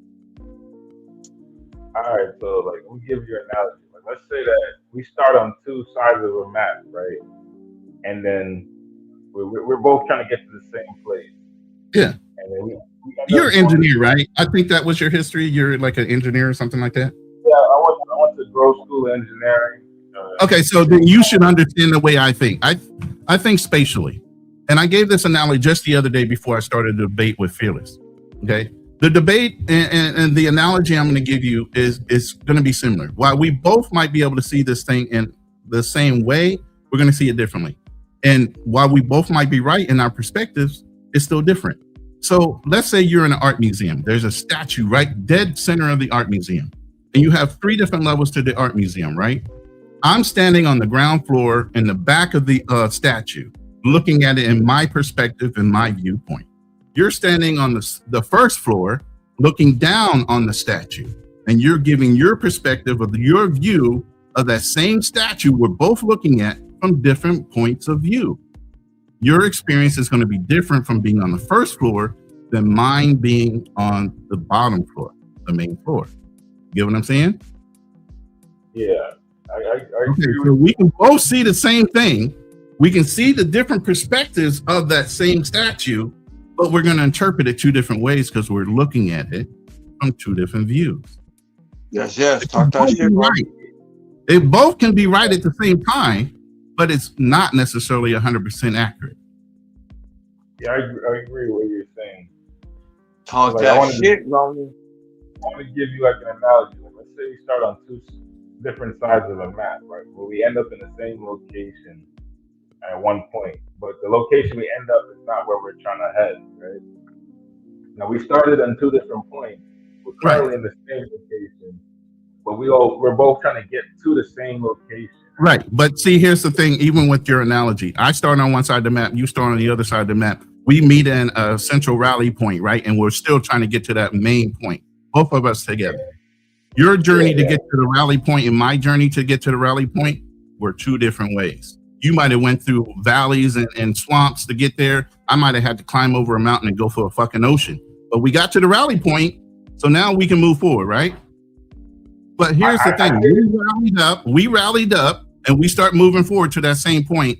But yet and still, your part and your group all of a sudden starts to say every time there's a victory, you bring out your flag, not a unity flag. You tout up your country, not us. That's what's been happening. Since we said Afro-American, we tried to rally up with y'all. When we said Afro-American, we're all African Americans. I think Jesse Jackson started that shit, right? We switched from being Black Americans to Afro-Americans because we wanted to include y'all. So we rallied up, right? And then even while we were pressing forward, all of a sudden, every time there was a win for the overall group, but yet and still maybe a Jamaican or Haitian or somebody, all of a sudden y'all's flag came out and it started turning into tribalism damn near. Every time there was a victory, y'all pulled out your flag, not our flag, and said we all won. You wanted to take credit for it. I can agree with that because even me as I grew up in America, I still have a lot of pride in my heritage, right? Thank you. As you should. Right, but and we're not taking like you got a problem against people that like FJs that having pride in their own. I've never had a problem. I have a problem with people talking shit about Jamaicans. That's my problem. I said it over and over. Oh, come on, bro. Now that's a red herring almost. That's a red herring, bro. But that's how I started the conversation. Like, if you guys thought I was talking shit about Tariq Nasheed, I was like, not really. I like a lot what he was doing. I like his documentary about hip hop. I just don't like when he started talking about beating people over the head with jerk chicken bones and wiping their ass with banana leaves, like me. Well, you need to get tougher skin, brother, because white people will say way worse. No, that's the thing. That's the thing. People don't care when white people do it. It's only when black people do it to where it's the worst in the I'm world. offended. Yeah, because it's like I'm looking to him to be like my brother. So I'm hearing about this movement. I'm like, all right, cool. Let me show my support because a lot of my friends are Black Americans, and I remember when I was younger, right? My friend was like, he's not from Africa, and I was like, what? And then he's like, yeah, I'm native to this land, and I just thought like nigga, you trying to you don't want to be black, you know what I mean? You trying to act like you Indian or something.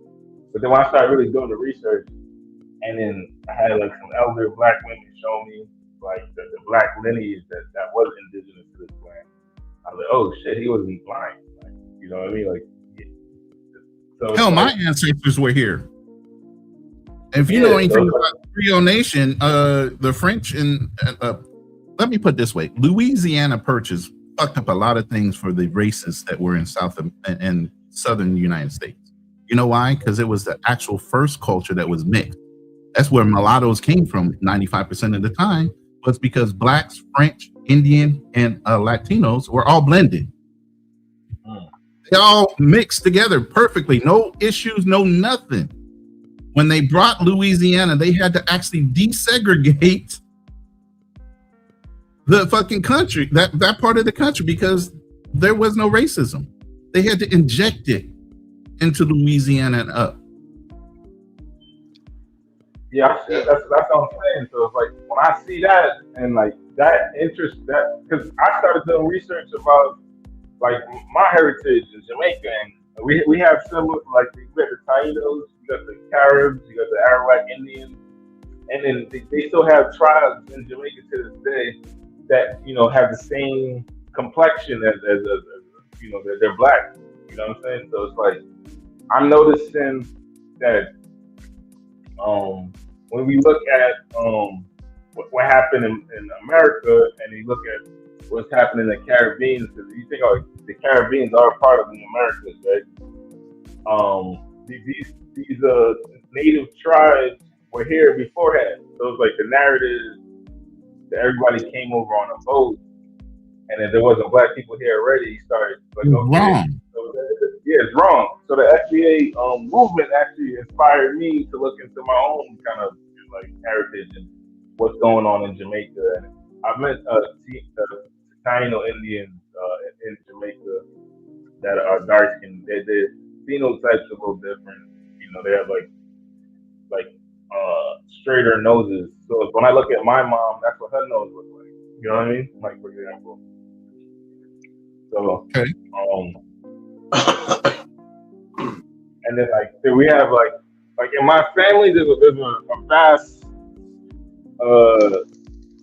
vast like spectrum of shades. And then like my grandfather had like ginger hair and freckles, and some of my family is very light skinned, and then I have very dark skinned people in my family. So it's kind of like this spectrum of people. So like when I look at the FBA movement, I think it's like a lot of if people don't hate on it, they can actually draw from it and then kind of apply it to their own culture. See, now that's the smarter way to think of it, and that's why I know you're an engineer. Because here's the bigger picture. Every time America does something, what do you think the rest of the world does? They follow suit.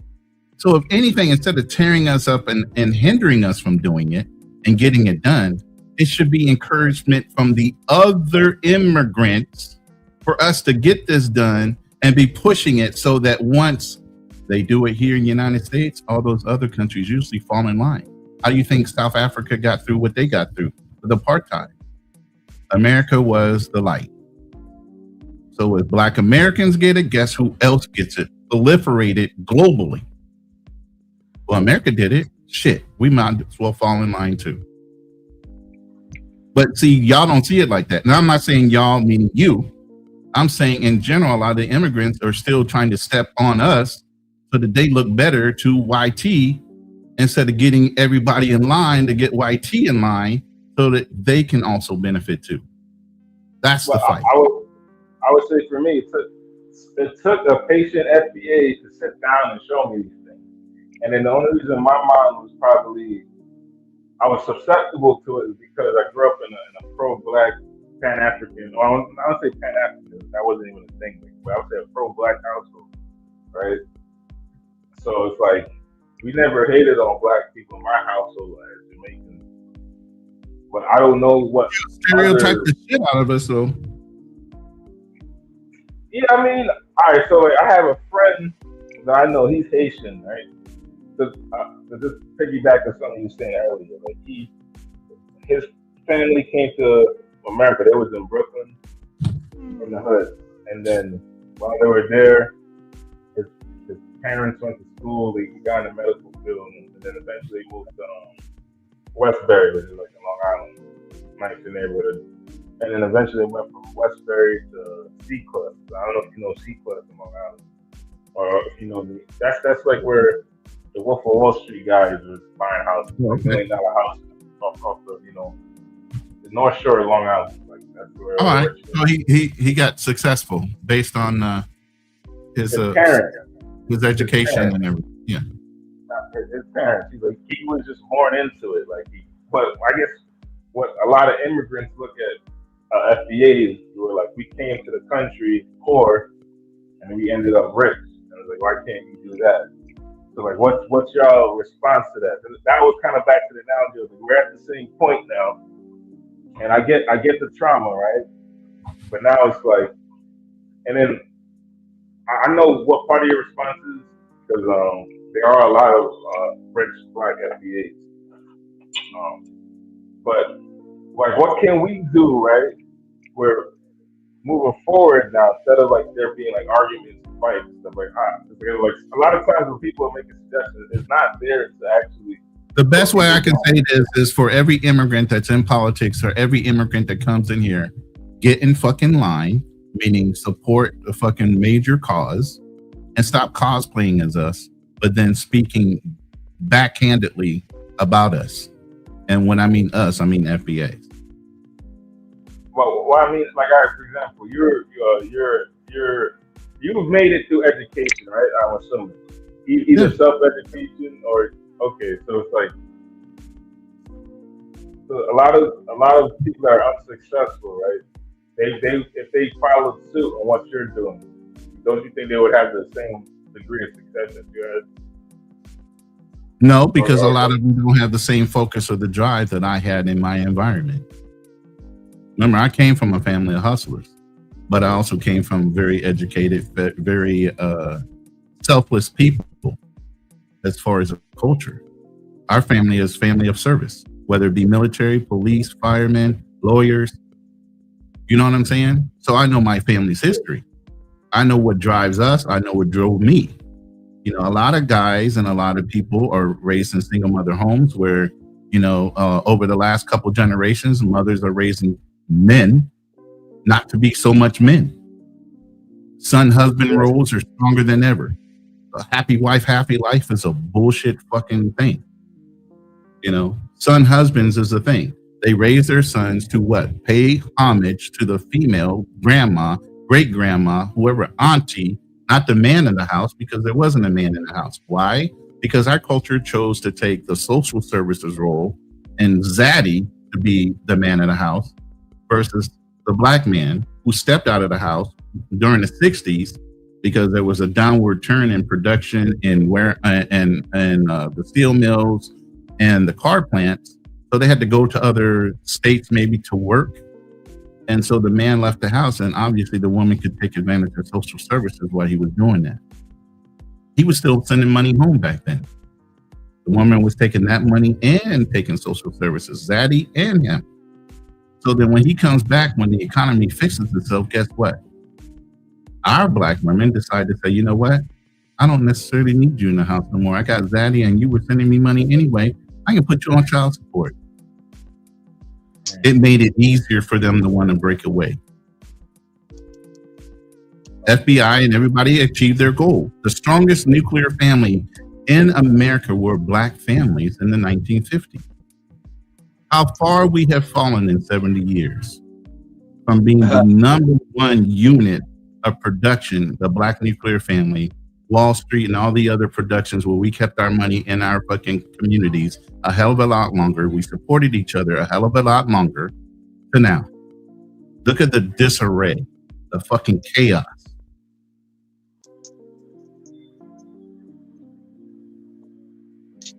Like my school of thought, right? Like growing up, it was like some form of education. It doesn't necessarily need to be university. You know, it could be like hands-on, like, you know, blue collar work, technical. How do you push education when you're not even celebrating people that are educators? You're celebrating gangsters, drug dealers, rappers, and alike. Our culture specifically, how many white people are doing those things? How many Asians are producing and celebrating those aspects of their community, not the fucking businessman that has a tech company because they push STEMs?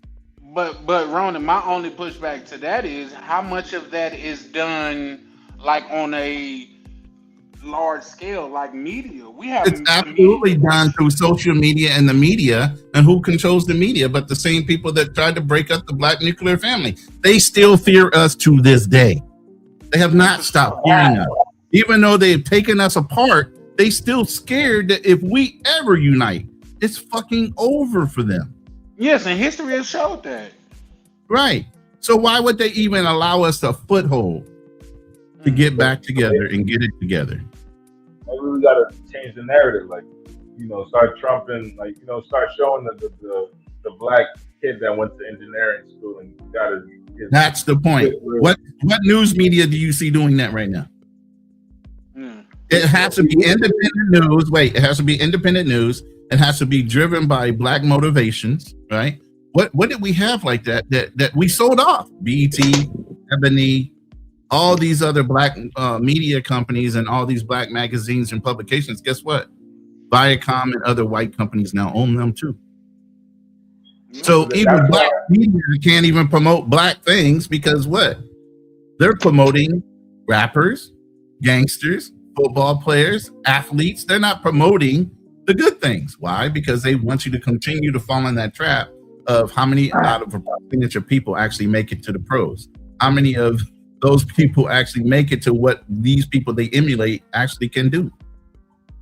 And that's what you're saying right now is kind of is what I'm saying as well. It's like when you see these immigrants talking shit, sometimes it's because they're looking at what's being promoted in the community, right? Yeah, just like you stereotyped us and giving us an analogy based on prison instead of giving us an analogy on something that's a little more elevated than prison work. No, I don't see. I know this. I mean, you told on yourself when you did that, though, right? No, listen, I'm saying. I know this because you stereotyped us as a whole.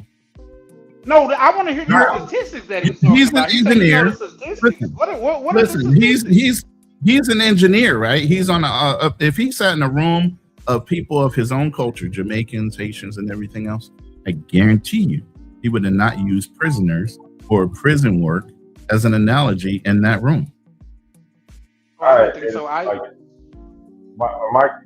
agree with that. Really violent and crime-ridden environment. We all didn't grow up that way. I just told you that. Yeah, but I'm saying if you were here earlier, you would have heard my specific story because Keem asked both Darnell and myself what were our backgrounds. Okay. Even my background was different than Darnell's, and most likely different than Keem's or Black Cleaners or even Charlie Chan's. We all didn't grow up the same way. What you're taking is the media projection of all of us are criminals and dealt with drug dealers in our neighborhoods and who we looked up to. But then on top of that, you want to complain as if you're not being accepted. I think this is the problem. A lot of times you guys assume something before somebody finishes their statement. I was bringing up the statistics. He said you guys, not to get offended. When I say you guys, go ahead, man. He's messing with you, really. He's actually messing with you, and you don't understand sarcasm sometimes. A lot of cultures don't. All right. When you look at the statistics, right, it's something like 99% of black people have never been to prison before, right? When you look at the prison population, it's even though there's a heavy amount of black people there, when you compare it to the actual black population in America, it's a very small slither of black Americans. Exactly. We're only 12% of the population, but our prisons are overwhelmingly full of black and Hispanic people. Why do you think that is? Because overwhelmingly, the more convictions are by people of fucking melanation, not white people. White people get off with lighter sentences and all these things that have already been documented and statistically written down. So yes, while you might look at something and get that generality of there's more black people in prison, but there's less of us. The per capita or per population levels are not the same. There are more white people on social services, but yet and still they project what? More melanated people are on social services than white. But that's not true. That is a proof. That's a proven statistic. There's more white people on EBT and yeah. But you know what, man? You're 100% right. And if somebody would take the time, that's easy to find out. But because a lot of people want to push a narrative, they don't even want to do that. I think sometimes, all right, what I actually said, right, was that majority of black people have never been to prison. That was what I was saying statistically. So I know based on statistics that criminality is not black culture. That's my point, right? Yeah. But it is promoted, you know what I mean, in the media. That could be the same thing as redlining 50, 60 years ago. Correct. Right? But it's on a more grander global scale because guess what the first perception is when you travel abroad? Black Americans are criminals and gangsters and drug dealers, right? Until they meet us and like, and you hear it 95% of the time. When somebody actually gets to know us, what do they say? You're nothing like I thought you were. Meaning nothing like what I saw on social media or on a movie. Exactly. And then you look at like you got some black wealthy suburbs and you got one in Queens called Lawrence, then you got a couple in Atlanta. So there is wealth in the black community. I guess what I'm trying to get at is like, how do you combat that imagery? Because that's what the immigrants that you guys talking about, that's what they're basing on. And so it's to a degree, it's a form of ignorance because they're not actually looking at the statistics and stats. Like how I was looking at that. What was that question? Was that an actual question, or you were just using that as an example? Well, what specifically? When you say how do we combat that the ways that foreigners and things of that nature would see it or interpret it? Not necessarily foreigners see it, because I mean, I feel like the ones that are smart enough are going to see through it, right? Especially if they grow up with Black Americans. But I'm talking more about like for the next generation, because like where there is a lot of kind of like a lot of times I feel like we be pushing back on each other, but we really want the same thing at the end of the day, right? So it's like my thought process is more like it's like the past is the past, and like what we doing now to get this money or get this get this wealth up, or you know what I'm saying? Well, the answer to that is if you don't know your past, then you don't know where you're going. And yeah, we just have to look at the mistakes that we made in the past in order to get to the destination that we want to go. But with that being said, I gotta introduce Mr. Peppers to the stage. What's going on, Mr. Peppers? How you doing? Yo, Mr. Peppers. What's going on, folks? I've been listening for like the last few hours, and this gentleman here, he I can hear where he's trying to go with it, because he's coming along with you, but he's still kind of pushing back, you know. And the way I'm looking at it, if he can probably understand it if I explain it this way, it's like this. It's like, say if I'm building a boat, all right, and I'm like 90% done with this boat, and then the Jamaican homie comes by and says, "Oh, that's a nice boat, man. Let me know when you're done building it. I said, well, I'm 90% done. If you come help me, I can get it done faster. He's like, nah, I'll get back to you when you're done. Here we go. And now I'm 100% done with this boat. The Jamaican brother come over and go, hey man, let's get on this boat, man. Let's go, and let's go here, and let's go here, let's go. Okay, but you wasn't with me when I was trying to build this boat. But you wanted to direct where we going. I hear that. That's a good one, Peppers. I like that. That's down somewhere, bro.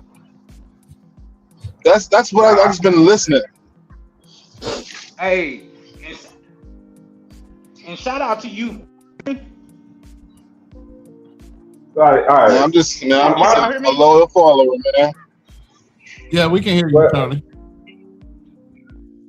Shout out to you for not coming up here and using a prison, goddamn it, fiction of it. You know what I mean? Because the way that you just put it was perfectly put. Once you done build something, other people feel like they got rights to it. Why? And then when you don't want to give them unequivocal rights to it, now it's you people this, it's you people that. That doesn't make sense. So shout out to you for that, bro. But me personally, I don't think we like say non-SBA, like even like before SBA had ADOS and stuff like that. Hold on, let me. I'm sorry, Unfriendly Stoic. I wanted to introduce 020 Financial Frontier to the stage. What's going on? How you doing? Good. I don't want to destroy the build, so now. shout outs to you, Black Cleaner. Shout out to you, Charlie. All right, you can go ahead, Unfriendly Stoic. Oh, what was I saying? I actually lost track of my thoughts, but yeah, let's go. Oh yeah, so I don't think like non-SBAs should get access to reparations. I don't want access. See, dude, that's what we need to have that Spike Lee. Everybody together. Yeah, I don't think. I think that's y'all stuff. I think, you know what I mean, and we're in support of that, right? But I also wonder, like, how would that happen? How would that distribution happen? Like, same way it happened when they did it to the Indians and did it to the Israelis and did it to the Japanese. The same way. So like with through land, and the Afghans that came over here just recently. Also how they did to the white people when they got reparations from when they lost when the slaves was free. They'll figure it out. Yeah, but here's the biggest thing. The biggest thing about that, all of that, is the first thing we have a reputation in our community, and YT people will say it all the time. Y'all had plenty of notice to go ahead and organize something and get it ready. We're always a day late and a dollar short. We don't plan ahead of time. We're last minute planners. So this whole idea of delineation is just to go ahead and jump ahead of whatever might come down, whether it comes down to this generation or never. You could never say we didn't organize enough to delineate the differences between people that have been here and the immigrants that came after. But for some reason, some of the immigrants are having a problem with the delineation. Like, we don't know that we're all still black. Nobody ever said we're not black. It was just a dividing line because a lot of people like to ride coattails and be included in things that aren't necessarily for them. Matter of fact, it's gotten so bad that Donald Trump just recently changed the bill to make sure that if things were set aside for black Americans to take advantage of it, you can no longer just be an American immigrant that has your nationality here or a green card or even your visa to qualify now. Because there were more African names put on scholarships than black Americans were. Yeah, but is that going to stop the Asians? Bruh. I said if it was set for black Americans, it's now going to be for black Americans. I didn't say nothing about Asian people are fine. They're in STEMs. They're doing everything the right way. And they're the best ones to do it because you know why? They're low key about their shit. And they're still one of the number 1, number 2 producers in this fucking country as far as their net worth. But Ronan, the same thing happened with affirmative action. In the 70s, blacks were benefiting heavily from affirmative action. And then no, white people were. White women specifically. black Don't glaze black over people that. too. No, I'm not glancing over it. But here's the thing: is that by the late '80s, early '90s, Ronald Reagan, while he didn't take away affirmative action, he did take a lot. He took out. He stopped funding a lot of the affirmative action programs, which began to slowly kind of kill it. But the thing was, the Asians, what colleges did, they got smart and said, "Oh, Asians are minorities." So Asians benefited a lot more from affirmative action than a lot of Africans did. That's true. And then that's kind of what my point is like, if these programs exist, right, is it wrong that these other people apply for it? And if there are less Black Americans not getting it? Look, y'all are splitting hairs. Nobody ever said you can't take advantage of the systems. All we said is don't speak for us. You have no skin in the game. The systems are the systems. If you jump on it and you get the degree and you get the fucking advance notice and y'all know how to work the system, we don't give a fuck. Just don't speak as if you were us. That's all we ask you to do. We can't go to no other country and say anything about your cultures. Y'all will tell us to shut the fuck up. You don't know anything about it. You can't go to Africa and speak on their nations and their politics or anything about that. But for some reason, when y'all get here, that freedom of speech thing, that lets y'all go fucking buck wild crazy. Y'all now speak like y'all are us. All right, so your main point of contention is when unfriendly stoic. I'm in my early 30s. I was born in the 90s. Oh, okay, so you're so this is the Millennial. Black Cleaners KB. Okay. I'm not sure who that is, but that's Charlie. Charlie Chan has KB. Hey, that's that's a good one though, bro. I ain't gonna lie to you. Charlie Chan. Yeah, I feel it. That is the Black Cleaners KB for sure. Yeah, but my question for the panel though, I mean, don't you guys think that we're, whether you're FBA or African migrant, don't you think our numbers are just I hear a too Kumbaya small? number coming. Hold on a second. Don't you feel that our numbers are just too damn small to be beefing and feuding like this? I mean, collectively, we make up 13% of the population. And I know what some people are going to say, well, white people do the same thing, which is true. But the thing is, when white people, they're 60% of the population. So when they say hate the Irish, for example, which might be like 1 or 2%, okay, they're alienating 1 or 2%. They still got everybody outnumbered like 5-6 to 1. I wasn't gonna My say brother, that. the difference in between that, the difference in between that is that even though the white people say I hate the Irish, they were still telling the Irish people that they're better than Black people. Yeah, no, that's true. That's true. But they were still back in the day.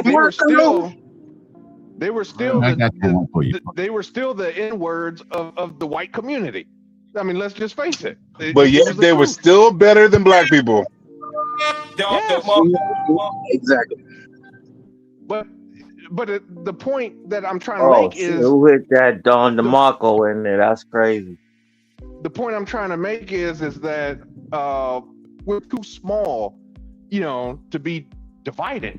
I mean, remember how power in our country. Divided by who? What degree are you talking about? I'm sorry. Say that again. Divided how? You're saying, how are we divided? Okay, you're saying how Africans are saying, okay, shouldn't be speaking for us, and this. It kind of sounds to me like you're saying they're not us. Which they're not fine. us. That's fine. Because they're not us. That's fine. The point is that okay, now we just alienate them. So how much does our numbers we didn't shrink? No, we did not alienate them. You just problem. said they're not us. No, for some reason, when somebody says about delineation, you think that we're in denial of everything that we are. We all know we're all Black Americans, regardless of whether you're an immigrant or whether you're an FBA. We're all Black Americans, right? They all went through the process. We're all Black Americans. Okay. The whole thing we're saying is don't cosplay as if you're FBA when it comes to reparations. Other than that, we're down for whatever cause it is. We're not fighting about that. Ronan, yeah, I think also they don't call themselves that. They call themselves Nigerian Americans. Yeah. They call themselves Guyanian Americans. And I'm not saying they shouldn't. I don't care. It's their Right. life to live. But what I'm saying is one thing that they don't call themselves is African Americans or Black Americans. They call themselves specifically where they're from and then attach an American to it.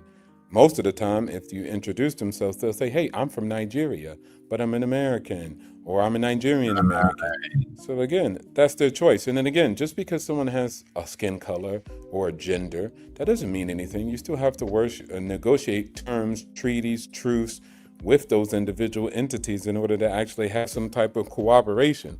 And so to say we have cooperation of people when we have no treaty, we have no agreement, we have no a memorandum of understanding or operation of agreement, like, I mean, what are we talking about? Like agreement? Or an agreement that y'all are going to fall in line. Yeah, they fight against that shit right off the bat.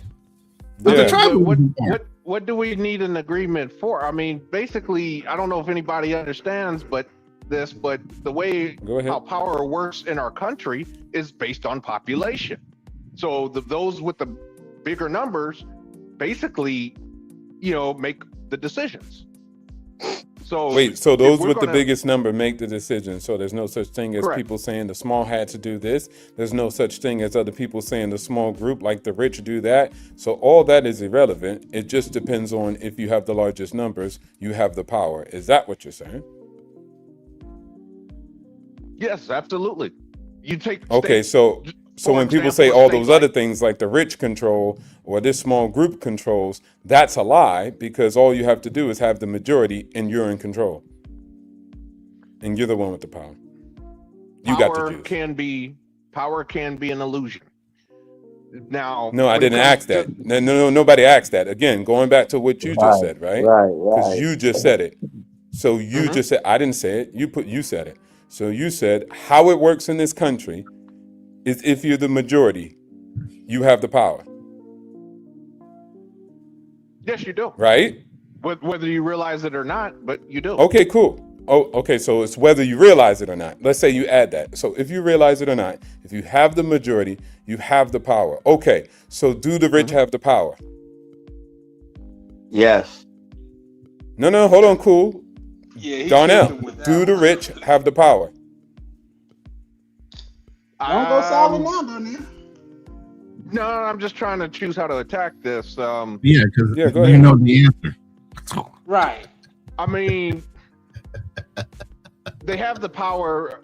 Checkmate. It's like they have the illusion of power. Okay, it's like, okay, back in the day when you first had kings, how did a man become? So they have the illusion power, but not the power. Okay, cool. Let me say they have an illusion. Nah, cool. We're gonna go with Darnell saying. Darnell, we got it. We got it. I understand what you're saying. If you guys just let me finish, please. Darnell, you don't need to finish. I understand what you just said. You said they have the illusion. I do need to finish. You just said they have an illusion. So again, let's go back to what you initially said. It's the illusion. So there's many different powers. Go ahead. Just allow me to finish, okay? Now, how did kings and come to power? Back in the day, kings basically were deities. Hold on a second. I'm not going long. I can keep it quick if you don't interrupt. But here's the thing: kings gave the illusion of power because they told the people, "I am God," or "I am equal to God." Okay? People worship this one person. It was an illusion of power. He's not really God, but he got enough people to believe he was and was able to have power. And now getting back to the rich, it's the same exact thing. People feel the rich and powerful, that the rich and the powerful have all the power when they really don't. Okay, so let me ask you a question, since all it takes is the majority. So let's say that the majority of people have no arms and legs. And so you're saying now that they have the power just because they're the majority. What does that have to do with what we're talking about? Because what are you talking about, bro? You just went from one statement, and it's okay. You made your statement, which was how it works in America is if you have the majority, you have the power. Then I just said, okay, So do the rich have the power? Do this certain group have power? And you said, well, hold on, they have the illusion of power. So then you added a layer to it. Completely fine to do that. Okay, so you said they have illusion of power. And then you said, and this is your position, I'm assuming, they have the illusion, they tricked everybody in believing that they have the power, but what you're originally saying is who has the true power is the majority, correct? That's what he said. Correct. That's correct. Okay. All right, cool. So what I'm saying to you, right, that's interesting, one. But also, okay, illusion of power. So let's say the rich wanted to do something. Like they wanted to implement power in the world. Could they or could they not? Because again, their power is just an illusion. It's only illusion. It's not real. It's not tangible. So therefore, they can't do anything. They can't impose their will into the world by any shape, form, or fashion. Because everything they own is just an illusion. Well, is that true? They have no power of dictation at all, huh? Nah, it's just an illusion. It's not real. I never said what they own is not real. Okay, but what I'm It's saying an illusion. is So what do you mean by that? No, Darnell is absolutely correct. I said the power. I said the power. What's the illusion? The illusion is that they are powerful when they're really not. How is that an illusion? Which one is illusional? The rich or the population that's the majority? Who's delusional? He's saying their power is delusional. No, I said the power.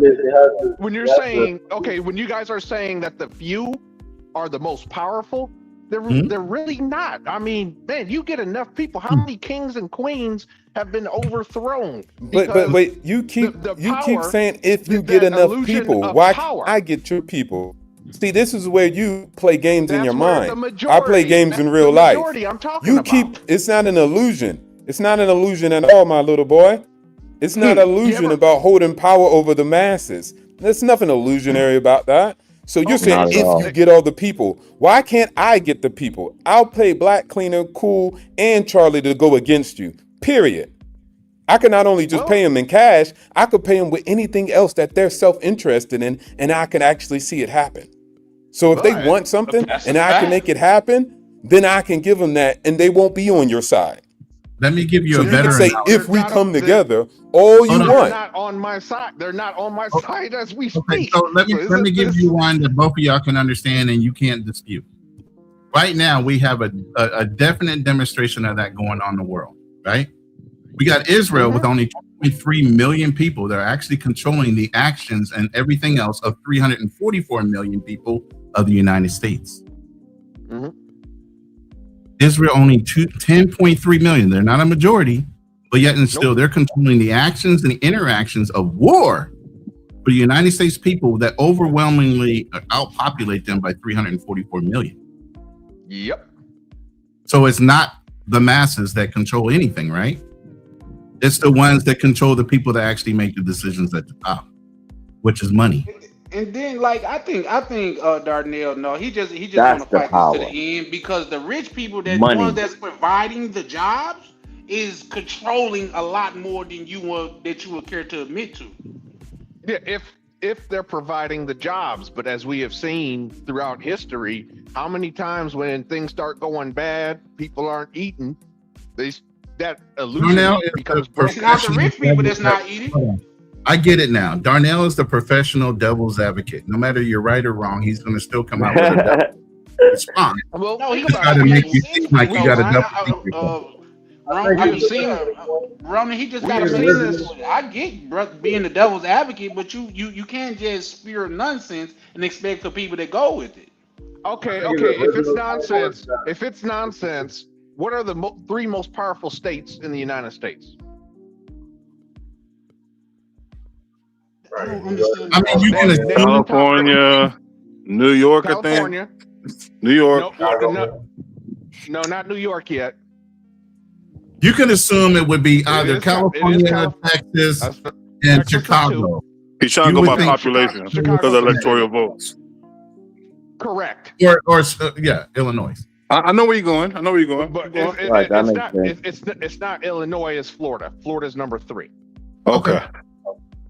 And your point is saying that as well. Population. population.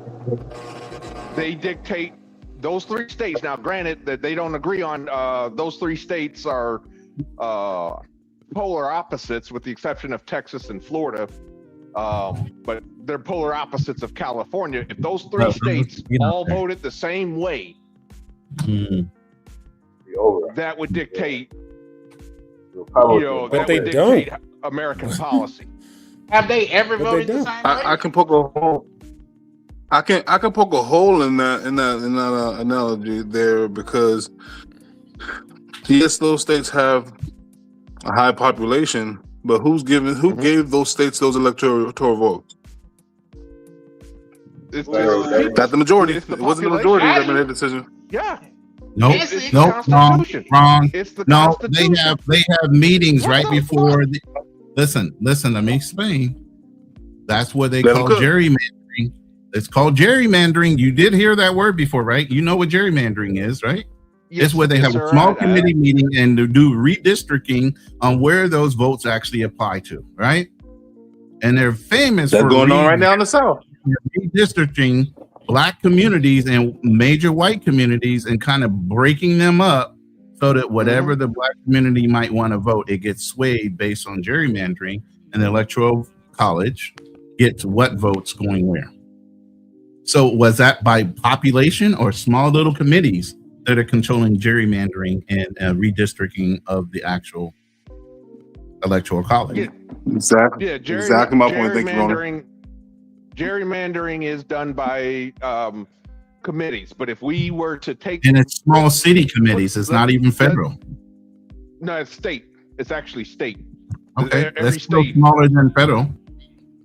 Yes. Man, what are we talking about? I know we got off the track. Like what? See, this is what I'm saying. When you let somebody's life, when their life is in like treachery and just like, bro, what are we talking about, bro? Right. What are we talking about, bro? Sounds like it's time to spin the block. See, this is what I'm talking about. Y'all accuse me all the goddamn time. It is time to spin the block, King. It is time. It's time to spin the block. We got way off of colorism and travel to now we all up into politics and who has the power. Intellectually mastermind. I'm not talking about some which state, whose state, big state, little state. What the? Hey, Darnell. I think Darnell. Ronan, that's your boy. He said, "That's your man." What are we talking about? Ronan, that's your man. Well, why you time to spin the block?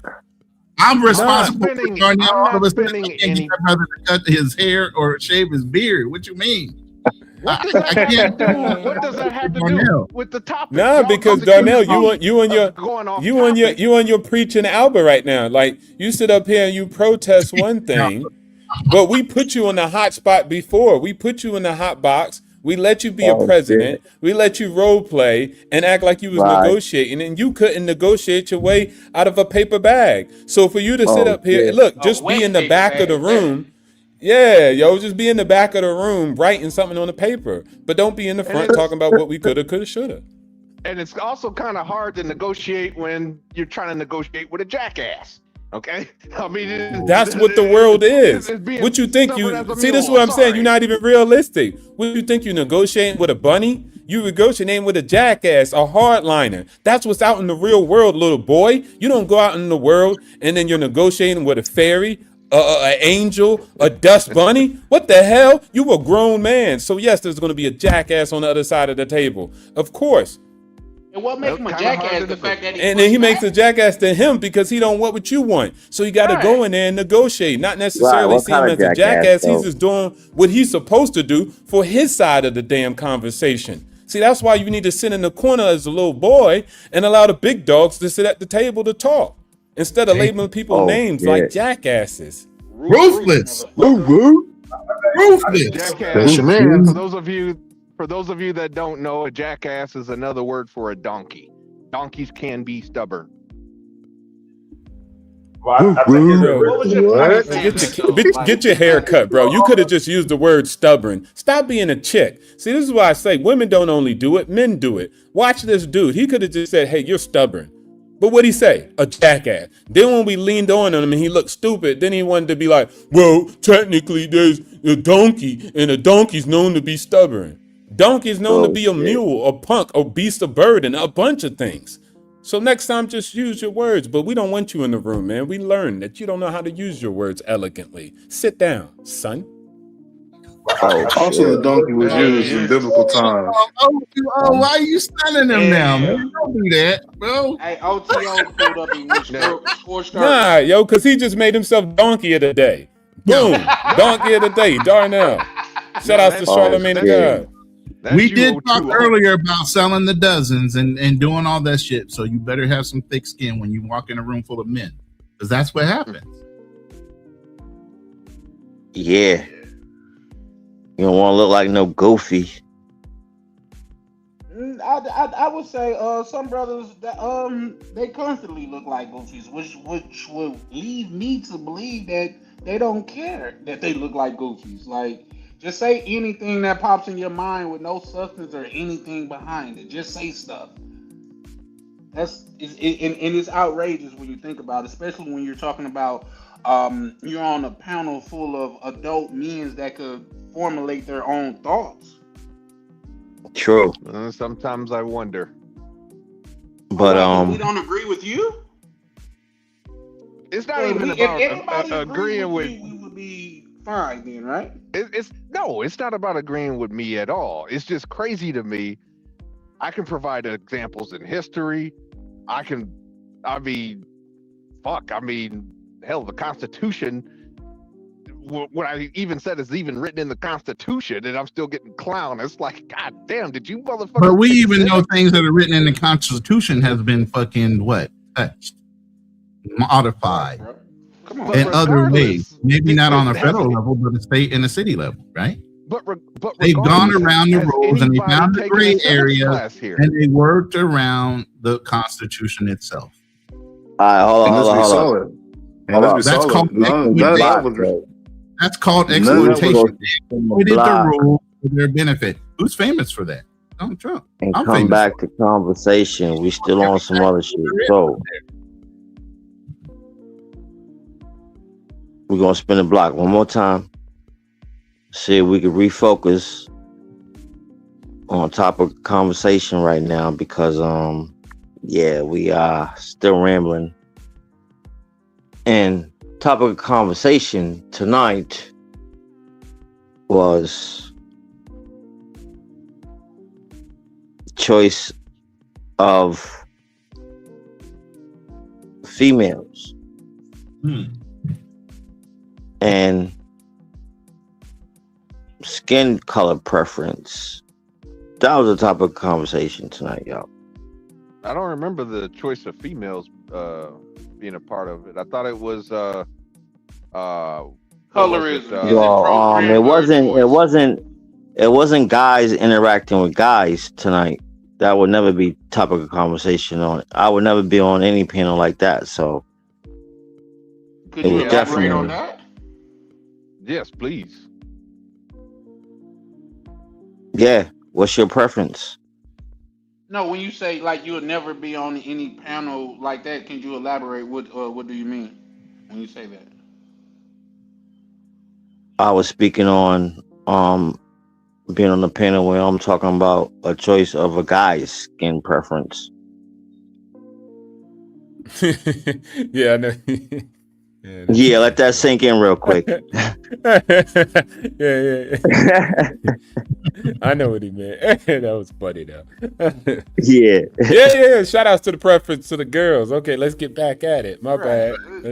Come on, man. I think the title says preference or programming. Are you programmed to that preference, or is that a real preference?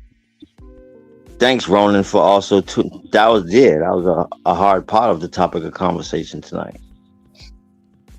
Hey, look, I think especially the brothers, y'all know y'all like racially ambiguous big booty broads. So it is what it is. I mean, I like going to Japan to check out y'all know it's true. Stop the cap, cool. You know what it is, right?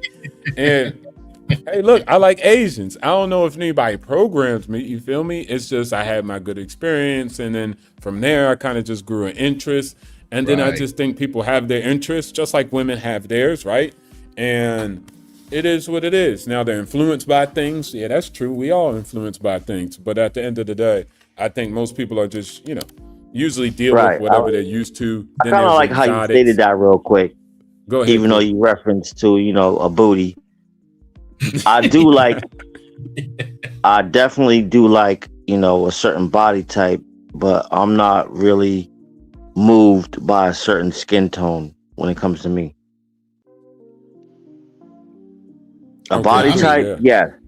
But skin preference, I don't care. Oh, okay, yeah. I see what you're saying, yeah. I got a skin preference, I'm not gonna lie. I did too, but I don't know more. But I'm I like who open to like all- me, so I could dig any rock skin with color. rock. Exactly. Come on, man. Exactly. Because I was definitely trying to fight for the home team for real. Even when it is something that was going to be positive, then they'll go back to the home team. And maybe sometimes cool. Oh, my bad, Ronnie. Go ahead. No, I'm good. I said now I'm good for what works for me and what wants me. I seen Ronan got that. You got that Benet sauce, that Jolly Bee. You got that pizza, right? Yeah. Yeah, I mean, I ain't mad at you, man. Yeah. I'm in Cambodia right now. Oh yeah. You already know. And they melanated too. Yeah. I think different software. That's all. I think also sometimes when dudes or girls or people just be like, hey, look, I like this. We got to think what season they in too. We got to take that into account. Mating, dating, long-term strategy. I mean, these are all different seasons people go in and out depending on what they want to do. And so when we see somebody who be like, yeah, but I only, want to marry a sister. Why? Oh, because they got to know my struggles, or they got to understand my perspective at life and what a man go through on this side. So that could be why specifically, right? But they'll date, but they'll mate with shorty from a different race or a different ethnic group. You get what I'm saying? Right. And the same thing for shorties. But we don't really be looking at people's season. We just look at them and then try to just project that as they're just that type of person. Like, nah, they change, they switch up. Hence why some girls be like, yeah, I want to be out here what we call, hot girl season. Next month they want to be wedded. And then after that, they want to go back to hot girl or never come back. Who knows? But at the end of the day, I think if we look at it like that, then that's why people switch up preference. And yes, programming and all that has influenced that too, to an extent. You know what I was just thinking that about? Sounds like that sounds like programming there. No. People went from wanting a pair bond to trauma bond in a relationship. That's crazy work. I want somebody that's got as much trauma as me. That's wild. Instead of a woman that pair bonds with you because she's not out there running amok, having, bad girl summer or whatever the hell you want to call it. He said a bad girl summer. Because it ain't good girl summer. Every kind of craziness. You know what I mean? Hit the comments real quick. Ronan, what does this say? I was just thinking that. Let's go. Instead of dealing with the truth, people are going according to trying to be race neutral. Shaking my head. Who is that? And what's their name, Ronan? That's my girl for life. Or shout out to her for hitting the comments. Thank you very much. Yeah. Instead of dealing with the truth, what truth though? People are going according to trying to be race neutral. I don't know how she phrased that in such a way. Be direct. Look, you don't have to be PC in here, Tay Girl. Tay Girl, you could be as ratchet and direct as you want to. We're men. You got tough skin. We can handle it. What are you actually saying? Talk that shit. Let's go. Talk that shit. But say what you feel, like in the most direct way as possible. Yes, because Cool King be promoting that. I want the real, I want the raw, I want the uncut. Talk your shit, don't hold back. Let's go. Okay, and can we not add in TV shows talk that we literally didn't say in real life? Right. And then it's the next thing she said at the bottom, it says, That's it's more than skin deep.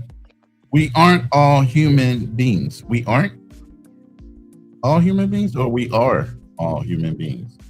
Yeah, And that might skin be a deep is typo. only one consideration. I think I the know phrase I'm means- human. Yeah, we all are human. And that's the problem. All of a sudden, we have to be cross-associated to our own traumas. We can't blend. But you know the biggest thing about that whole thing about, oh, black should be with black, and human beings should be with human beings, first of all. And then secondly, that's all a fucking ploy. Because what do white people say? If you got one drop of ninja in you, you're a ninja. My biggest thing was the quicker you can overpopulate the races to where there's only Caucasian and everything else, who's a minority now? Yeah, but see, I was talking about that earlier before Keem went on his 400-year tangent. That's what they did in order to that's what they did in the Black Holocaust in Africa. They went in, they conquered. When in doubt, breed them out. Hey.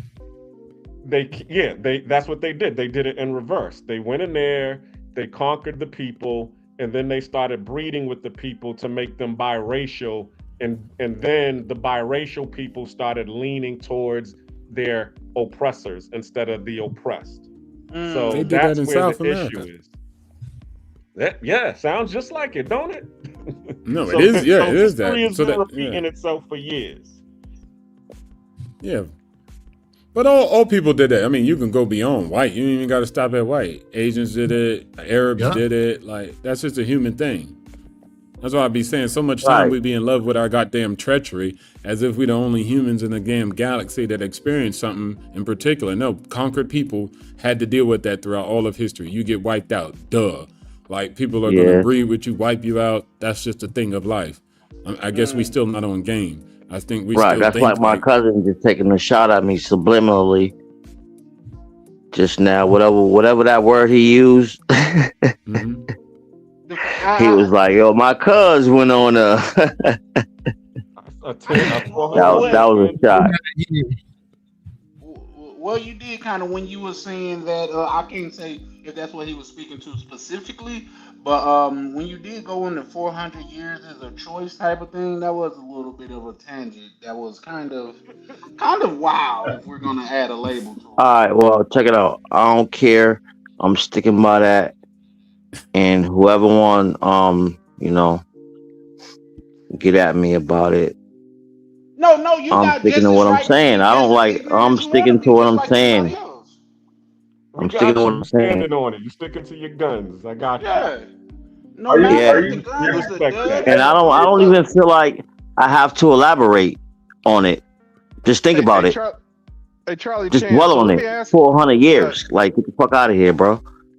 So Charlie Chan, let me ask you a question. If it was that Ozzy guy that we dealt with a week ago, and he said the same thing, how would you feel the same way? For one, I would already, just because of the way that he came in. Now, Keem, brother, the little white guy. That's who I'm assuming that you're talking about, correct? Yeah, Mr. Green. No, he would got a lot worse energy because I have little to no patience for people that's outside of it acting like they already know what's happening when they don't. You're on the outside making inside decisions and goddammit depictions. Yeah, I'm not on the outside. So, Black Cleaner, so that's do why not you're block not getting me. the same energy. Black that I Cleaner, was do getting the not white block me. Black Cleaner, do not block me. There's a video Block I the hell out loaded of him. down I'm there. joking. There's a video down there. Why would you be blocked, brother? Because he mistook the video I loaded as him coming in the room, and he blocked the video, which means he blocked me. So all I want you to do is pull the video up and play it. All right, And that way everybody in the room knows what we're talking. Shout out to OTO out there in vacation mode. I just put it on my Yeah, screen. Maldives, OTO man. out there. Yeah. Hold on one second. Yes, sir. I'm being Give this the I full feel screen, like see I'm what being I'm attacked talking right about. now. Sorry. You my speech. absolutely are. I hope No, you are Ronan, absolutely being attacked. You're absolutely being attacked right now. You're right. And anybody in this room hasn't heard me go to this level on anybody on a fucking panel up until you stepped up in here. Your entitlement is fucking sickening to me. The fact that you're a white man in a black room, the fact that you're a white man in a black room and you come in here and demand certain entitlements because of who you fucking are is sickening to me. Ronan. That doesn't distract from the fact that I have what the fucking hell mental just happened? problems too, and you're irritating the fuck out of me right now. How about that? PTSD about me or something. Darnell's been wanting. No, I have PTSD over ignorance. So I want to be able to You're give being Darnell ignorant the floor. right now. No, I get it. I get it, Black Cleaner. Hold on. You're using your disability as an advantage over the conversation, and I call bullshit. It has not been an advantage in my life. I have achieved success. I have achieved success through adversity. Still, you get on the mic and you introduce yourself in the rooms you don't know when you know you have a fucking issue, and I'm supposed to feel sorry for you. Get the fuck up. I just want him to say the word correctly, and then we can move on. Why does he not want to say the word correctly? Why does it matter? Because he doesn't have to answer to you. Nobody does. You are a visitor in this room, sir. You chose to come up on the panel. You chose to interject yourself in the conversation. So if you can't stay in the topic of the conversation, you need to move on. Nobody needs to justify themselves to you. All right, you can end it. Who did the edit? Black Cleaner, where you at, Cuzzle? I'm right here. Yeah, so what did y'all think about that? I mean, salute to Ronan the Travers for getting at the my first troll. I never really had a troll get on the stage before, but I did appreciate the fact that, you know, once we saw that the troll got in there, everybody got on code and got him out of here. Well, there were a couple people trying to calm my ass down, like, Ronan, no, let me go, motherfucker, let me go. Leave me alone. Let me get this motherfucker. Well, I wanted to point out the displacement of white people in Australia. That's what I wanted. But that night I was a little bit in my bag. I ain't gonna lie, because that chimping out shit really triggered me. I knew it was coming. It was just a matter of time, and he was trying to do it on O2O. O2O wasn't necessarily biting, and I was like, I'm tired of playing the game. So then that's when I jumped on him. I was like, nah, man, I know where you're going with this, and I'm not going to let you get there. Mm-hmm. So hold up, where everybody else at? What's going on with the screen? This down. He hasn't brought us back. Can you hear it? Can you hear me? No, you got to bring up a different screen, though. Yeah, we can hear you. You just got us all down. Got us all down, though. I can still hear everybody. Hold on, yeah. Let me take y'all, put y'all back on the screen. That's probably what it is. Just don't block me, please. Don't block me anymore. Hold on 1 second. Did that work? Yeah, we're all up. Yeah, you got it. All right, cool. Yeah. Yeah, that video's already got like 10K hits. Wow, okay. They like seeing me go off for some reason. I don't know. I'm usually a nice guy, but that one, world star. I like that. World I like star that. I'm for that energy, Ronan. Let's go. I ain't say nothing. I'll let you go. Like, get your ass up out of here, motherfucker. I mean, you were cooking him on the financial side. I just had to cook him on the other side. Like, he can get beat up anyways. I'm cool with it. I'll let you go off. I ain't say nothing. Yeah, you had him baked on the financial side, man. So I was like, you can get 2 ass whoopings. That's cool with me. Thank you. We 6 hours in, and when you sit down and you watch this, just know you chimed into Real Talk with Nate, the Black Cleaner, every Mondays at 8, live on YouTube. Let's go. Right. You here for the long haul? Because we went to 5 a.m. the last time, King. Oh yeah, I definitely can't do that. Nah, I'm about to tap out. Yeah, I'm good. It's only probably about to get like another 20 minutes out of me, and I'm out of here. All right, cool.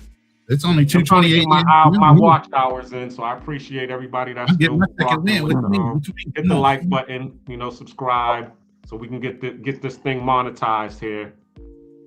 How many watch hours do you have right now? Let's go. I just started, so I'm like at almost 40 watch hours so far. What? We gotta get that. We gotta get you up, man. You Yeah, need. exactly. You gotta do. You gotta Yes. do a collab Pause. with a bigger Like and audience. subscribe. Like and subscribe. We gotta get the black cleaner up. Do I a mean, collab. as I said, compared Pause. to everybody Pause. else's. You gotta say you gotta get the likes up, man. Don't say Y'all it like that, wilding man. out here. Pause. Yeah, bro, that's crazy. I ain't gonna lie, it's crazy work.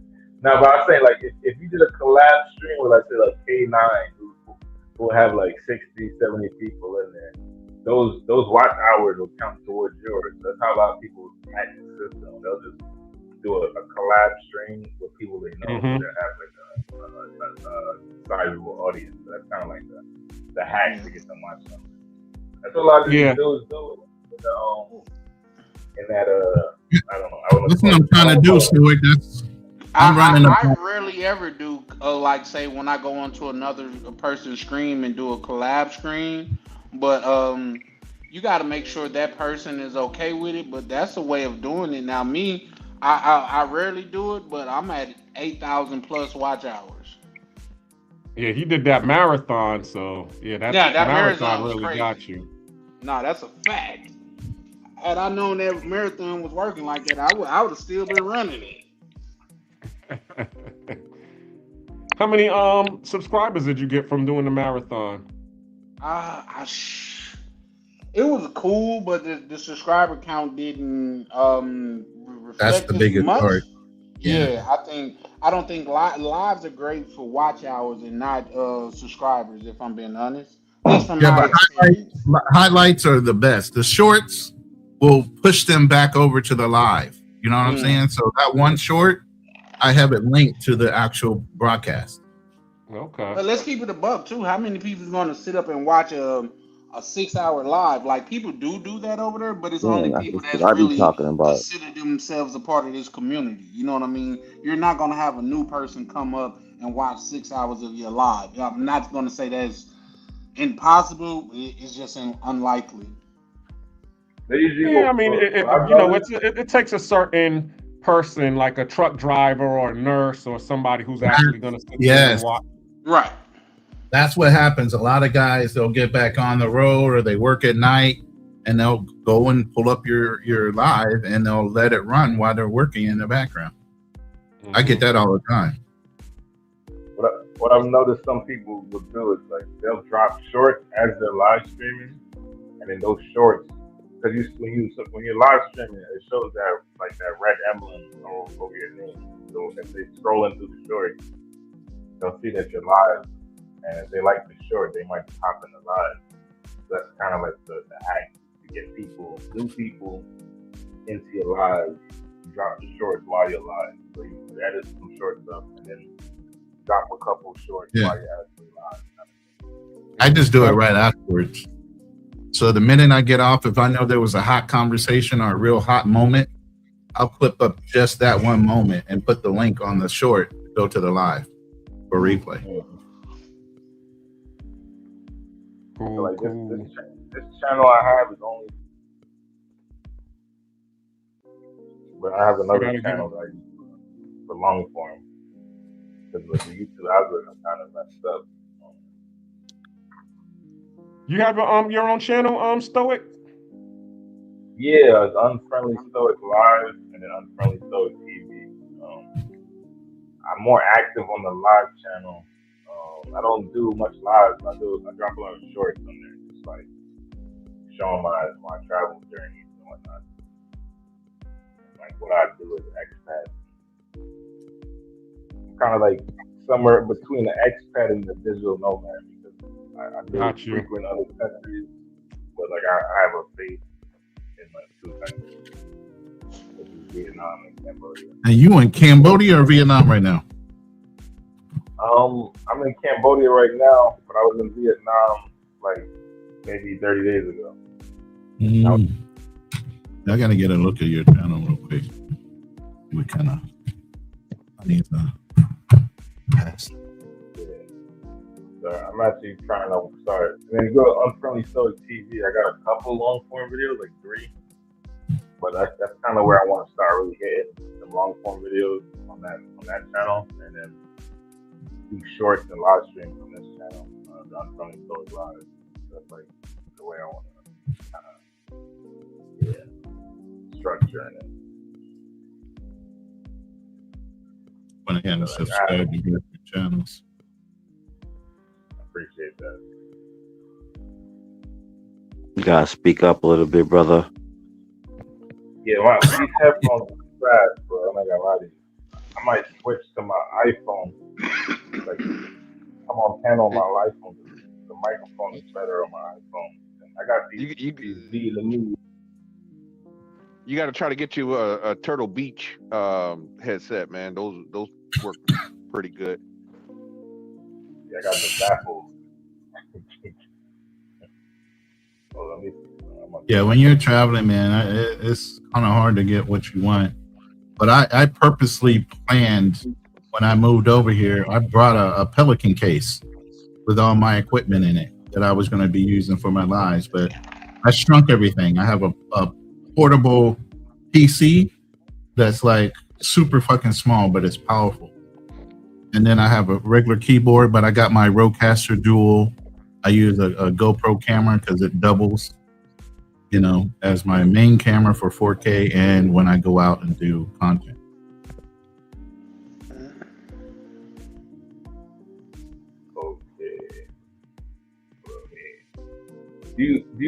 Are you let me check your channel.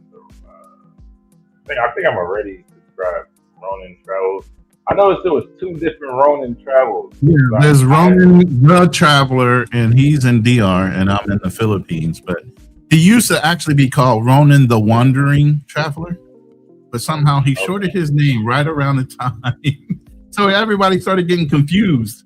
Like, aren't you? No, I'm the other one. Y'all look. Yeah, we're probably related.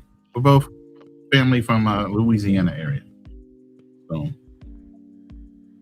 Yeah, I was yeah, I think I messaged him thinking it was you the other day. Oh, I get it all the time. I get it the other way though. They're thinking I'm him. And then I'm like, no, that's the other one. That's the one in DR. Just think of it that way. Ronin the Traveler is in DR. Ronin Travelers is in Philippines.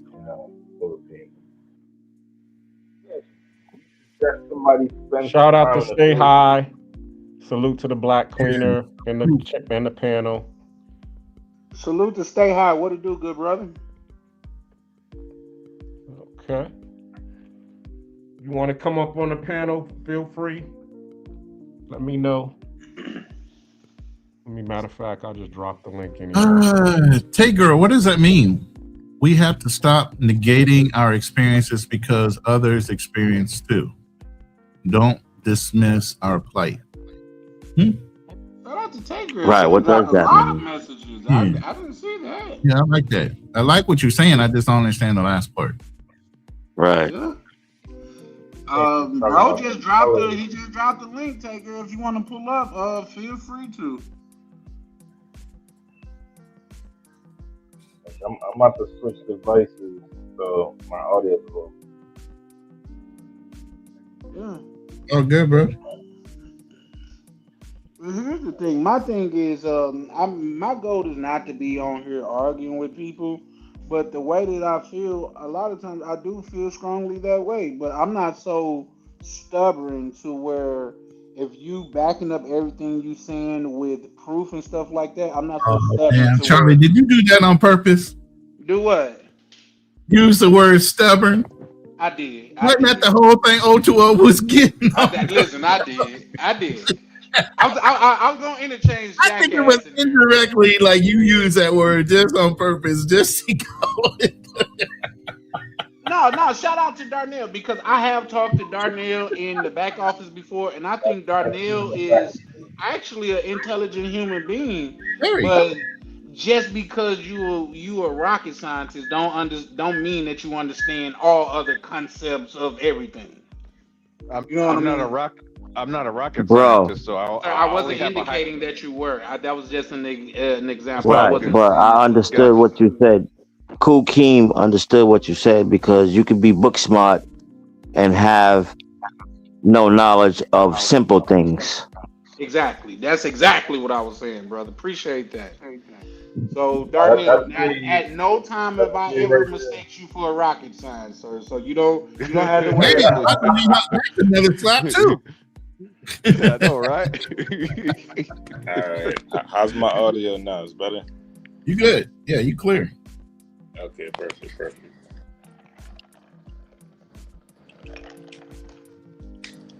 That's another thing. You can't even give a brother a compliment nowadays without him giving you pushback. That's crazy. Yeah, they're gonna say No, pause.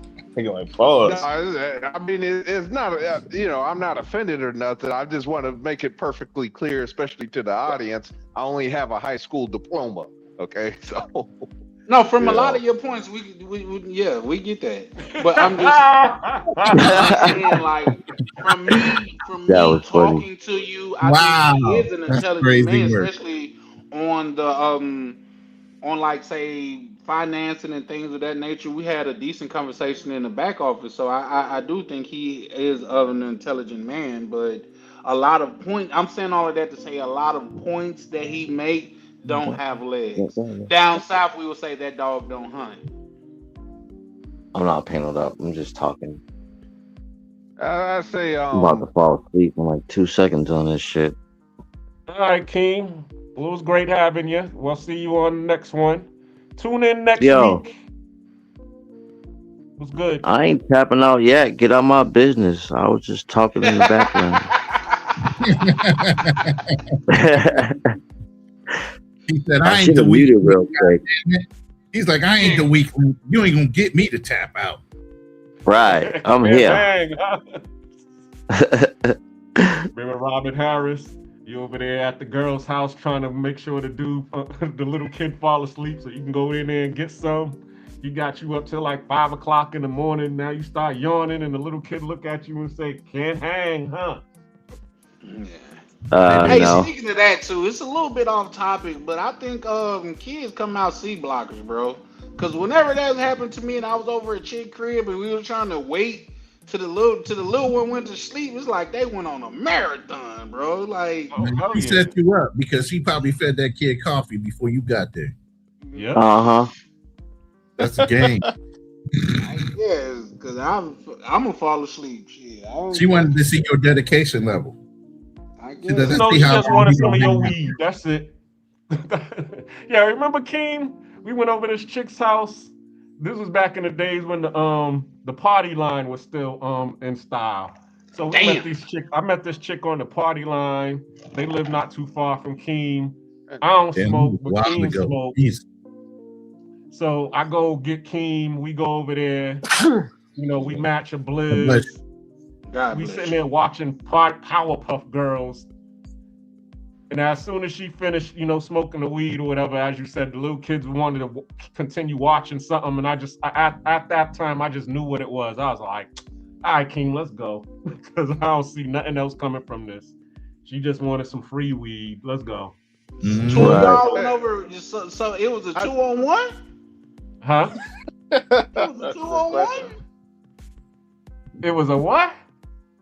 That's actually a legitimate question. Was it a 2-on-1? Because you never said it was another female. You just there was another female. Yeah, I'm sorry. There was another female there. It was just she had a wing woman with her. King was backing you up. Yeah, King was my wingman this time. Usually I'm Keem's wingman, but this time he was my wingman. And but did he sell you down the river? Was she a decent looking woman, or did he sell you down the river for like a? I don't want to say that. You know what I'm saying. He probably. I'm gonna be the best wingman that I can possibly be in that situation. Even if she's a ugly, I might still laugh and joke and try to find something to grasp in the moment to hold it down for Cuzzo. Nice word, grasp. Right. No, we come from that era. It's called taking one for the team. Like these kids. That's exactly what it's called, brother. Taking one for the team. Yeah, and I've been the man that took one for the team, and sometimes my homeboys. We just know that the mission is for somebody to win. You know what I mean? Sometimes Somebody to win. you know what I mean? Right. But you was right about that though. Like we laughing, but you wasn't lying though. Like it just brought back memories, man. See, and I'm only saying that because in that situation, me as a top tier wing guy, you know what I mean. I done got awards for being a wing guy. Me and the little one, me and the chick would have ducked off, like say either ducked off while y'all was with the little one, or y'all could have ducked off while we was watching TV with the little one. But somebody got to win. We're not leaving here with like Denzel Washington say, we leaving with something. He's saying somebody got to distract the kids, basically. Somebody got to distract the kids, right? You know what I mean? It's a team effort. We can't get in here and it's every man for himself. Somebody needs to go read her story real quick. But then again, it all depends on the night. We know them kids better be asleep by about 10:30, 11 o'clock. They asses better be laid down. Preppy girls then, because sometimes them kids be up partying, goddamn it, around with the adults. We drinking. It's 1 o'clock in the morning, and we got a little man walking around in his pamper. Not little man, dang. Not right. My nigga said little man. Little man walking around with the soggy diaper that been on his ass all day. You know what I mean? I was just getting ready to say, God damn it, Ronan. I was just getting ready to say that shit. But then little man look like he should be changing his own goddamn diaper. Grown ass man with stubble on his face. And a baby diaper. Get ready to light up a stogie and looking at you like can't hang, huh? Y'all ain't right. Now we sound like we stereotyping. You niggas ain't shit. I'm just speaking from experiences. And listen, I got some experiences, bro. Like where you got these dudes, they super players, this, that, and the third. I said, man, I done went through my life to where I done brung the chick I was messing with. I done brung her mama, goddamn it, fifth of Hennessy, no, not a fifth, but something like a pint of Hennessy and a pack of Newport, the box, because they secret about that. They did you like Fridays. Make it work. Yeah. She don't stay with the kid for 4 hours. You just bring that, you good. You got you a babysitter. But at 4 hours and 5 minutes, she's finna be calling that girl phone. Where you at? Like, damn, all right. We been there. I've been there. You set that timer. Yep. Been there, done that. Got the t-shirt and threw it in the garbage. You should have done it 4 hours. You doing something wrong. Yeah. 4 hours is crazy. I ain't gonna lie. Like that's a lot of work. That's a whole construction job. If it took you 4 hours to figure it out, I can't even blame him, bro. I ain't lying. I gotta blame y'all, bro. Yeah. All right, so I don't want to get weird on y'all, but oh shit, here we go. What you about to say? So throughout your travels and your interactions in different countries, have you ever been approached and know the type of situation you was in where, you know, they say in some places throughout the world, the guys look better than the girls. Oh, man. Yeah, you weird in the South, man. You sounding like KB now. That is crazy. Nah, because you talking about Thailand? Nah, I'm just talking about period. Throughout the world, period. You know, they say that about Miami. The guys look better than the girls. Have you ever been in a situation where you... Let me ask you that. My apologies. Go ahead. I thought you was done. Have you ever been in a situation where you felt that you might, the person in front of you was dealing with might be trying to fool you? No. No. What do you? No. What do you mean trying to fool you though? Bruh, Come on, man. You got to be a little quicker than Adam's that. apple. You, You want us to spell it out for you? A Decepticon. How about that? Exactly. There you go. Thank you. Thank you. Right. No, sir. That has never happened to me. Nah, but I'm just saying, I'm speaking on me. That I would happened. like you could never get me with that, like, cause I'm nut checking. I don't give a fuck. That's crazy. Checking for If veins in your head. if I'm in a situation where I'm interacting with somebody and you respectfully allow me to make sure that you ain't got the same genitalia that I got, wow, then that's gonna happen. Anybody trying to be deceitful is gonna be like, nah, nigga, you better back the fuck up off me, nigga. What if she's a woman that don't want her body violated like that, bro? But see, Well, listen, in that situation, over there. Y'all talking. in that scenario, like, they don't I'm want not you trying to wait. violate you. I'm just trying to respectfully make sure I'm safe. Wait, cool though. Is that preference or programming? Oh shit. At least he's trying. Nigga, that's programming. That's programming right there. That's programming, bro. But I'm gonna be real with you. It sometimes they got the gash now too, man. Some of them, It's no, hard, for real. Especially No, you go to some of these in Latin America, you go to some of these massage parlors, and you be thinking that you dealing with Consuela, and you dealing with a fully transformed Conan. All right, so let's talk about that. We really about to get weird now. Jesus. Yeah, that's finna Hey, go somebody's backstage. Watch my channel. Watch my channel backstage. Hit the backstage button. I'm not gonna be disrespectful with my wordings though, Ronan. Okay.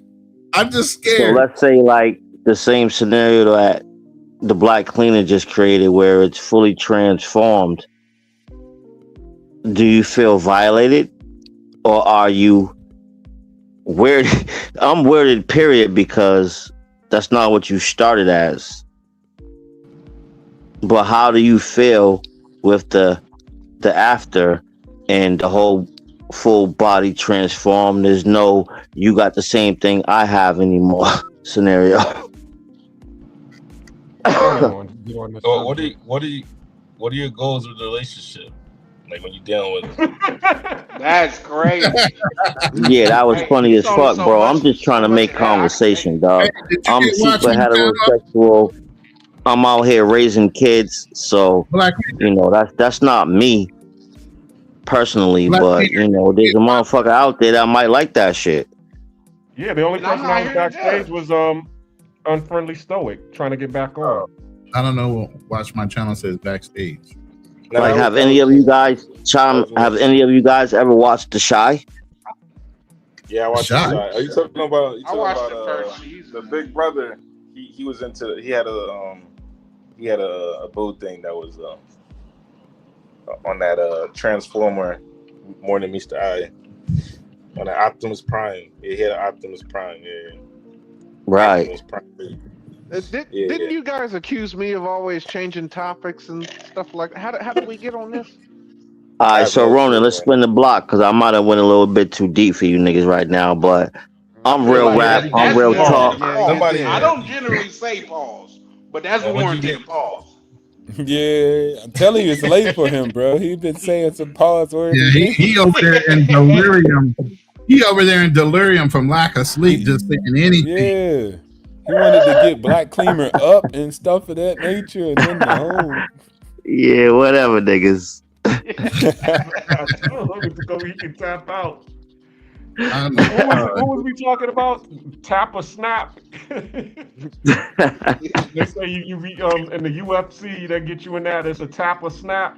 Right now, that's where Keem is at. He's in tap. When it comes to like say mix.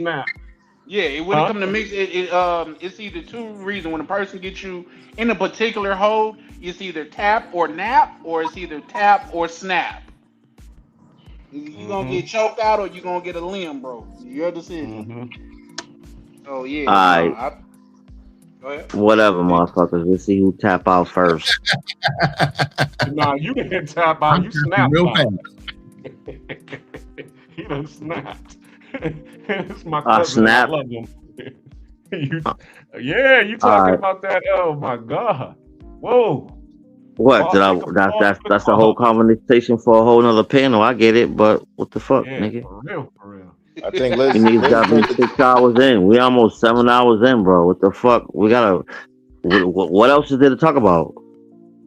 Shit. We don't have to talk about. We don't have to talk about Transformers. I mean, Yeah, it's a myriad of things other than that we could talk about, bro. Yeah. See, me and Darnell agree right now. Y'all never agree. Oh You know, shit! Hey, look, y'all having this conversation. I'm the only one on camera. Y'all, fuck all y'all right now. So go on, Right, cause nigga, it ain't. Bro, it's fucking 3 o'clock in the morning, Ronan. What time is it where you at, bro? It's only 2 something in the afternoon, bro. I got all Right, day. you live. You about to fucking go get you another coffee and shit. My lady's waiting to cook for me. What you mean? She downstairs, like, let me know when you're hungry. Nigga, it's 2:55 right now where I'm at in the morning. Yep, I'm exactly 12 hours ahead of you. It's daytime over here. Yep. Yeah. Well, I appreciate the support from my cousin and all of you all on the panel. Absolutely. I'm glad that I've been making it interesting enough for you all. Definitely got interesting. Shout out to you.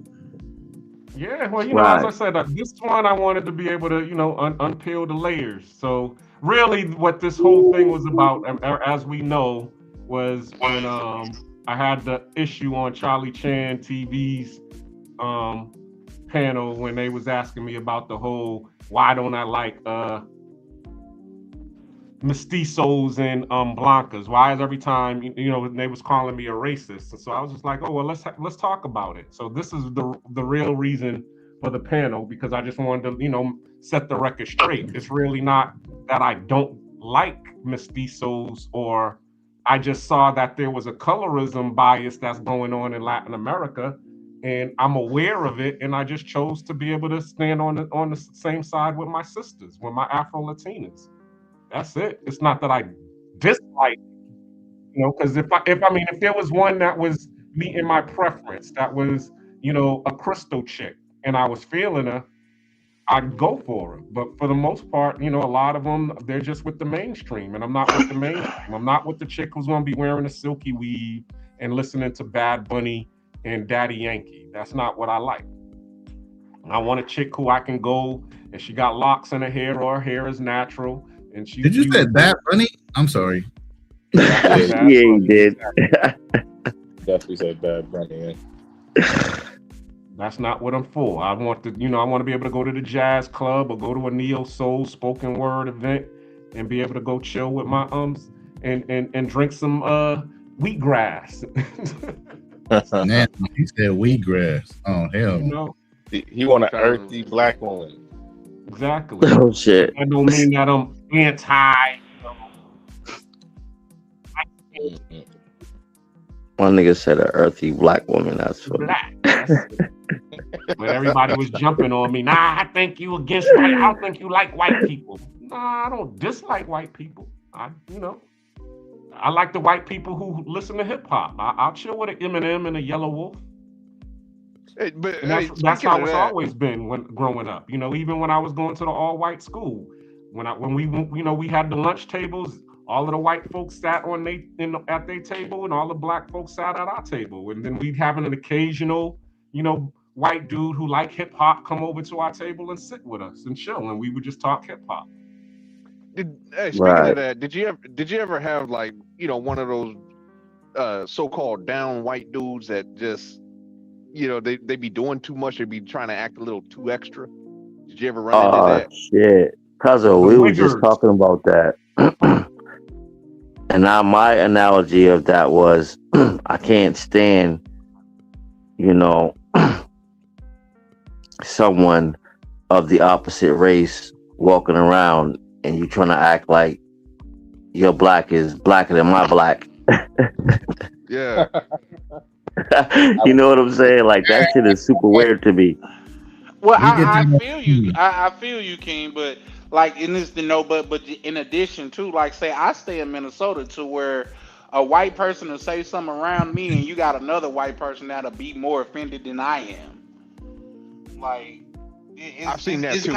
Yeah, that's kind Oh of yeah, I crazy. get what you're saying. I get what you're saying, bro. Sebastian, chill. He just asked how it was going, bro. Like, calm down. No, fuck that. Like, all right, man. All right, it is what it is. Look, I ain't gonna lie to you guys, and it's gonna come off wrong. Sometimes I enjoy seeing white on white crime. I ain't gonna lie to you. So it is. Right. I'm not mad at that either, bro. What's good, Jay man?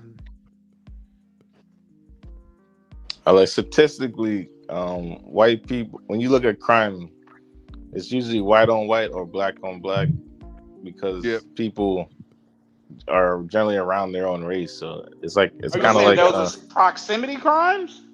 Yes. Yeah, it's more like how I put proximity. it. Like it's a false narrative that like black on black crime is a thing. When you look at most crime as a whole, it's usually same race. It's the same for both black and white people. Is what I'm saying, as far as crime. Yeah. So it's like look at the crime statistics. It's like white people are unaliving white people, and black people are unaliving black people. But it's not because there's a specific issue in the black community. It's because they live near each other. These are, you're more likely to get bodied by somebody or is in close proximity to you. Yeah. Yeah, but my question to that is, and I think so Ronan there is a lot of, and that's what I was saying before. Is like there's a lot of false narratives that are pushed, and then that's where a lot of the the immigrants, they might be basing their thought process on false narratives, kind of thing. Yeah, but at the same time, we kind of have to change the people's understanding of those false narratives, and then that could end a lot of the back and forth shit in my mind, at least. Yeah, but at the same time, though, Ronan and Fearless, they actually did an episode about this, about crime and stuff, and basically, I used my city, my city, Phoenix. Silent or audio crapped out? What's that? My audio. Okay. So Ronan and Fearless did an episode on this before. I use my city as an example. We have a very low black population, but Fearless has said, that it is an issue. It is predominantly where a lot of blacks seem to have a lot more issues in the black community. And it actually encouraged me to look up the crime statistics on the FBI. And I'll be honest with you. I mean, from what I saw, it's like, okay, 1 out of 3 of us will go to state or federal penitentiary system, in our lives. 1 out of 3. When you look at whites, it's 1 out of 5. And then I even went further and looked in the demographics of women. Black women, 1 out of 10 black women will go to state or federal penitentiary. Do you know, for white women and Latino women, is only 2%. 2%. 2 out of 100.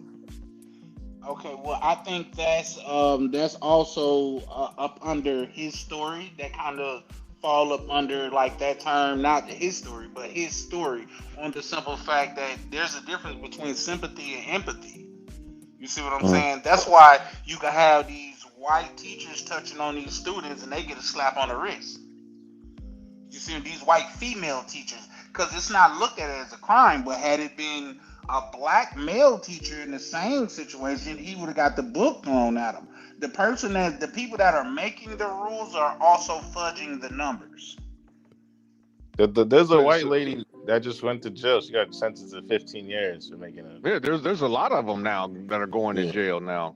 Well, it was just two of them. It was just two of them, and from my last check on it, they got a slap on the wrist, and it was, I think they were sleeping with the same guy. Nah, recently. They getting some serious things are starting to change, man. They're getting some serious jail time, but just by the implications you said, starting to change, which mean that it hasn't like fully took on. There's never started to change for a lot of people of color. It's just been that way. Well, to be honest with you, I haven't seen a black female teacher ever get caught with one of her students. I haven't. I'm not saying it hasn't happened, but I don't see it. It's usually, if it's a female with a male minor, typically they're right. From what I've seen, white women. And that's been going on. That's my point exactly.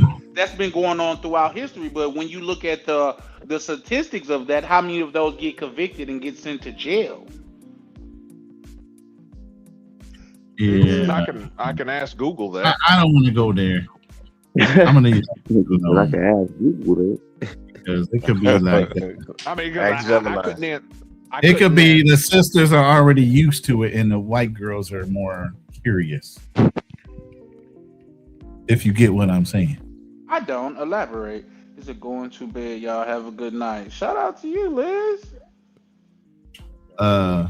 What you mean? Right. I like that you guys Liz, tuning in. Liz, make sure you come back next week. Same time, same place. Wait, is Stoic in the back, or is that from before? Yes, from before. Yeah, that was from before. I'm just saying they're a little more curious on the cross-cultural benefits of a black man versus a sister that's already knowing. What you gonna be? Why does she need to experiment? Well, I think those can be two different scenarios, because when we're talking about teachers in school, those are kids. How curious can you be about a child? She ain't treating them as a child, believe that. But if it was a male, that person would be sick. We wouldn't just be like, oh, they're not as a child to them. You know what I mean? Oh, I get that. I get it. If it was a black man and he was slaying a whole bunch of other little, come on, man, stop. We know what's up. Exactly. Because that's the first thing that comes in their minds, right? So in adverse, if a YT or Latina never experienced a black man specifically, and she got this young little kid up in there that's like, still slanging, she's gonna be curious. I gotta give you pushback on that though, Ronan. Man, I don't really want to get in this conversation with any kind of pushback. I'm just saying. Okay, well, we can move on. It's a theory, because I ain't trying to get us demonetized on that part of the conversation, on the details of it all. No, I agree, but in my opinion, these are children that we're talking about. So I just land there. What was your greatest dream as a child, especially if you had a cute looking teacher? You already know what it is, man. That's the point. No, I get what you're saying. The little boy is a hero. Most of the prison guards and everybody's high-fiving the little kid. Exactly. And I'm saying kid for real, because he got the explore fantasy that most men didn't get to do. Yeah, agreed. Now, the teacher's wrong for doing it, but it's still something that's always in a teenager's mind as far as young men. I agree. On exploring that. And I would even go as far as to say, like I said, we don't have to dig in on that. So I'll just land there, because I can go into a whole soliloquy about it. Thank you. Hey, I found a demographic where blacks we winning. It says racial demographics and teacher sanctions. So this is where percentage wise, whites make up they're basically the bad guys here, 57.1%. Versus Hispanic teachers, 26.7%, black teachers, 13.5%. There you go. And I like the pride in your voice when you say that, because any other time you be on the opposite end of the spectrum. So what the hell, Darnell? This is a win for you. Okay. Now I have been trying to break it down by now. Here's you can take back the. Go ahead. No. This isn't about race. This is about gender. So when it comes to gender, male teachers still account. Somebody's microphone's like popping, man. I think that might be Ronan. No, I'm not doing anything. It's probably Black Cleaner. But go ahead. Yeah, so it says male educators still account for 85 to 90% of all reported educator sexual misconduct cases. Of course. Female educators account for 10 to 15% of overall reported cases. However, that's the key word in that whole line. Reported cases. I was just going to say that, Ronan. You beat me. How many boys are going to complain about that versus girls? The boys trying to prolong it. I just told you it's one of the boys' number one things on their hit list growing up as a child, as a young man in high school.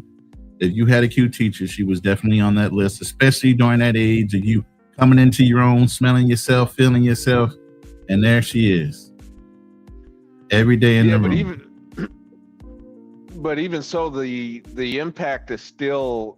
I mean, even for cases that are unreported, at best, you're looking at maybe about 25%.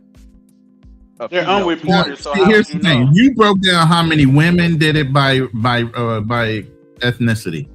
What about men? No, not women. No, not women. Or excuse me, I didn't break it down by ethnicity when I did the gender one.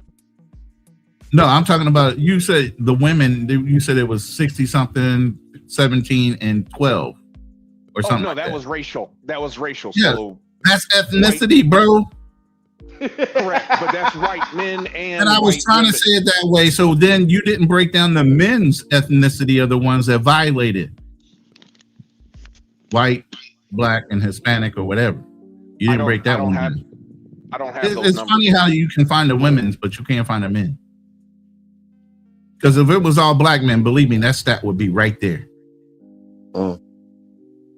Talk about it. Get what I'm saying? No.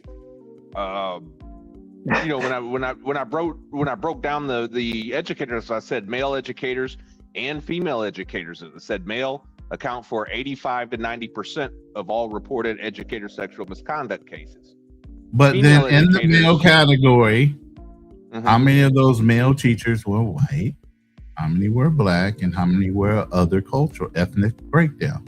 What is that? Yeah, it doesn't give me that information. And this is according to the National Institutes of Health.gov. Interesting, huh? I mean, it's tough. Maybe if I keep looking, maybe I can find it, you know. The implication is it's a male thing that happens more times than women, but yet and still most likely of those males, I would say a high majority of them would be what? White. Thank you.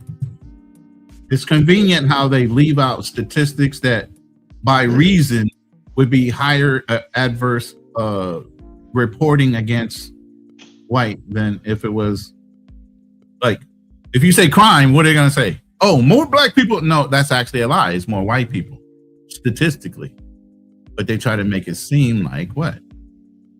More black people commit crimes. Yeah, I think that's because it's based on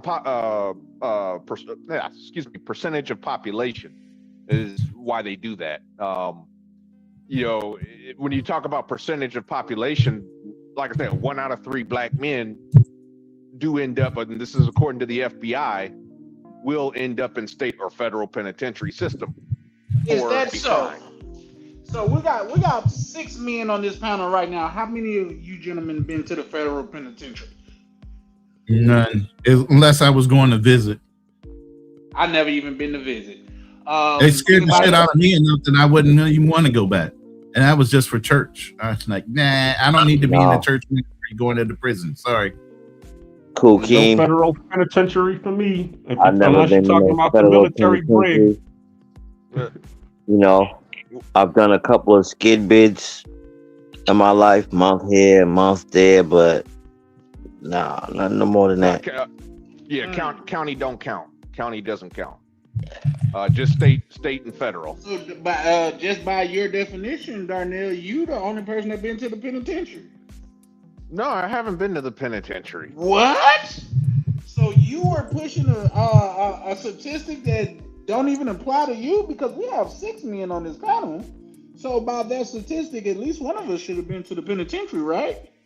The sample size is small. At least 2 of us. Okay, yeah, that's why it should have been 2 of us. That okay, and neither one of us. Oh man, what are we? Seeing? You know, due to me, throughout my lifetime, I always just got missed. I'll be that dude that day I didn't go to the spot and the spot got raided.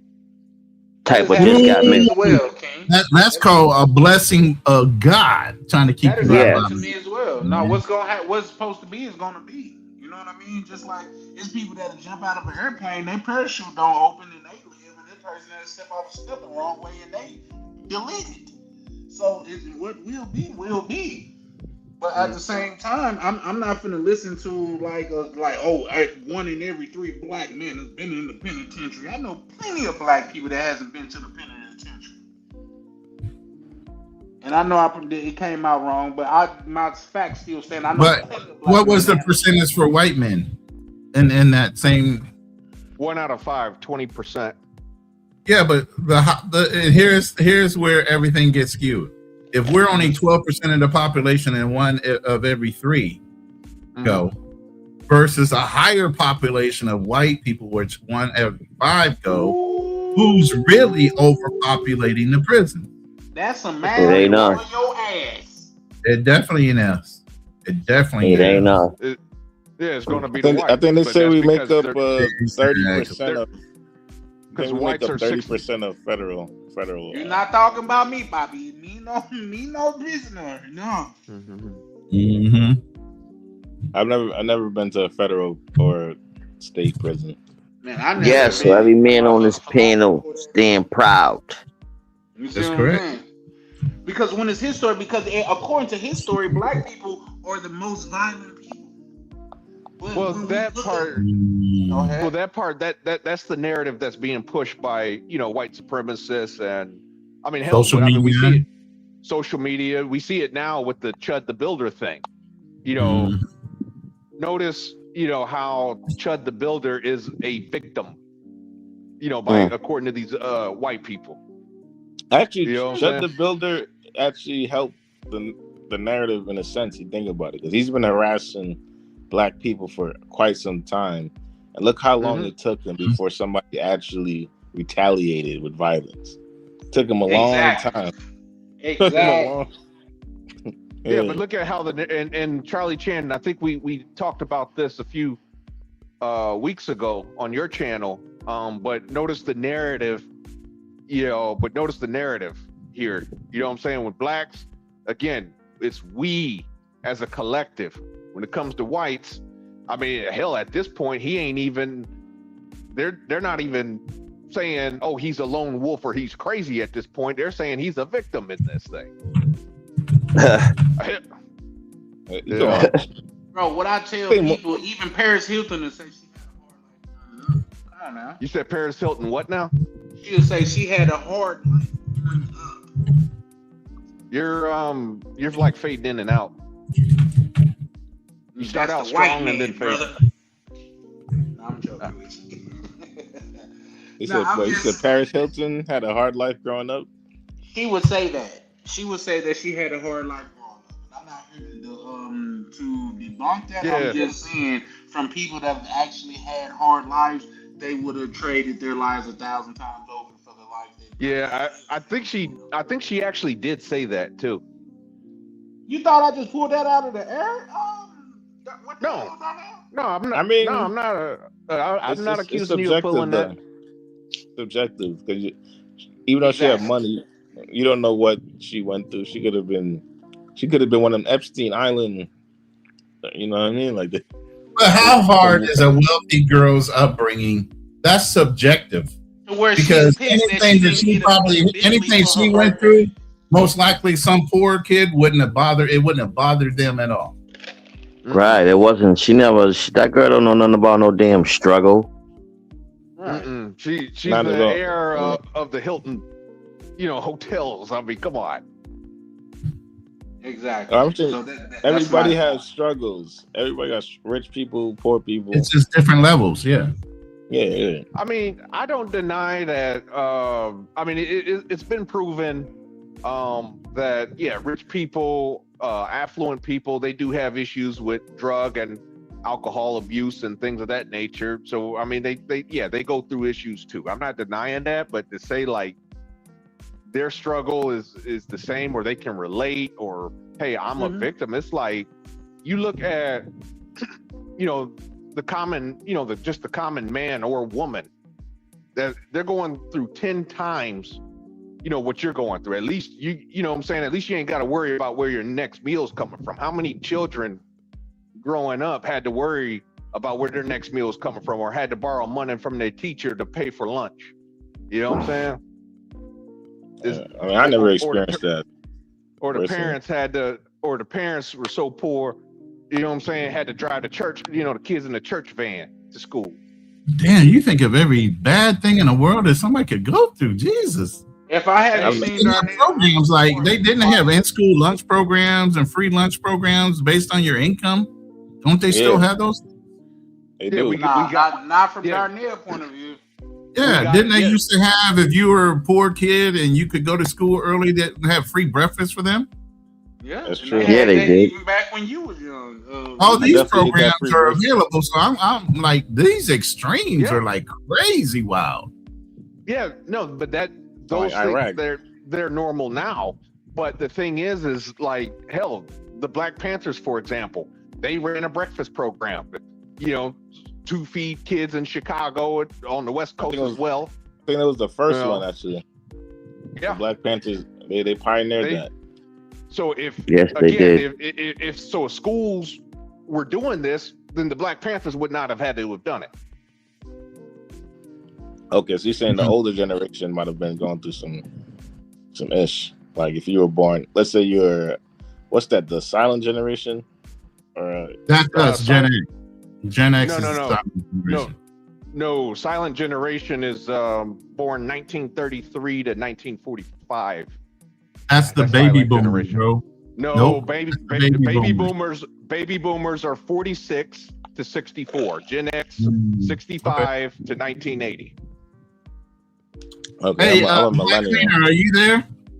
Yeah, I'm here. I hear you. Pull up I just sent you an infographic you can pull up. Why you take yourself down?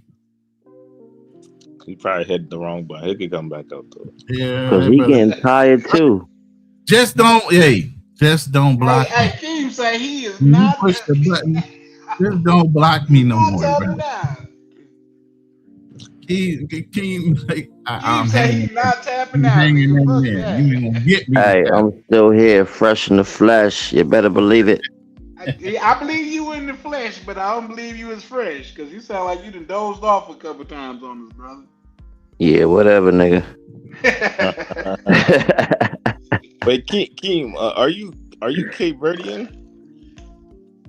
Wow, I sound like I'm Cape Verdean. No, I'm not Cape Verdean. I am. It's in my blood, but Okay. I remember I'm mixed with a lot of things. Hey, this statistic is based on what we were just talking about with sexual misconduct. And you can see right there in chart area number 2, where it's the 85% and 72% of female to male teachers. Okay. Now, area 4 is the one that I wanted to know. Break it down by ethnic type of teacher. 80% are white, 9% Hispanic, 6% black, and then Asian and others are 2%. So I should have tried to smash my white teachers, is what you're telling me, when I was in high school. Like, yo, she probably would have shot at them. You had a better shot at the white ones. Oh, y'all ain't right. Statistically speaking. Statistically speaking. You know, I like to keep it on the fact. So I like to keep it on the fact. That time I felt like I had sexual chemistry with my teacher, Go ahead, Black Cleaner. You can bring us back up now. I just wanted to put the statistical facts out there, you know.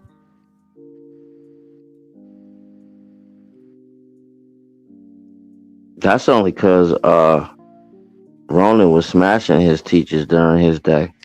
Yo, I had a big crush on my kindergarten teacher. My mom used to give me presents to get to her, man. Guess what color she was, bro? White. Did your mom know you was giving them to you? Probably was lying to her, talking about. No, literally, she was helping me buy them too. And all along, it was for a teacher.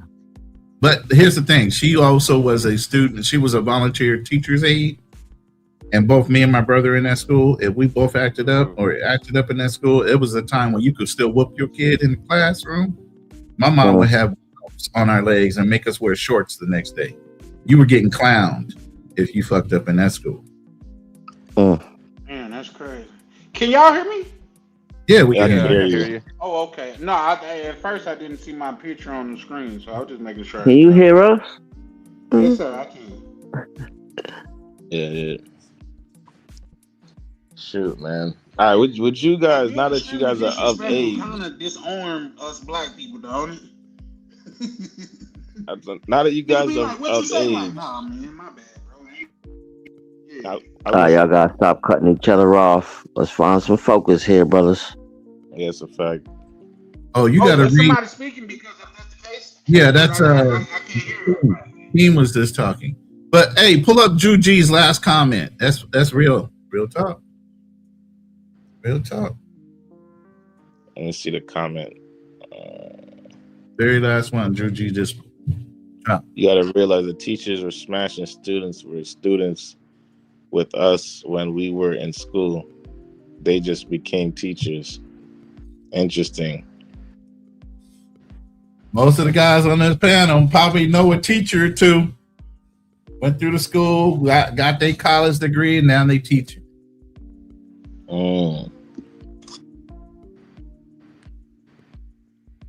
So he's saying, so is he saying that those quote unquote victims became teachers themselves and repeated the cycle?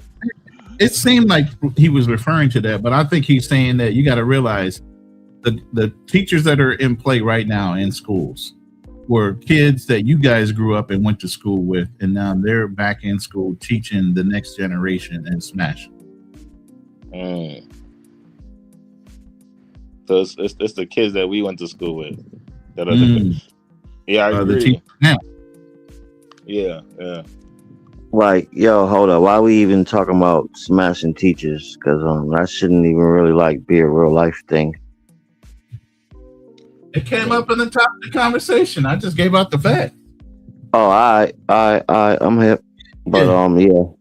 And that's why I gave realistic shit. Because I wanted them to be accurate on the statistics as far as us saying that, because you would assume, they would try to blame it on us.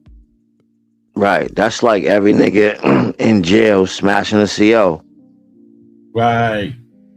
The fuck out of here. That's like that's like 1 in a million, nigga. Let's go. Right. That was pretty common. Unfortunately, that was pretty common, man. Oh, here comes Darnell with the devil's advocate. Here comes Darnell. Darnell shit on that. Every brother in jail is not smashing a CEO. I'm not saying every dude in prison, but that did happen quite a bit. There was a unit, National Guard unit. A lot of them would work in the prisons during their civilian job, but they were a National Guard MP unit. And they were telling me they would lose a lot of female correction officers. They had a real high turnover rate. And I met one. She was a correctional officer up in Nevada. She lost her job. She admitted to me that she was sleeping with an inmate. Now, here's the thing about women. And how did it get done? How did they find the time? Well, here's the thing. I would say that how do you have a woman that might be 5 foot smashing in the cell? She pulling Yeah, but here's the questioning thing. How, and getting a how would quickie. you Like, have how a does that even woman? work? Yeah, but Stoic, well, think about this. How would you have a woman that's 5'2", maybe 5'4"? That's the national average. Working in a prison audio that you think can handle 6 foot plus, big ass, burly, weightlifting motherfucking criminals without feeling intimidated being around them? How you know they didn't threaten the fuck out of them and say, hey, you come here and do what you need to do, or I can have you handled in here or outside, because they ain't gonna get to you quick enough if you get in the wrong area in that prison before a prisoner can actually take her out at 5'4", barely $150 at most. Come on, man. Those dudes are benching 3-4 times that shit. They could throw that bitch across the room. Literally. Yeah, no. I got pushed back on that, Rooney. And I'll tell you why. Because a lot of those times He said brain clock.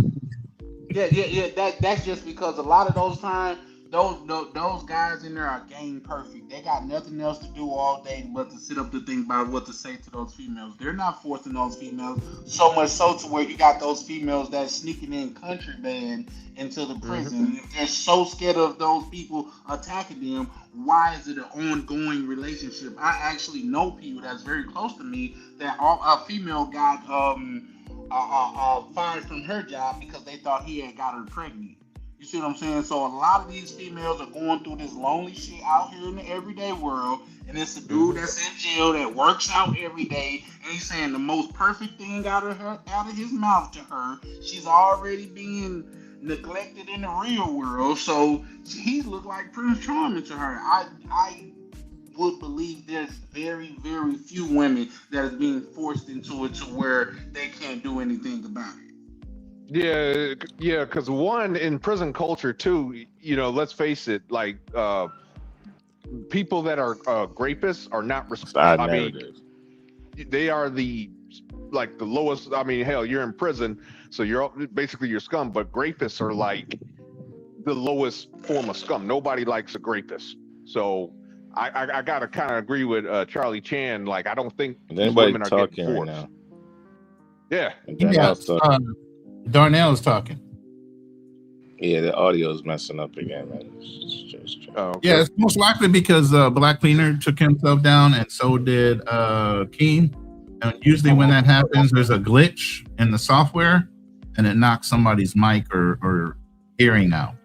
Yeah, I don't think I could hear Unfriendly Stoic. Was he just speaking? Yeah, he was just talking too. So Unfriendly, he can't. Charlie can't hear you, and Unfriendly can't hear Darnell. Can you hear me, Stoic? I can hear you. Usually, what you do is you go to the audio settings and you play around with the audio. And maybe that's my cue, guys. He said everybody's tapping out right now, and I can tap out too, man. I got things to do too, so I ain't gonna hold you guys. Keem and Black Cleaner, I know y'all on the other side of the planet. Me and Stoic, we over here on the good side. Y'all over there in the effed up side. But I'm not saying that there's a classism thing. I'm just saying. Yo, what's going on? We back. Oh, damn, the audio got messed up when Mac Measy back? Shout out to Mac Measy. What's going on, y'all? What's going on, man? There we go. All right. Is that Jamaican brother behaving now? Oh my days. Wow, you heard that? Yeah, he could definitely hear that part. So Stoic heard you. He can't hear nobody else. Yeah, I can't hear Mac. Yeah, so can Stoic. Stoic can't hear nobody else, but Magnesi come in, he can hear him. Burn his ass up. Yeah, I can hear everybody. Yeah, I can hear everybody now. Yo, Charlie Chan, what's good? Charlie, can you hear Nat? No, sir. He just said what's good. Oh, what it do, good brother? I'm gonna try to drop down and come back up because I don't think he understands prejudice. Cool. What? Charlie Chan. He can't. He's not hearing prejudice. He's taking a shot at Magnesi. That's it. He's just digging at him. Last thing you want is smoke with me, bro. Yo. Hey, we got time today. No, but I come in the name of peace and love. Where's the brother Keem at? He bowed out. He bowed out. He finally tapped out. Oh, okay. Well, actually, he's in the backstage, but I'm not letting him up. I'm gonna let him go to sleep. Go to sleep, King. We'll see King you with the next good week, hair. man. King with the good hair. King with the good grade of hair. Damn. Yeah, I'm just trying to hold on. He had that Native American in him. Word. Yo, y'all was talking about the one drop rule. I mean, it came up during our conversations. Yeah, definitely. Yeah. And that bag test was earlier. Both bag test and the one drop rule.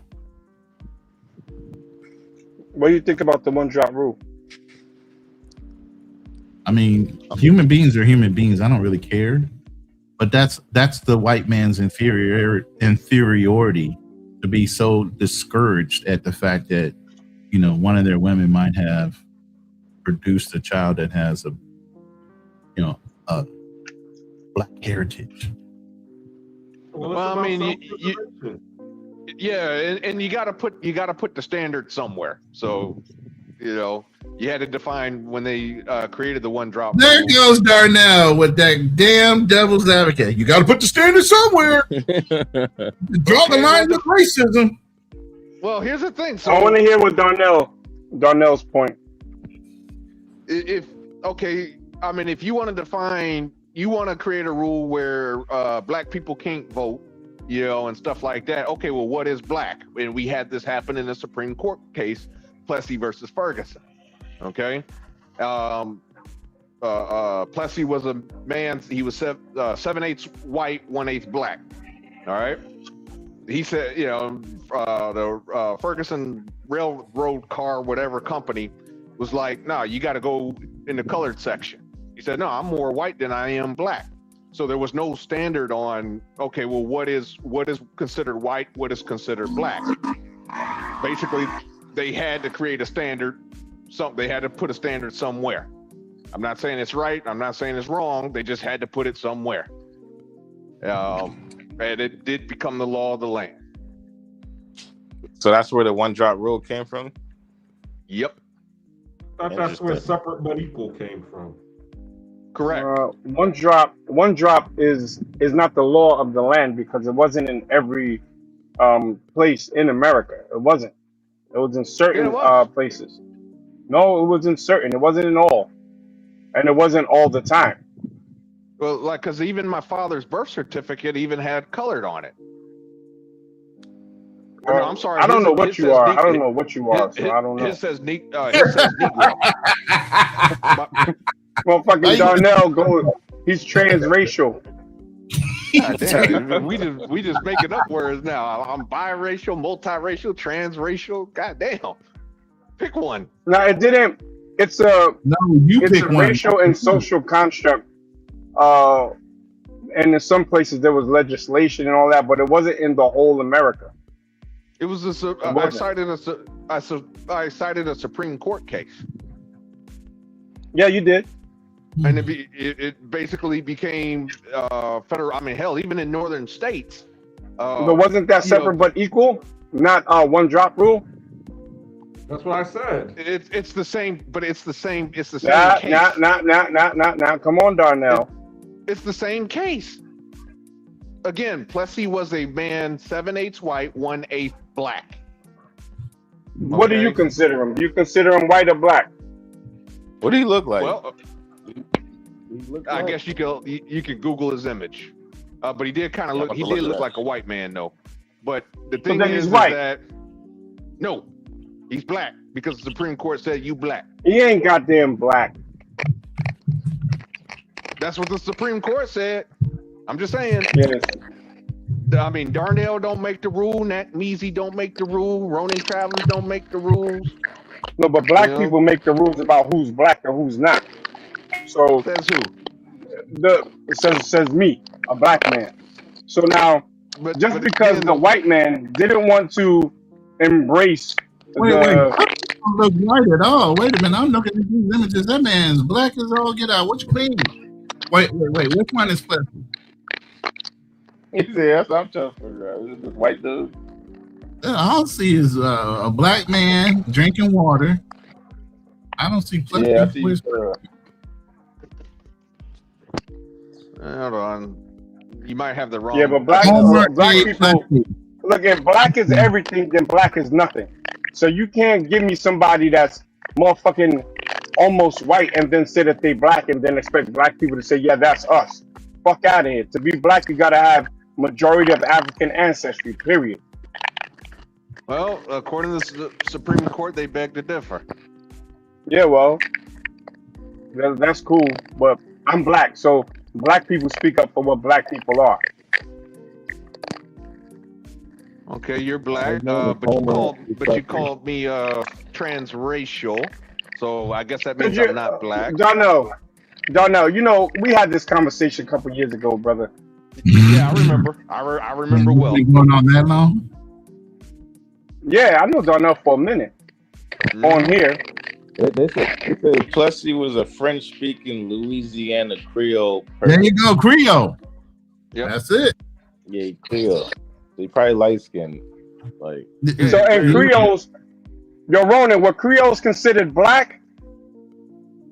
It depends on who saw you that day. Okay. Nah, I appreciate that.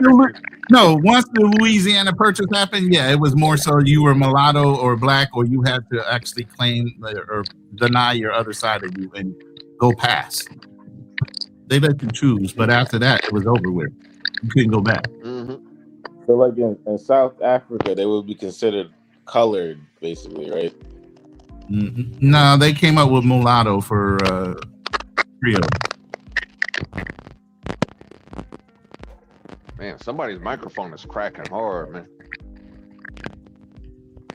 It's like eating. I'm trying to figure out which one is damn Plessy. Is it the bald-headed man? I can't tell. All I see is these old black and white. I can't tell who is who. I found a picture. Is it the guy with the beard with his hair combed to the side? I don't know. I think it's the guy with the beard. I think. Does he look white as hell? Yeah, but the Supreme Court said he black. Yeah, so you believe that white guy you're looking at is black, Darnell? That's what the Supreme Court said. Nah, see, you keep going. I'm asking you, is he a black man or not? Yeah. Yes. A bullshit. Hey, again, Darnell does not write the laws. Darnell don't write the laws, Nakmeezy. But the Supreme Court. Yeah, you don't have to write the goddamn laws. You got to understand the context. The one-drop rule. The real reason that it was created was to protect. It was really for white. The protection of whiteness. It wasn't to define blackness. It was really to say, look, you ain't white if you have a little bit of black blood in you. And they went from all the way down to hexadecaroon, which was like 32% black blood. Then they considered you black. And it was weaponized. White people were set tripping, accusing each other of being hexadecaroons, just to take each other's land and all kind of weird shit. So it's really about racial purity. It doesn't define who black people are from a black person's standpoint. They gotta accept the people that they created, which was multi-generational, multiracials, and biracials and mixed people. They created them, motherfuckers, not us. Let's just be real here. There's no way in hell you could. I don't think anybody could trace their lineage to show if they were 1/32 black, especially back then. I mean, that would have been impossible. Hell, 1/8 was difficult to do, but it was at least dual. Yeah. All right. Well, Google what a hexadecaroon is. They went all the way to 1/32, some shit like that. I don't even. That's how deep they were taking it. You would have been talking, I don't know, like 3 or 4. If you look at my thumbnail, there's a Plessy. Generations. So what do you guys think? Is he a white man or a black man? Where is he? I guess. Look at my avatar. Yeah, he looks white as hell. Yeah, that's the one I was looking. White as hell. You white as shit. Well, according to Well, the you probably Supreme had Court. some melanin. According to my eyes, he's not a black man. Well, the world does not revolve he's around 1/8 Matt Easy's eyes. black, so 1/8. Boom. I see Darnell want One smoke drop today. rule. Yeah. He hopping on Darnell everything. himself is a multi-generational, multiracial person anyway. So how am I not black? I'm confused. You part of the golden community, brother. I'm almost 2/3 black. Almost. I'm definitely past. I estimate. I might have to drop down because you guys can hear me. No, but Darnell, if you're majority black, then I'll consider you black from a Black American context. Absolutely. I wouldn't try to say because you got white admixture way more than me that you're not a brother. You know what I'm saying? You just got a whole lot of white man in you. No, well, it does come from both sides of the family, but on my father's Here we side, go. my great grandfather, he was a German immigrant who married a black woman. Ooh.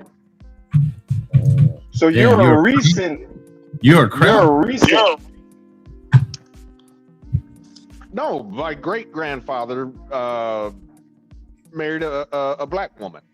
That's my great grandfather. So that means that has nothing to do with slavery. That has to do with or was it slavery? No, because they got married.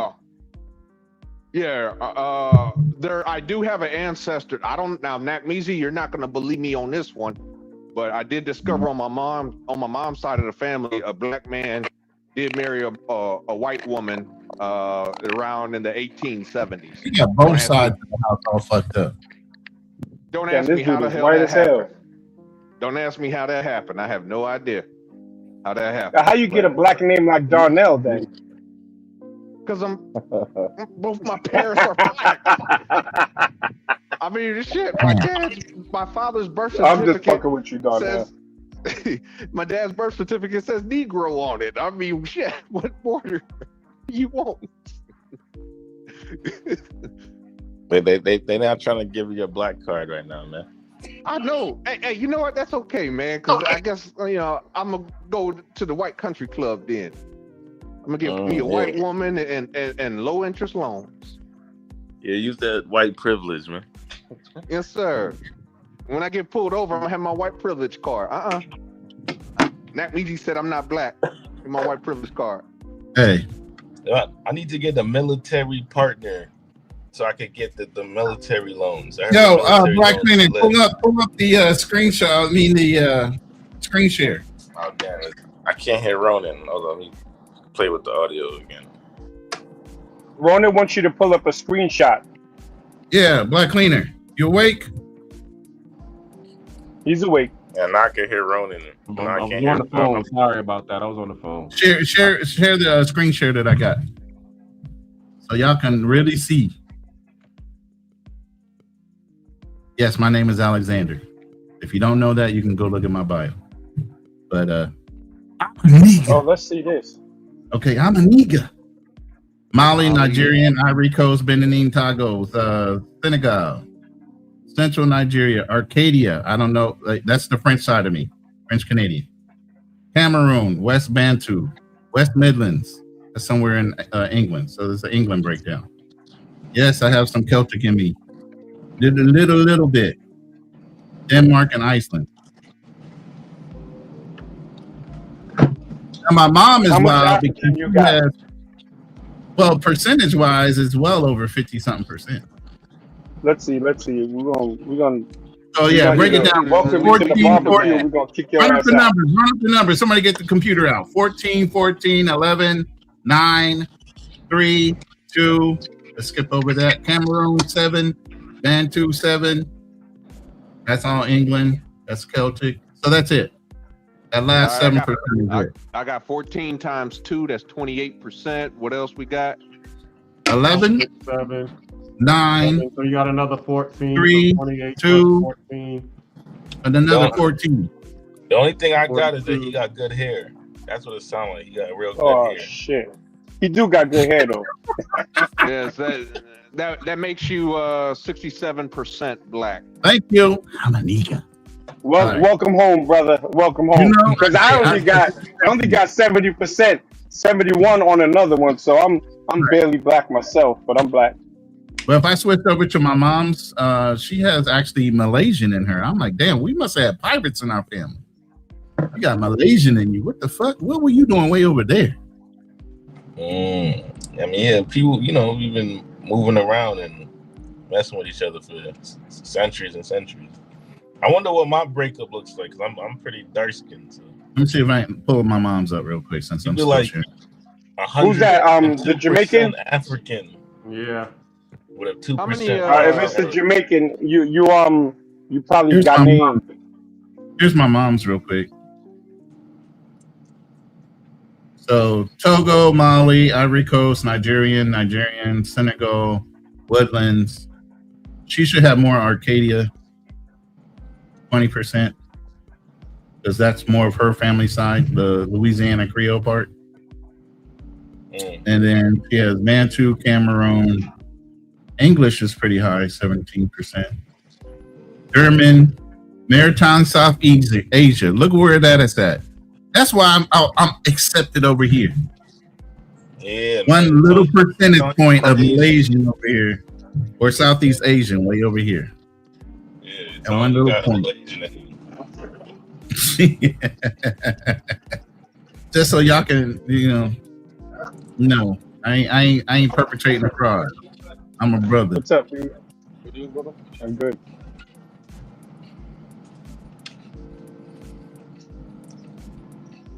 We need to see Darnell's test. Yeah, Darnell needs a Yeah. The Darnell, they don't believe you, man. Nah, I think he's like 30%. I think he's 30% at max. The rest of him is all Aryan. He's all Aryan over there. They said Darnell from the Aryan Brotherhood. That's crazy. Hey, let me go get my SS uniform. Is Darnell speaking? I can't hear him if he's talking. He did. He said he's going to go get his SS uniform since he's German, part of the Aryan race. So, all right, you have certain European ancestry, right? Would you, Ronan? Yeah. Would you go and get European citizenship if you have access to it? I don't see why not. I think it might be worth it. I got British. I mean, if it was something like if you have a percent by blood type of thing, and they say, hey, you can get a free fucking passport, or at least prove that you have a certain percentage, I'd take advantage of every fucking passport I could get a hold of. Shit. Yeah, there's just certain countries will allow it if you can like prove the lineage and stuff. So like right now, I got 3 citizenships, just through one birth, obviously, and the other 2 through lineage. Oh wow. Yeah, so it might be worth checking in and seeing if you could do it, depending on like where your ties are and whatnot. Yeah, but I know. I have a friend. He's an American, but he's Italian. Yo, I just caught him about to say tether, bro. He was about to say tether, Nat. You got him. You got him brainwashed, bro. He said tether. Yes, you were. You had tea out your mouth before you caught yourself. That's Italian. Oh, you said Italian. I heard tea like you were about to call your boy a tether. Nah. Wait, can Italians be tethers? Because then isn't a tether have to be black? Nope. Oh, so it could be anybody that attaches himself to the culture. Immigrant, yeah. Well, you have black Italians. They call Italian those called American, Sicilians. They grew up in Brownsville or something. And well, as I said, you got black Sicilians. They've been with the brothers their entire life. So they in denial of that. They don't want to hear the fact they got curly hair because the Moors went and ripped through their whole country. They don't want to hear that. Ones that are in Sicily got dark and got full lips. Europe, right? If you go in like Southern Europe, they tend to have like darker skin and like coarser hair. Well, See, thank you, Moors. That was in Spain. The Moors took over Spain. They took over all of Europe, damn near. They were running Europe for almost 5 to 1,000 years. No, the Italians. The Italians. I noticed that in Malta, a lot of the exposed them. Maltese have like olive skin. Same thing with the Italians, and then some of them have kinky hair. Yeah, the Italians That's they kinda did bad. interesting. The Italians were invaded And then by both. they be thicker too, like they got like body and all that, like shape and hips. And, you know the what I mean? Italians were invaded by women. both the Moors and the Carthaginians. I know Keem was on another conversation earlier today. I think it's good to be specific. Yes, sir. All right. But now you know. Even though I'm light, I am one of the darkest skinned light motherfuckers you will ever meet in your life. Yeah, I mean, ain't nothing wrong with being light skinned, man, or dark skinned. You just gotta. I think I miscounted. I think I put one. We all people. 14% too much in there. At least on this panel, at least. Mm-hmm. Oh, I know that. I'm just messing around. Don't matter to me. Even though I might like curry chicken, curry goat. I'm not you. FBA. I've had curry goat. I like curry goat. You like curry goat too, right? Yeah. And I like y'all mac and cheese. Really? If they do it right, it's not so gamey. If they don't, it comes out so gamey. The meat does, but I mean, I go hunting. I eat elk. I eat deer. I eat whatever, girl. If I can kill it, I'm eating it. Pause. God damn. Anyway. Yeah. That's not crazy. Well, we're approaching the top of the hour. Light skins are sensitive. Are you, Nick? Are you sensitive to your light skinness? Because you in denial over there. I know your ass is out in the sun every day, so you get to bake a little bit. But if you take your ass out the sun for 3 months, your ass will be sitting over here light as me. You talking about Nagmeezy? Nagmeezy. No, Nagmeezy. Yeah, Nagmeezy is the most outspoken light-skinned brother I've met, man.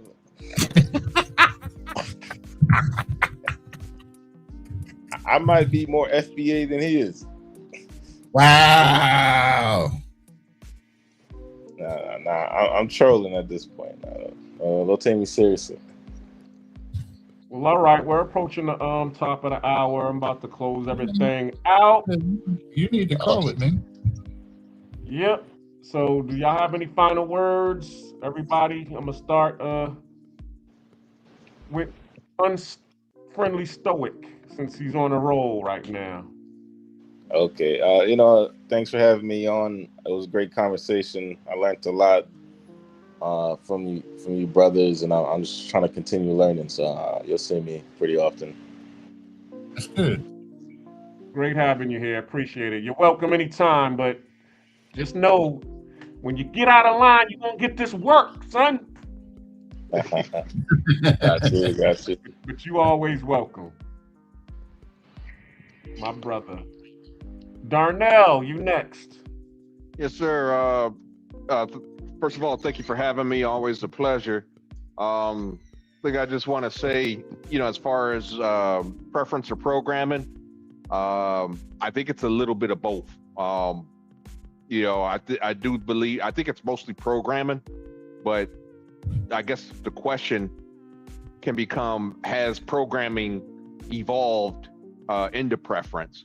And I kind of see it a little bit, with the travel community.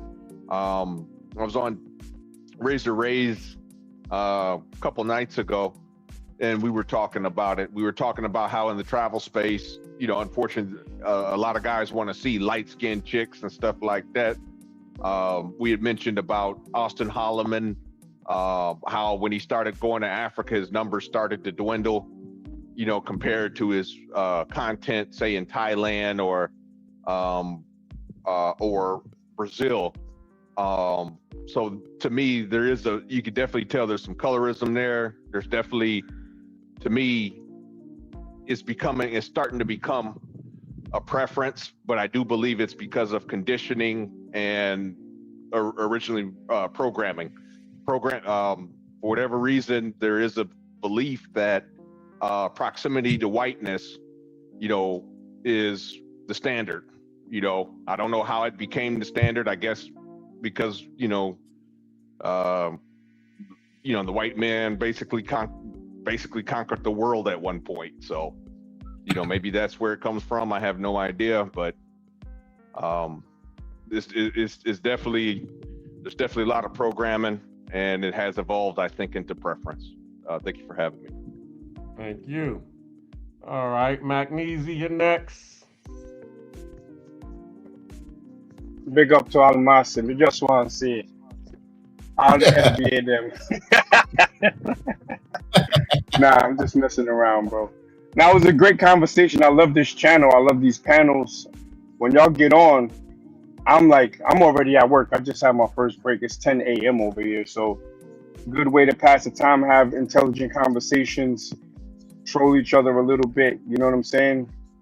And there's a brother named Tavares in the chat. That's not Keem, right? Nah, he went to bed already. Wait. Okay, I don't know who that was.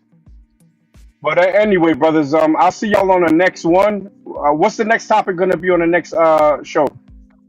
The real reason why people travel or leave the U.S. And pretty much gonna be telling my backstory and then talking about a lot of the a lot of the problems, because a lot of us get emotionally drained and we get tired of it and we move over because we're looking for a better life. So that's pretty much what it's gonna be about. All right, brothers. I thank y'all and I appreciate y'all. Peace out. All right, bro. Peace out. All right, Ronan, you got the floor. I do? Oh. No, as always, man, Black Cleaner, you come up with some great topics, I always enjoy pulling up to your show and partaking in the conversation because they're always lively and great information that is shared between the brotherhood, and we can have it in a way that, everybody stays pretty much civil and we all know how to agree to disagree. At the end of the day, we can all learn from each other. So I appreciate rooms like this. That's why I always pull up and try to simulcast and get your channel out there for, a good conversation. It's not always about, mongering. So, and the fact that you're an expat living in Panama as well, you're doing your thing on that aspect as well. Somebody that could be looked at, aside for your side hustles, your business. I mean, you got it together. I got to give you your flowers. And I'm trying to get your name out there as much as I can. So I appreciate you as always, just like I do with Charlie Chan TV. Appreciate you, Unfriendly Stoic, for being the antagonist on this round of the panel. And Darnell, as always, trying to be the devil's advocate in everything, all things said. Other than that, man, tune in for the next time for Black Cleaner. If you're in my room, please go subscribe to Black Cleaner's channel and all the other brothers that have channels on here. Unfriendly Stoic has two. So if you look him up, you'll see a Unfriendly Stoic live and TV. He's both of those. All right. Other than that, I'm good. Come on, man. All right. Well, I appreciate you all. So this is the Black Cleaner. I'm about to get you all with the outro music. Tune in next week. Our topic is going to be the reason why a lot of brothers leave the U.S. to live abroad. And we'll be talking about that, unpeeling the layers about that. I look forward to everybody. Thanks to Charlie Chan for showing up, Charlie Chan TV. Subscribe to him. All of the people in the chat, Mr. Peppers, Prime, Travel POV, Liz 41, Time 18, everybody that was participating. Oh, foreign expat overseas, I can't forget about you. So everybody that was here, I appreciate you all, and we'll be talking next week. Same time, same channel. Peace. Oh, Lord. God damn it. Peace. Deuces. Deuces.